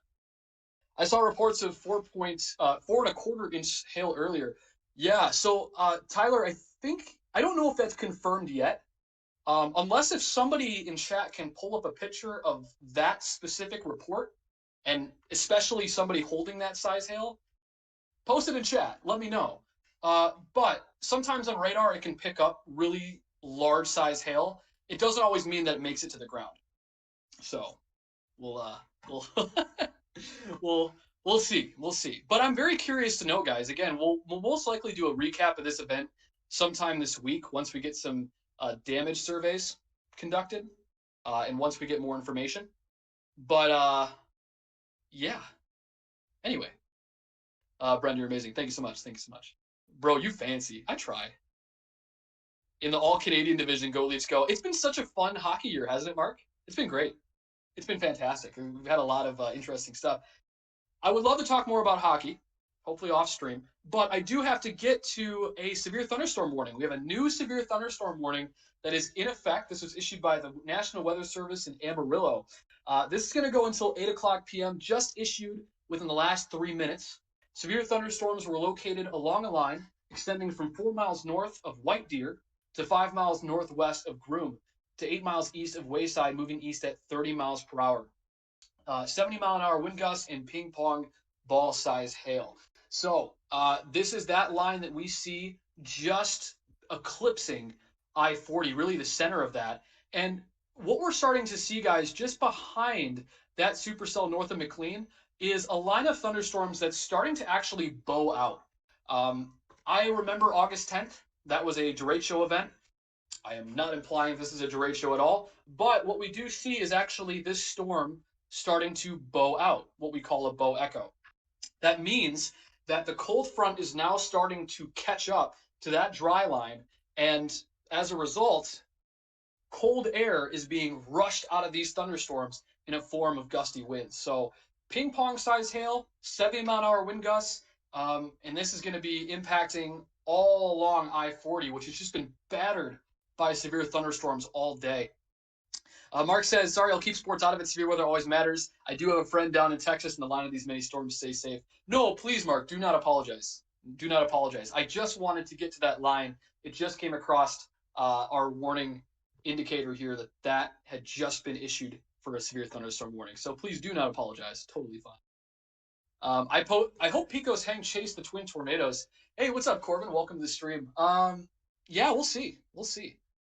I do know that Reed Timmer got some crazy footage today, along with a lot of other storm chasers. So I think my night will be spent going through a lot of that footage and checking it out, and taking a look at all of it. Because, like I said before, you got to think, when me and Ashton are going through and trying to track all these cells at once, we can check Twitter and we can check all these different photos. The biggest problem is being able to actually sit down and just decipher through everything. All of us here in chat and all of us in the community will have that opportunity in the next couple of days, and it's going to be a really just fascinating to see all of the reports and the photos that we get out of these storms. Southern tornado warning was downgraded to radar indicated in 2-inch hail. Let me just go ahead and confirm that real quick. Yes, it has. You are correct. 2-inch hail, and it is capable of producing a tornado, and it is set to expire in 5 minutes. The interesting thing about it, I wonder if they're going to extend that tornado warning. It looks like it's going to be moving into going more east-northeast into Quanah and just to the west of Chillicothe. So we'll have to keep an eye on that. Again, it's in a really bad spot still, so hopefully it can move into a better area that we can track it, and it'll make the Weather Service's life a whole lot easier if they can get a better visual on that velocity. Rico, thank you so much for the $5. Really do appreciate it. Thank you to your donation and for your kind words of thanking me, as well as Ashton. You are super, super awesome, and I really do appreciate it. And so does Ashton and the Direct Weather team. Same fancy. I'm going to have to sit through damage earlier. Yeah. Same here. Go Packers and Vikings. Way to go, Rico. I just missed a comment here. I'm thinking about going into meteorology over at NIU. Yeah, that's great, OJ. Yeah, if you are, let me know. I will, mods, if you can do me a huge favor. I think Tyler Bass did it earlier, but let's do it one more time. I want you guys to post my Discord. I don't have a Discord channel, but I do have a Discord account. If you have any questions about NIU or the meteorology degree and kind of what goes into it, feel free to DM me, and I will be glad to go over all that with you off stream and talk you through just kind of how it is as a meteorology student. I have a disability as well, Kevin the Enthusiast. Let's see here. I think I missed a comment, though. How is meteorology? Is it very hard to have a learning disability? Kevin, great question. Put it this way. Colleges, I would have to talk to you off stream to kind of get to know you a little better. But I will say, generally speaking, colleges do very well at accommodating those with disabilities of all ranges, learning disabilities, physical disabilities, whatever it may be. So NIU does a great job at that. And I know individuals that do have disabilities, and they have accommodations for things like tests and exams, as well as other assessments. So it's definitely doable as long as you put in the time and effort. And I'll be glad to go over more of that with you off stream sometime. Same boat, fancy. Nice, Tyler. Good stuff. This got bad fast. And how many tornadoes were reported so far? Yeah, let's go ahead and take a look at that. Storm reports, we have 10 confirmed reports. That's as of right now. That could change as we start to get more and more information throughout the overnight, and once the National Weather Service can start to survey some of that damage. So that should maybe increase by maybe a couple of reports. as well as if we get additional tornadoes tonight, God forbid. But I did want to also take a look here. The day one convective outlook has been updated. That was just 12 minutes ago, and this has been downgraded to a slight risk. So this would be for areas just to the east of McLean and Memphis and Paducah. We're starting to see these storms weaken slowly, with the exception of that line that's barreling across Interstate 40. That one does have some pretty damaging winds, but for the rest of these, we should expect these to decrease in severity over time here in the next, probably within the hour. Tornado warnings have been canceled. Yep. So yeah, 10 tornado reports so far. 10 tornado reports. Yeah, thank you, Tony, and thank you. I think Tyler plugged it way earlier in the stream, so thank you for doing that. And be sure to add me on Discord, guys. I'll be glad to chat. I'm not somebody that's like not wanting to chat with you guys. Also, too, we do have a Facebook group. At least I thought we did. It might not be plugged in here. But we do have a Direct Weather Facebook group. If you don't see it in the stream, that's okay. Direct Weather, Ashton, he links it a lot in his videos. So if you want to join the Facebook group, be sure to do that. We do not have a Discord group. Instead, we have a Facebook group, so be sure to join us there. However, I am on Discord personally, so feel free to add me, and we can definitely chat sometime. What year is your Honda Civic? I have a 2012. Mine's a 2004. It's a 2004 Honda Civic. So, yep, it's a beater-upper, but it's got about, I would say, I think it's like 160,000 miles. So it's in pretty good condition. You know, the one thing about Civics is they last a long time. Thankfully, that's the one good thing about it. Risk has been downgraded to a slight and only 5% tornado chance. Yeah. Yep. And not a surprise. Great call by the Storm Prediction Center. We're starting to see that trend with these thunderstorms. It looks like Paducah, that tornado warning has been expired. They have decided not to extend that tornado warning, and in fact, just cancel it. It is still a severe thunderstorm warning for areas just to the northeast of Paducah. And it's still producing 2-inch size hail. It went from 3 inches to 2 inches. But guess what? 2-inch size hail is still pretty big. And we also have 70-mile-per-hour wind gusts. So, as predicted, these storms are starting to gust out more. And if I take a look at that tornado warning, that lone tornado warning just to the northwest of Briscoe, it is pretty weak rotation. It probably will expire unless if it recycles itself and gets a brand new rotation. Yeah, it's called Weather Geeks. Bro, this is happening in West Texas, and it's only March. I know, Corbin, it's relatively unseasonal, but in terms of just a severe weather event happening in Texas is pretty common, but just the timing, like you said, it's happening in March. Like, that's, yeah, it's pretty early. Hey, I'm gonna go, guys. See you guys. Thanks, Ashton and Brennan, for all the good you do for us and looking out for everyone in the path of these storms. You're welcome, Justin. Thank you for sticking around, and appreciate you supporting the stream. And you have yourself a great night. And thanks, mods. Yes. I should have a mod counter for every time I've thanked mods tonight, including Ashton. We both collectively have thanked them probably, I don't know, does anybody have a count for that? Maybe like 1,000 times? So, I don't know. But it doesn't go without saying. I love Toyotas as well as Civics. Yes, I have a Toyota as well. It's like the van. I forgot the name of it, though. But guys, give a huge round of applause to the National Weather Service and Amarillo. Been doing an amazing job in keeping up warnings up to extended time given the circumstances. Oh gosh, yeah. Amarillo, you know what? If a weather service could do it as good as Amarillo, I mean, this is a great training moment for anybody new to the National Weather Service. This would be a great training moment for me. You know, if I had the opportunity to sit inside that office as an intern and see everything moving at once, I mean, they just have done a phenomenal job today. And I don't say that all the time. I mean, there's sometimes weather services, they can get caught up in everything. Understandably so. Sometimes it's really hard to keep track of it all. But Amarillo just nailed it today. 110%. And shouts out to the Storm Prediction Center. Great job as well with the outlook and really pinpointing it. Ashton kind of talked about it earlier in stream for those who weren't here. he had mentioned that the moderate risk actually was a little bit further east than where a lot of those tornado reports were concentrated. And, we're going to see. It might be that the Storm Prediction Center was a tad bit off with that moderate risk. However, they were correct on the 15% SIG, even the 10% SIG. So I think either way, they got it pretty close, and they did a really good job all around. Pico's Hank uses Toyotas, and they last long for him. Scotty Kilmer did a video about them. Oh, cool. Okay. Good to know. By the way, too, guys, I want to just give you guys a mention, too, and I'm going to talk to Ashton more about this off stream.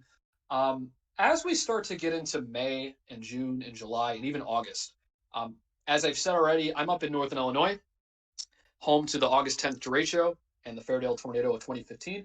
We get quite a bit of severe weather. I have chased. I have no problem chasing. So if Ashton, in the event that he were to live stream, I'll have to chat with him about potentially doing some storm chasing on his stream and giving you guys some exclusive footage of any severe weather that occurs in places like Wisconsin, Iowa, Northern Illinois, Central Illinois. So keep that in the back of your minds, folks. Stay tuned, but I would definitely be down to do that. It looks like it's trying to hook. Let's take a look at that, guys. Is it, which one are you, I think it's the one, if I'm correct. Ooh. Yeah, it is the one in Paducah, just to the south of Paducah now. Actually, south of Childress, excuse me. Yeah, it looks like it is tightening up a rotation, but let me check and see what correlation coefficient is saying here. Yeah, I don't want to give you guys any sort of misinformation until I get any confirmed reports. That storm is showing some pretty strong rotation. However, that is taking place in the dead zone of the radar. So it is very hard to tell how accurate that velocity is. But it goes without saying that that storm does have a tornado possible on the last one. The newest warning, it doesn't. It just has 2-inch and 70-mile-an-hour gusts. But the latest warning, the one prior to that, still has a tor possible. So I have still yet to see any confirmed reports of any sort of tornado on the ground. Earlier, we did see a funnel out of that storm, but as of right now, no confirmed touchdowns. Chocolate, yes, we just talked about the Paducah. Yeah, it's there is rotation with it, but it is very hard to tell if that thing's on the ground. So we are not going to report here or confirm anything because it would not be the correct thing to do, especially when it's in the dead zone of the radar. Velocity of the Paducah is showing really strong winds. Yeah, like I said, it could be. It looks like it's very, it's in a very tough spot of the radar. So it is showing that, Chocolate, but no confirmation of a touchdown at this time. Could these storms be becoming elevated? Well, here's the thing. A lot of these storms are going to start to become more of a hail wind threat at this time. Tornado threat, not really, because the shear, which is the turning of the winds with height, is really starting to decrease as we get closer and closer to nighttime, which actually is right now. But yeah, let's see. Paducah cell needs a warning. We'll see. I'll let the tornado or the weather service decide. Check DMs. Hope this isn't true. Let me take a look. Oh gosh. Oh, happy Texas. Yeah, I'll take a look at that later. Thanks, Tony. Appreciate it. I did get some friend requests from you guys. Thank you so much. I'll be sure to add those after the stream. Someone asked about another good chaser. Skip Talbot is good. He also has great fits. Mary, thank you so much. I'll be sure to check them out. They need to put a tornado warning on it because it's showing strong rotation. Yeah. Let me. You know what? I want to see if I can get a better visual on it. Let's go to KFDR. Maybe that will help. Actually, it's in a different radar now. Oh, you know what? Wow. It is so. I'll tell you what. That rotation is so distorted. I don't know. It's really hard to tell. Because if I take a look at the storm, it's got a really damn good hook to it. It's got a really strong inflow notch. So you're absolutely right, according to KFDR. But Still no tornado warning yet. I wonder if they're just waiting to see if they get any information from Spotter Network or even law enforcement in that vicinity. But you are absolutely correct, guys. I just switched radars, and it gave me a lot better look at this storm. It's got a really strong hook to it. I'm going to take a look at SPC. And again, you guys are going to be looking at direct weather's radar. I'm going to just look at the mesoanalysis here on the Storm Prediction Center. I want to take a look and see what the shear is in that area of where that cell is taking place. So we're going to start first here at surface to 1. Yeah, the shear is still strong. I mean, we're looking at 30 knot shear from surface to 1. Surface to 3, right out ahead of it, looks to be right around 40, 45. So the shear is still there. It is still there, and it is still present. So we've been talking about the storms to the south of that main complex of Happy earlier this afternoon being more of that tornado threat later on. But yeah, this storm is really starting to hook here. So hold on, folks. I know I was going to get off at 7:30, but I'm gonna wait a bit here because the conditions for shear are still elevated. I know Ashton will probably kill me, but I want to keep track of that storm because the conditions that I'm seeing with regards to shear with height, it's still there and still has the potential to potentially drop a tornado. So they may issue a warning very shortly on this. It looks like a hook at this point. Yeah, Chocolate, thanks for letting me know too. SPC has updated their forecast, just a slight risk for the rest of the night. Yeah, that is correct. That is correct. But still, I believe a 5% chance for tornadoes right in that area where we're seeing the hook. Just now passing through Paducah and heading towards, looks like US Route 287. Best of luck, lags from England. What's going on, Nord? Welcome to the stream. Thank you so much for stopping by. Jessica says, all right, time to head out, do some schoolwork. Was a very exciting day, and thank you to all the mods. Thank you, Jessica, to stopping by, and you have yourself, a great night. Blue Silver, hello, I'm back. Welcome back. Thank you so much for tuning in. Mods, keep a close eye on that storm passing through Paducah. If we hear anything, I am going to just quickly take a look at that Bo Echo storm, which is to the north of that. We are now seeing, I want to just break a second, guys. I had talked before about that Bo Echo signature. This would be well to the east of Amarillo, and I'm going to switch radar sites on my end so I can get a better look at that. We are now seeing that line of storms producing 80-mile-an-hour wind gusts. This is now a very dangerous storm.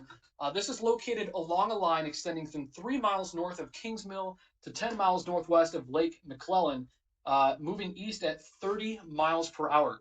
80-mile-an-hour wind gusts and ping-pong-size hail. I cannot stress this enough, guys.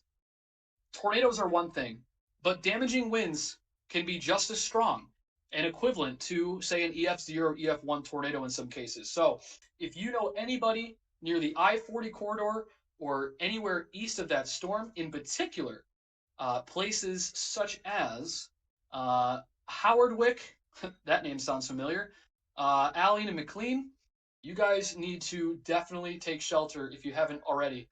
These storms are producing very strong winds along that gust front. And again, it is just parallel to I-40. All right. So, by the way, great news. Ashton will not kill me. Breaking news. He says to keep up the great work. Thank you, Ashton, again for having me on your stream, and I will certainly do just that. This guy's crazy. Still storm chasing into the night. Really? Yeah, I mean, it's still going. It's still going, so I can't say that I'm surprised. I'm back. I've been inactive on this because of the death of these cells. Oh, totally understandable. But what we're starting to see now, guys, except for that cell in Paducah, which is in a much more favorable environment for a potential tornado, just to the northwest of that, by McLean, we're starting to see that line formulate along the cold front and produce really strong gusty winds. That is what we call a Bo Echo storm. Basically, a Bo Echo means that it's a line of storms right along a cold front, and that cold air is rushing down to the ground and being rushed out as soon as it hits the ground due to friction. That's how we get gusty winds and a gust front. So I've experienced derechos. All of my Midwest friends, you know when derecho season is and bow echo season. We always get at least one or two of them a year. And this is a textbook bow echo storm. Yes, 80-mile-an-hour winds. And that could even go a little bit higher. Hopefully not. But what I'm starting to see how it's bowing out. That is showing that wind, that cold air just rushing out of that storm. So we got to really keep an eye on that. These are areas that have already been hit by really strong thunderstorms, including a couple of tornadoes. So we have to really keep an eye on that and continue to monitor that, as well as the storm that has now moved through Paducah and is continuing to rush towards US 287 and is going to eventually cross into Oklahoma. So if you have anybody who lives in Altus or places south of Altus, especially in those rural areas right along US 62 in Oklahoma, you guys need to be keeping your eyes to the radar. You guys are under a slight risk for the rest of the evening, so the general threat will be wind and hail going into the evening. But for right now, if you are in areas close to that border between Texas and Oklahoma, you need to keep your eyes peeled because the shear is still there and it is capable of producing possibly a tornado. That storm does have a history of funnels. Seriously, why hasn't NWS warned it yet? Honestly, it might just be because let me take a look at the velocities here and see why. The thing with that is, here's the thing. I'm going to take a sip of water here. My goodness. There we go. With that particular thunderstorm, we have really strong inbound winds, but outbound is not that great. So the delta velocity is still kind of low. It's strong. I'm not trying to take that away from you. It's definitely a strong couplet. But weather services sometimes have certain thresholds that have to be met. If it's not at a certain delta velocity and or if it hasn't been spotted yet, then they won't issue a tornado warning. Some weather service offices, to your point, sometimes they'll issue warnings for lower criteria than what we're seeing right now. But sometimes other weather service offices, I know Chicago's a great example, they're very picky. They will only issue it if it meets a exact threshold. So that's probably why. I don't want to see another Iowa derecho. Me neither. I was on the Illinois side. Thankfully, I didn't have it as bad as you did. But still, it was very bad. Rogers Park had a tornado from last August storms. Yeah, there was, I think, 15 to 17 tornado reports across northern Illinois. Yeah, it was pretty wild. Like I said, guys, we are continuing to track the severe weather. Just like with any sort of weather event, sometimes when you think things are over, they're really not. So we're going to continue to follow this until we have a general sense of some weakening here. If you guys are new to the stream, be sure to subscribe. If you haven't liked already, please do. We got to 1,000 likes today. Thank you guys so much for doing so. We really do appreciate it. It means a lot. And hopefully this got out to a lot of people. It looks like it has. And we really appreciate the support from everybody tonight, from donators, from viewers, from mods, and everybody in between. Let's catch up here. I'm going to go ahead and take a look at these warnings. Just give me a second. It looks like the tornado warning that is just to the northeast of that bow echo has been canceled. That rotation has really fallen apart, and that storm is moving into an area where it's not very sheared. And also, it is starting to lose some of those thermodynamic components that we saw earlier this afternoon. So that storm has been respectfully canceled. The tornado warning has been expired. We are also now looking again, let's turn our attention just to the southwest of that. We still have a severe thunderstorm warning that is in effect. This is going to be, again, for eastern Armstrong, eastern Carson, Gray, southern Roberts, and Donley counties in Texas. This is the latest update as of 7:23. These storms are still producing 80-mile-an-hour wind gusts and ping-pong ball size hail.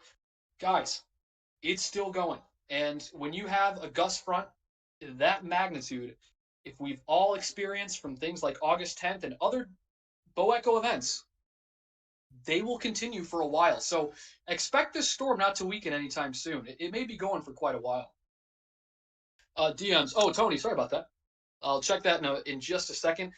Tony and mods, can you guys, if it's something that has to do with the current weather conditions, can you just post it in chat? I will try my best to take a look at that. DMs, I got a lot of pings from a whole bunch of people in the weather community right now and for the past few hours, so it's really hard for me to decipher through DMs. If you can just please just type it in chat and let me know, I'll be sure to check it. Intense line of thunderstorms that produce straight line winds. Exactly. Yeah, that's what a bow echo is, guys. It's just a straight line wind event. And the name bow echo comes from the formation of those storms. So as it bows out, it makes like a bow and arrow sort of figure. And that's indicative of wind being rushed out and a gust front being produced as a result.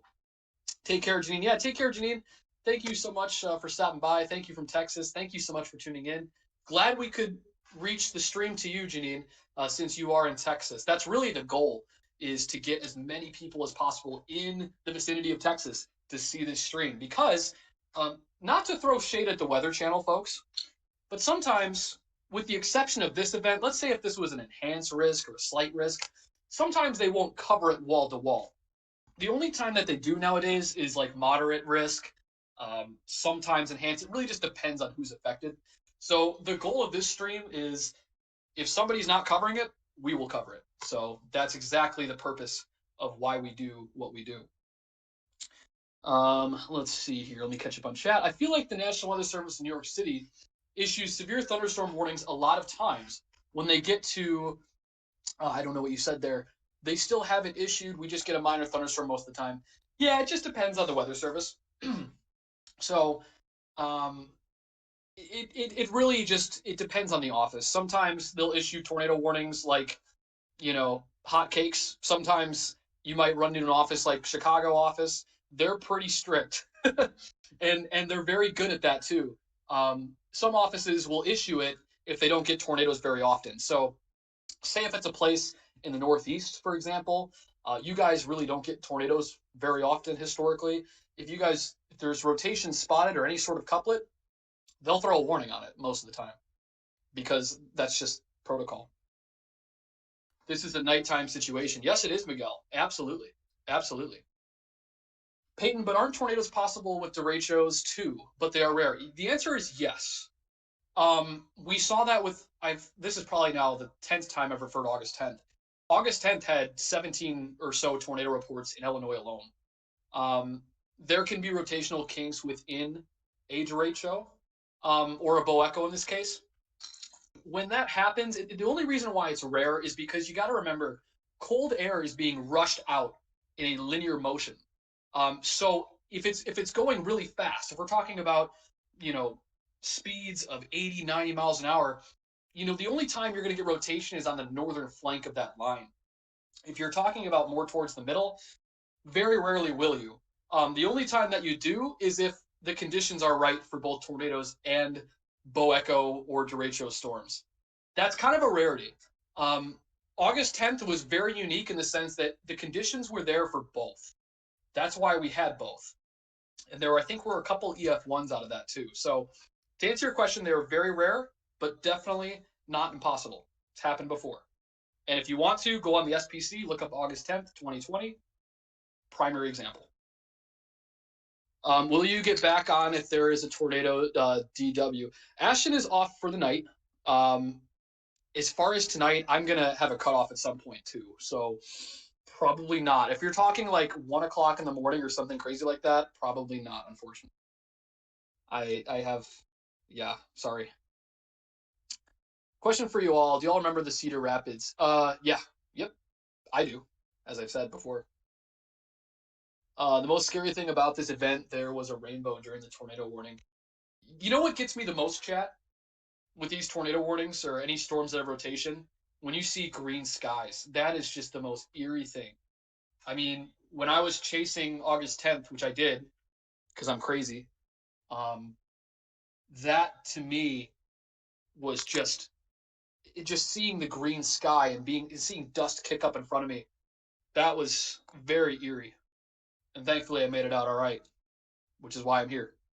Tornado warning for previous Paducah storm. Thank you. Let's go ahead and take a look at that.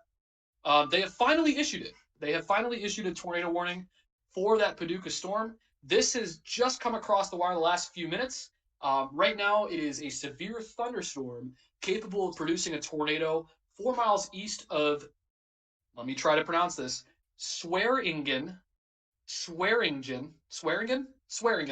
moving northeast at 40 miles per hour. Tornado and hail up to 2 inches in diameter. It is still 2 inches in diameter, chat. Oh my goodness. These updrafts just don't want to go away. These updrafts are unreal. And the shear is still there. So let's take a look at the other radar site, KFDR. Wow, look at that. It's so distorted. It's really hard to tell.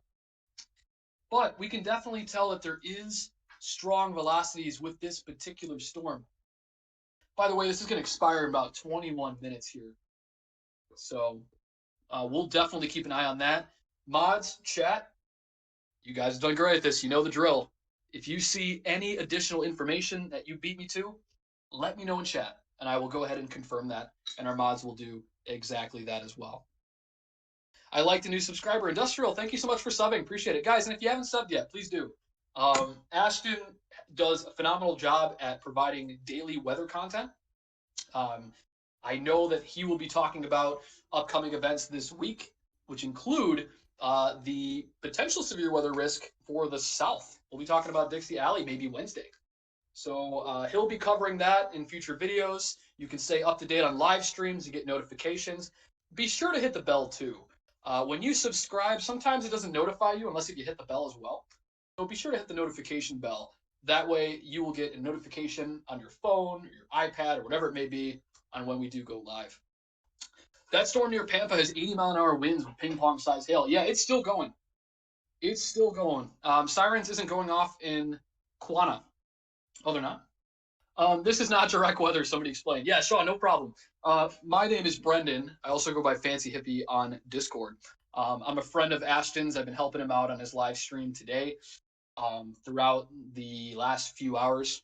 So I am not Ashton. I'm Brendan. I'm kind of his co-host this evening. So I've been helping him out here. It doesn't sound like him. That's why. Yeah, it's definitely not. it's definitely not. Yeah, he's resting, guys. He used a lot of his voice, and I'm even using a lot of my voice right now. So it's very understandable why he's calling it a night here, because he's been streaming for quite a while. And I don't know, like his voice, he loses it, and he says it's just his voice. It's mine too. Like I'm literally just got a cough drop next to me, and I got some water, swinging that around and helping out myself. So, green skies are a science phenomenon with hail. I saw a video about it. It was interesting. Yeah, there's a lot of great weather content on YouTube. I definitely recommend Picos. If I was to recommend people besides, of course, direct weather, right? Picos is great storm chaser. And also go back and watch Storm Chasers. There are YouTube channels that have actually re-uploaded a lot of those Storm Chaser episodes. Watch those. Those are really fascinating. And such a great show. I know that National Geographic is going to be doing I think like a reboot or a spinoff of that this summer. And I think Retimmer's in it.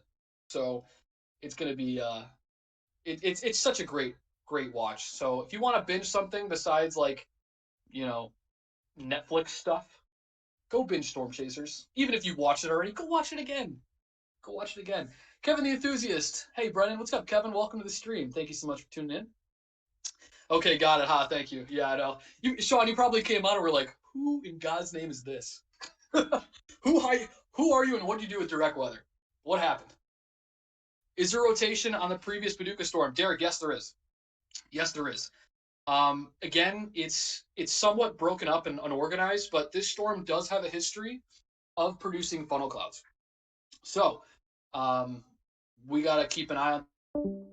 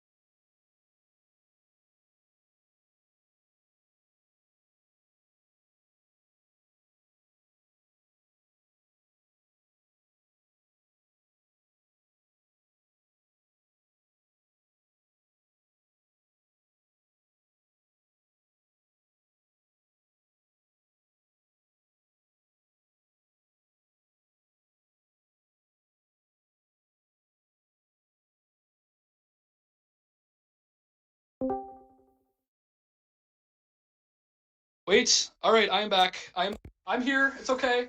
It's okay. I'm here. I dropped. I'm good. I am here. Thank you guys. Thank you for letting me know. I didn't want to talk to myself. Do weather nerds party hard? Hell yeah, we do. Why not? Of course we do. Of course we do.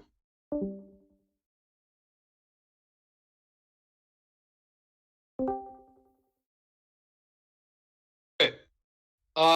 Can I get a confirmation? Can you guys hear me now? Are we good? Can I get a couple yeses, a couple nos? Yeses. Yes. All right. Very good. Very good. Okay. Discord said you're done. No, Discord can go somewhere else. No, I ain't done. We are not done. Not until we say we're done. Still no sirens in Kuana. Really? Can somebody else confirm that? Really? Interesting. Okay. Hey, my boy, anything down here in Del Rio, Texas? Del Rio, Texas. Let's take a look.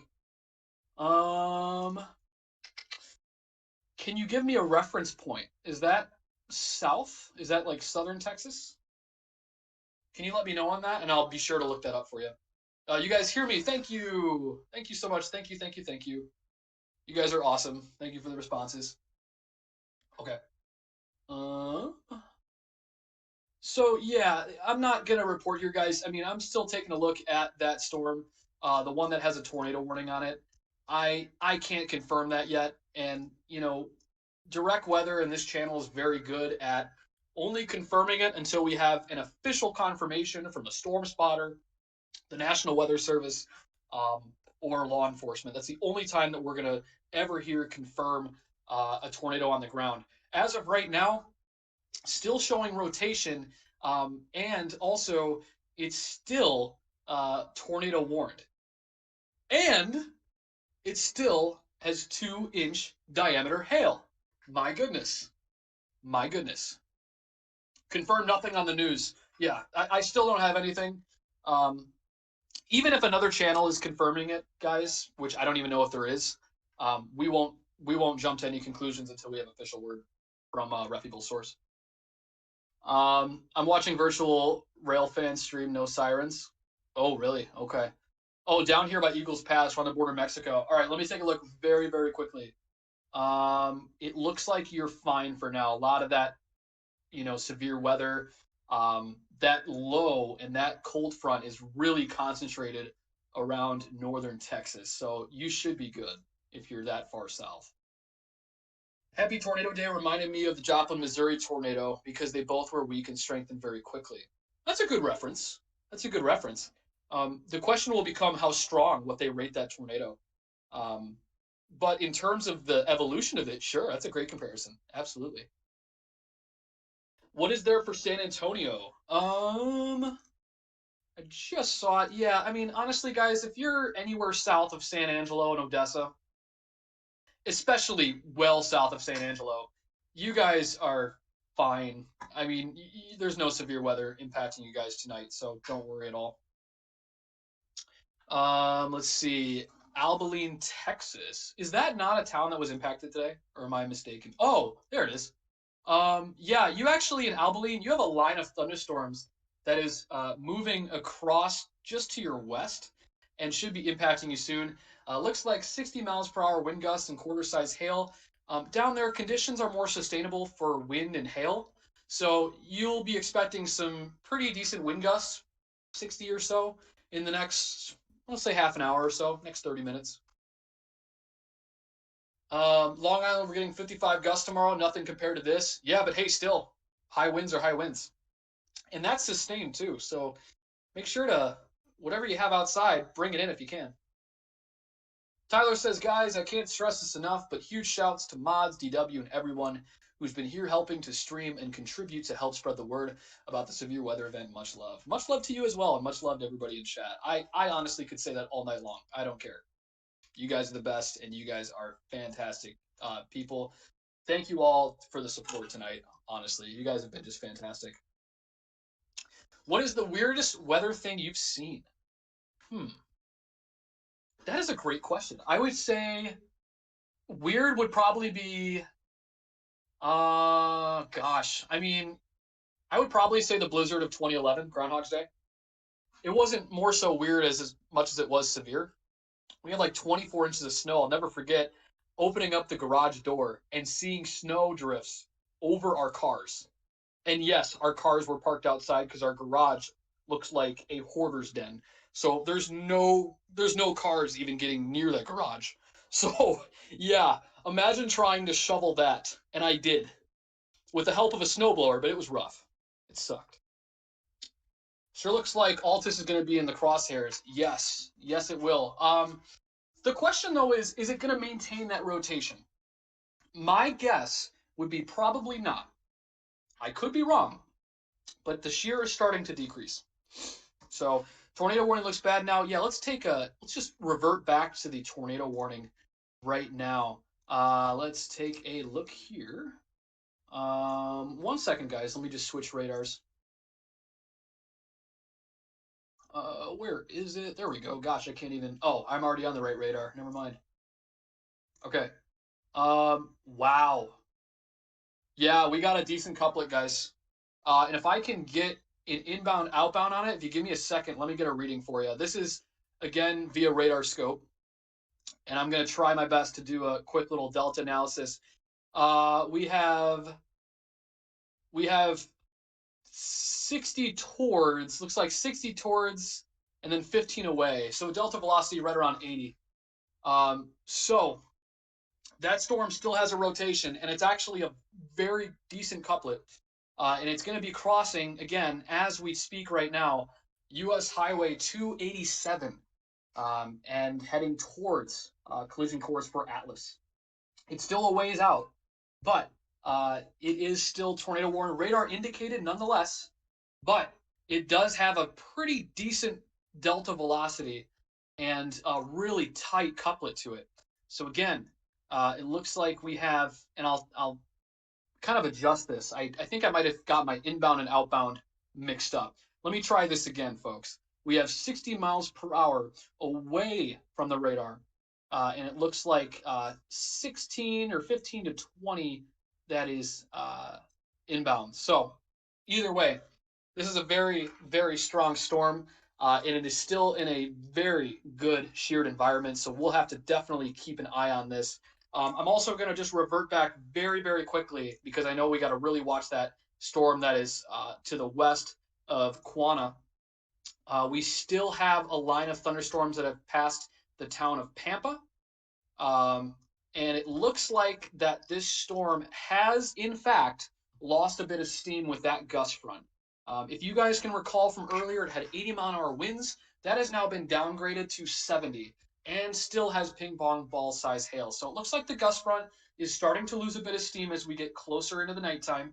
But our main focus right now is that particular cell that is now crossing US 287 and making its way just over the Oklahoma-Texas border. Weirdest weather thing I've seen experience thunder snow. Yeah, thunder snow, I've had that plenty of times. Pretty crazy. Pretty crazy. It's really cool, too.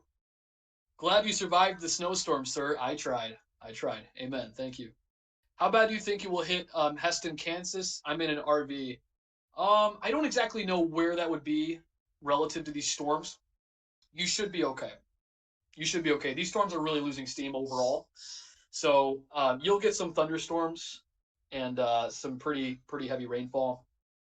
But yeah, that's probably about it. So guys, I am going to be covering this up until, we're going to say 8:15 Central. I will leave the radar up, but then I will come back and wrap up the stream for you guys.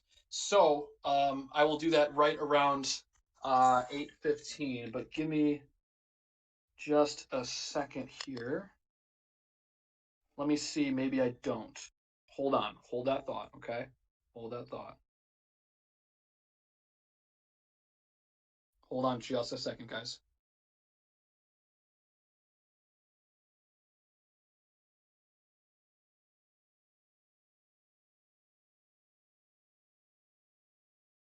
Sorry, 1 second, I gotta respond to something here.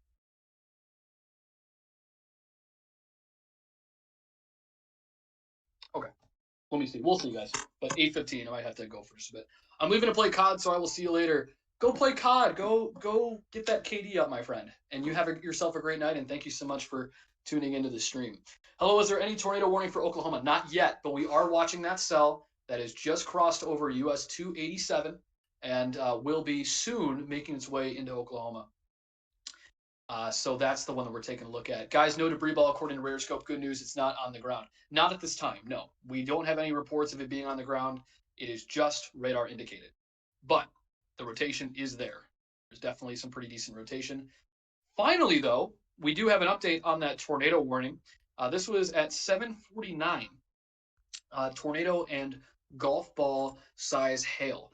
So this is capable of producing a tornado. Again, going back to the fact that it's radar indicated. We still do not have any confirmation of a tornado. This storm has had a history of producing funnel clouds, but as of right now, it looks as though it is still radar indicated with the threat of golf ball size hail. The locations impacted includes Quanah, Goodlet, and Lazar. So those three towns are going to be in the crosshairs of this storm. Please do not try to spot this thing. It is definitely got a pretty intense hail core, a precipitation core. So don't try to spot it if you're in this area or if you know somebody that's in this area. Instead, just stay tuned to the live stream, stay tuned to NOAA Weather Radio for continued updates, and they'll go ahead and update on any additional info. That bow echo looks nasty. Yes, it does. Yes, it does. What is the difference between SB Cape, ML Cape, and MU Cape?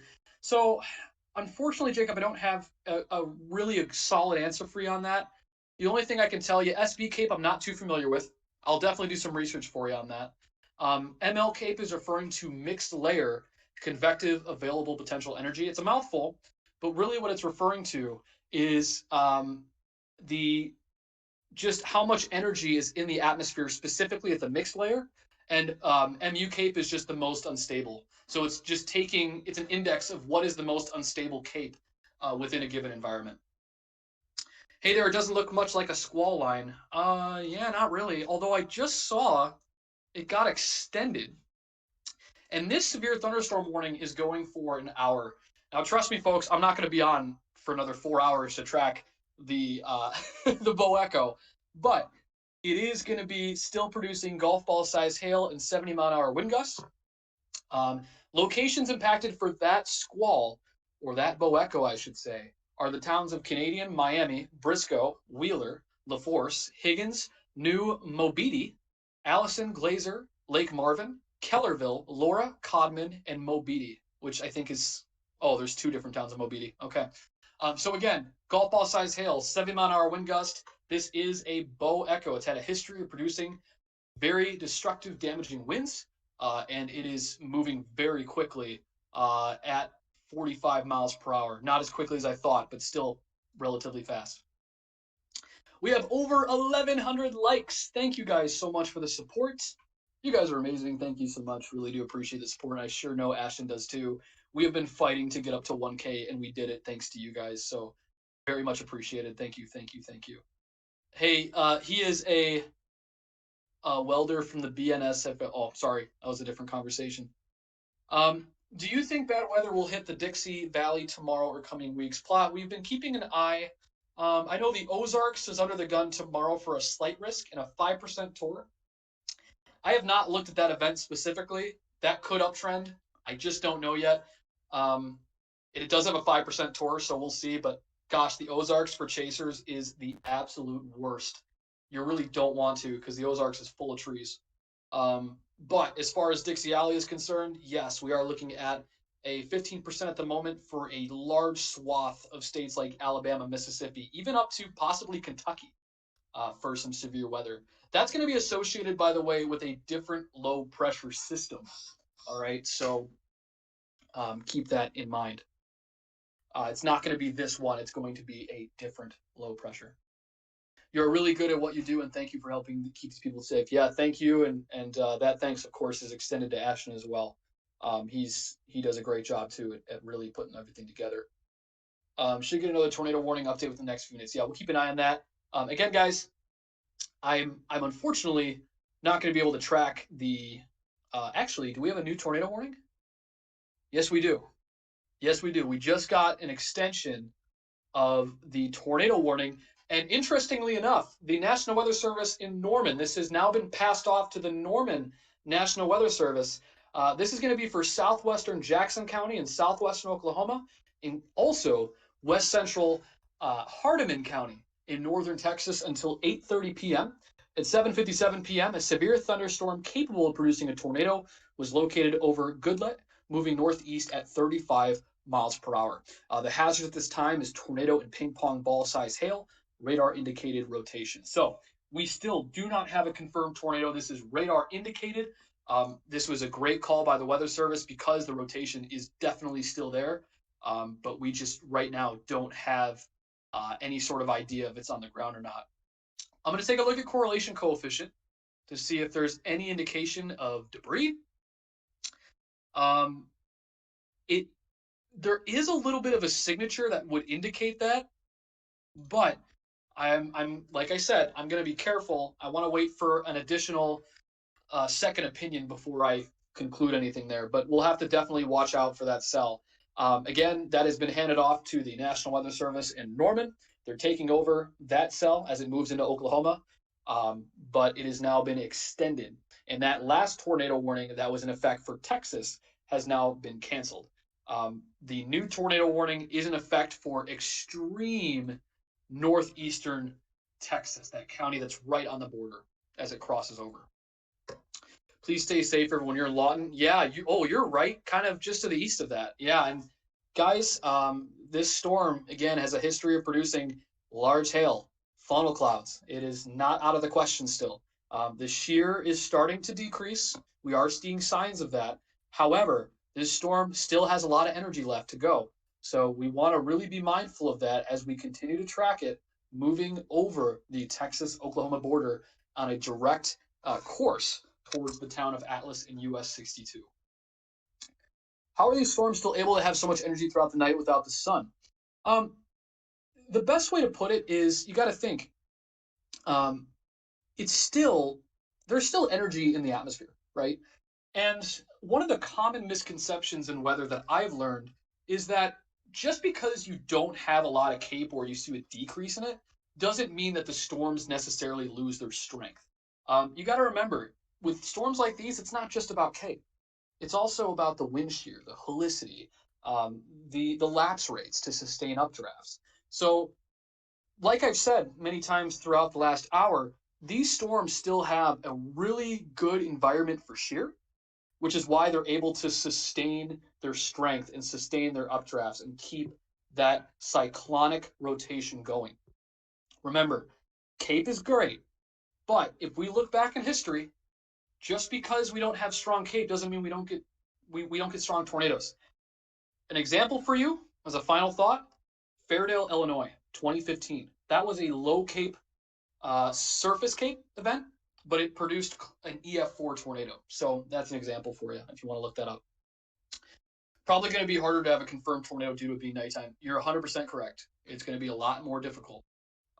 So yeah, it's going to be a little bit harder, but we can still try to do it with our radar. Be safe in Lawton. It will be close. Yes, it will. What's a squall line, anyone? A squall line is really just a complex term for a simple concept. So a squall line really just means a line of thunderstorm. So kind of like what we see to the north and northeast of McLean, we call that a bow echo because it looks like a bow. At least it did initially, and that just means that there's a lot of wind rushing out of it. But look how it's more of a squall now. It's just really a line of thunderstorms. That's what we refer to. That's all it is. Hey there, Direct. What's going on, Aloe? By the way, I'm not Direct. I am Brendan. I'm a friend of his. And I will be probably on more streams down the road. So it's nice to meet you guys for those that haven't had a chance to meet me. Ashton is off for the night. His voice is totaled. Understandably so. Mine is like on life support right now. So he is getting a well-deserved rest, and I'm going to hopefully bring it home for hopefully probably in the next half hour or so. We'll probably maybe call it around 8:30 and just maybe leave the radar up and then just call it a night. Thank you, Kenny and Brent. Thank you. Who remembers the old storm app? I miss it. Yeah, which one are you talking about? Radar Scope's my favorite as of right now. I know the Weather Channel has an app, but it's all right. I've seen tornado warning till 3, 4 a.m. morning due to daytime heating. Yeah, I mean, it's possible. It may not even be daytime heating because, at that period of time, the temperatures are pretty low. That's usually where your low temps are, right around 2, 3 a.m. That might just be because of either a derecho event or even an event that has a lot of those supercell parameters in place already. Remember, you don't need to have Kate. You need to have some sort of Kate. You got to have some sort of energy, of course. But, just remember, it's not the end all be all. There's been times where tornadoes have happened in really low Cape scenarios. There's been times where tornadoes happen in really high Cape. It depends on when you put everything together. So, straight line winds occurring near McLean. The answer would be yes. It's going to be to the north of McLean now. It had already crossed I-40 and is now making its way towards US 83. So, we are seeing that right now taking place. So what I'm going to do, guys, do you two work together on the channel? At this time, yes. Yes, we do. That is correct. That's pretty recent, but I'm a friend of his, so. I got to run. See you later, Tony. Thank you so much for your help.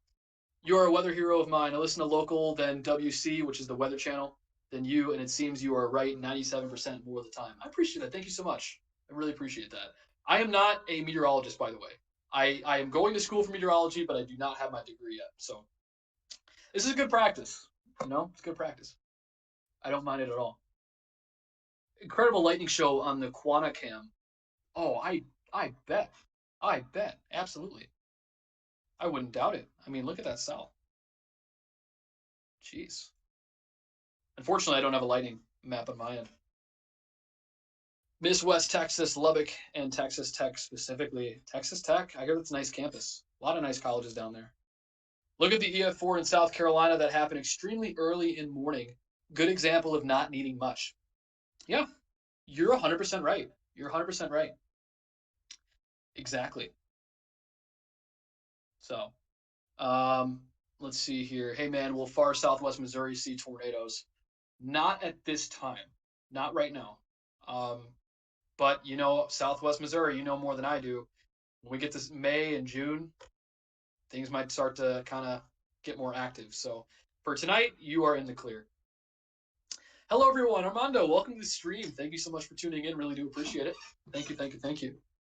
Good night, all. Thank you for joining. Brendan, good job. Good job to all admins. And good job to Ashton, too, by the way. Let's not forget Ashton. I know he's not here, but Ashton, it's his channel. So he's basically the workhorse. Also, I want to just cut in a second. We do have an extension, a new tornado warning on that cell. We have a new tornado warning that's just crossed WSV3. And this is, again, it looks like kind of an extension of that original cell. This was just issued a minute ago. The severe thunderstorm capable of producing a tornado is located 5 miles north of Goodlet, moving northeast at 40 miles per hour. Has at this time tornado and ping pong ball size hail. I think I've now said this for the 12th time, so we'll make it number 13. This storm, this storm has a history of producing 3-inch size hail and ping pong size hail right now, and 2-inch size hail. It's had funnel clouds. It's radar indicated still. It still has a rotation. This storm does not want to die out. It wants to keep going. It's got a decent hook to it. Not as well defined as the previous storms this afternoon, but it is still there. And wow, look at that. Can I get a different? Wow, hold on a second. I have a velocity of 144 on. Now, excuse me. Hold on. Let me get that right. I have 117 on top of 49. 117 on top of 49 in terms of a delta velocity or a gate to gate. I'm going to wait one more run before I give you guys my thoughts, but I hope that that's a glitch. I don't think it is. Wow. That would be right where that inflow notch is too. It's sort of in a, let me take a look at the other warning here. Hold on, folks. still capable of producing a tornado. There's no confirmation, but that gate to gate, if that is correct, that is incredibly strong.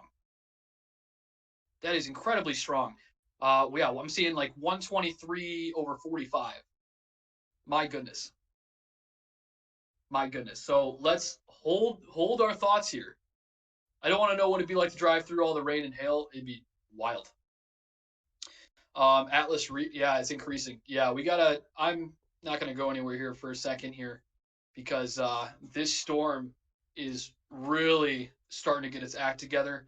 And on the last run, now it's corrected itself. Okay, I didn't want to jump to conclusions, which I didn't, but the velocity, the gate to gate, has corrected itself. I saw 140 over 40, and I was like, wait, before I jump to conclusions, let me get one more radar loop, and it has now corrected itself. It's a lot more realistic. I think it's like, what, 26 on 79? Yeah, that makes more sense. Okay. Sorry about that, guys. Yep, that's what I thought. I had a feeling it could have been a glitch, so I wanted to wait one more run before I pounce on it. Old Storm app had a lot of features that you didn't have to pay for. The new app, you have to pay a monthly payment for those features. Give Ashton my thanks for his hard work. Absolutely, will do. Will do. Atlas is a small city, population of 655 people. Very good. Thank you for the research on that, Miguel. Appreciate it, man. I appreciate everything you do, man. Thank you for answering questions of mine. No problem.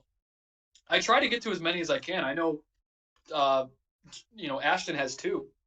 We've tried our best. But, tonight it's a lot easier because some of these storms were only focused on really one cell right now. But earlier today, some questions, unfortunately, we didn't get to. So if you did have any questions, guys, and if we didn't answer them, I'm on Discord. That's the best way you can reach me. You can leave comments on this video, and we'll try to respond to those sometime tomorrow, maybe. But if you need my direct responses, just DM me on Discord.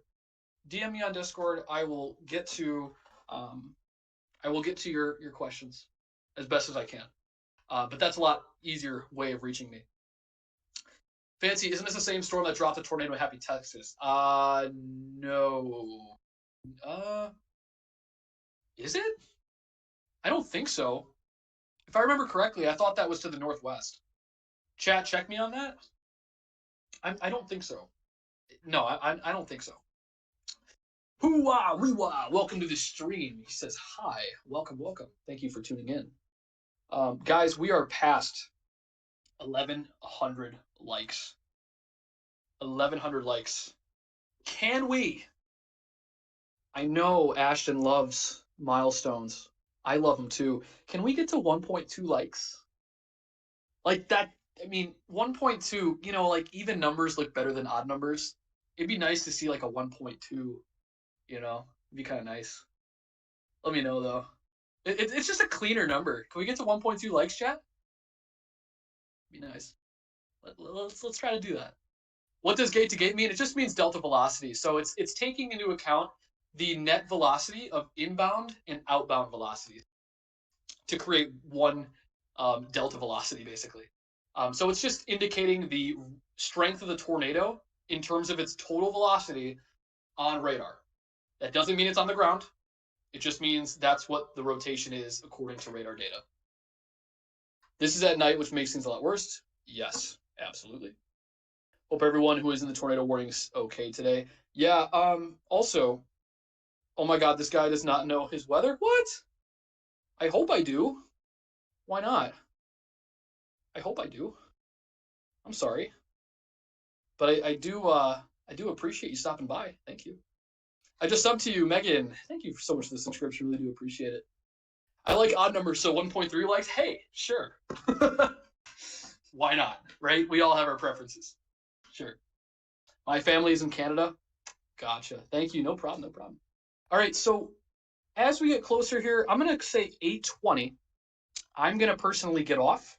We will leave the radar on so you guys can continue to track the weather. So I got another 8 minutes left, and then what we'll do is I will go eat dinner and probably call it a night. I got some things I got to take care of. But depending on what Ashton wants to do, he'll probably leave the radar up for quite a while so you guys can, keep track of the storm. If not, If that's not the case and we got to cut it short, then please stay tuned to weather.gov. It's a great resource. Also, keep track on the Storm Prediction Center. Those two websites we can go ahead and link for you at the end of the stream if you want to follow that. Ashton will be the final call. He may cut it short.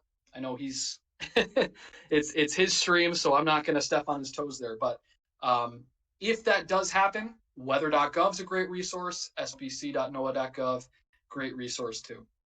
So, but we got another few minutes here. I'll take it the rest of the way till about 8:20 Central, so 9:20 on the East Coast. Let's see. Me too. Think to create. You're doing an awesome job. Thank you, Paula. Thank you so much. Your audio, or is it my equipment jacked? My audio is fine. I'm still in the Discord, so I think it might be on your end. But my boy, he's just hating. No, it's all good. It's all good. Haters are welcome. Haters are welcome. No problemo. Let's see. Just liked. Thank you. Thank you. Yeah, let's get to 1.2. 1.2. Although 1.3 would be like wouldn't it be great if gold? All right, let me not get too distracted by the tornado warning that is still ongoing. I want to just double check it. Severe thunderstorm capable of producing a tornado. That's as of 8:05. So it is still a tornado warning. The rotation on it, I think, is still not bad. I mean, it's still got a tight couplet. The couplet would be right just to the northwest of El Dorado. And it's not bad gate to gate. It's definitely not what I said before. I think I said like 140. It's definitely not 140.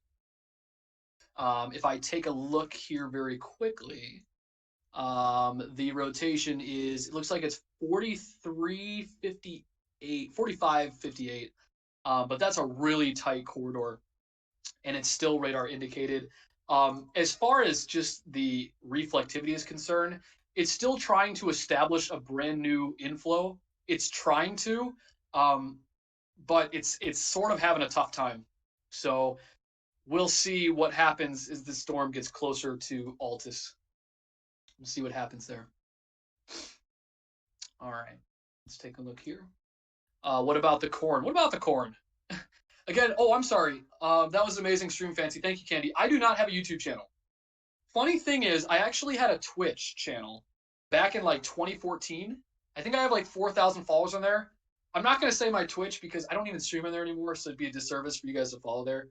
But I will probably be on Ashton's streams more frequently as we get closer to severe weather season. So you can just catch me on here. You can add me on Discord, which was linked in the stream earlier today if you want to chat.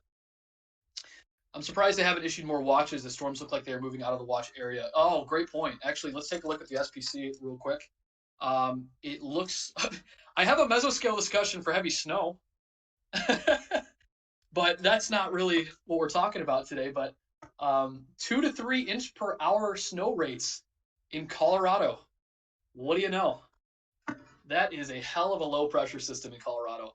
I know that's the underdone story of the day is the snowstorm / blizzard that's impacting the Rockies. But today, it's severe weather. Severe weather has to come first, especially if we're talking about a tornado event like we saw today.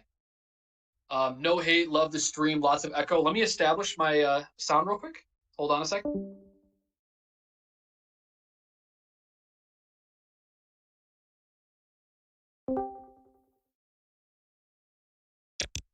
How is my voice now? Is it echoing or no? Am I too loud? Or is that just one particular person? Let me know. Let me know. Joseph, totally fine. I appreciate the feedback. Can you guys give me a quick status check before I head off here? Is my volume okay? Is my sound okay? I'll even refresh my stream. Let's see. No new watches likely due to severe storms being isolated. Yeah, probably. And the conditions are starting to decrease here. I've got a Corn Hub channel. Oh, really? Oh, nice. Wonderful. Yeah, so can you guys just give me a quick sound check? Can you guys still hear me? I can hear myself. I just want to make sure. Okay, you're good? Okay. Cool. I'm having corn issues. Oh, it's getting towards the nighttime, chat. I see where we're going with that one. Okay. You guys are too funny. You guys have been great and really supportive throughout this entire stream. And I'm really thankful, Ashton, for bringing me on tonight. I look forward to doing more live streams with him. It's been a blast. And just real quick recap here. And again, we'll leave the radar up here for just a bit. We'll have that storm tracked, and be sure to check the SPC and weather.gov for continued updates on that storm. Loud and clear up in Idaho. Thank you. Loud and clear. Thank you, Mark. Thank you. I just want to say thank you again, guys. Thank you to Ashton for having me. Mods, the viewers, donators. We got quite a bit of donations. We hit 1.1K likes. We are so close to 1.2. We're so close. Can we just get up to 1.2 before I go? Please? We're like right there. I think we're at like what? Shoot. Oh, I unliked. There we go. Like 1.169. Let's get it up to 1.2 if we can. Other than that, do come back. I enjoyed it. Thank you, Mary. Thank you. Nice shot. Thank you. Thank you. I have a little bit of experience from streaming on Twitch, so this isn't my first rodeo, but it is one of my first live streams, partnering with another YouTuber, so it's pretty cool. It's making a hard turn to the left, yeah. So anyway, guys, thank you again for all the support. Thank you for tuning in. I am going to head off for the night, and like I said, the radar might still be up by the time I leave here in just about 60 seconds, or it might not be. If that's the case, feel free to check out weather.gov and the Storm Prediction Center, as well as any radars that you find. If the radar is still up, then stick around. You can chat with each other and have a great time. But other than that, I'm going to head off. You guys have a great night and take care. Be safe.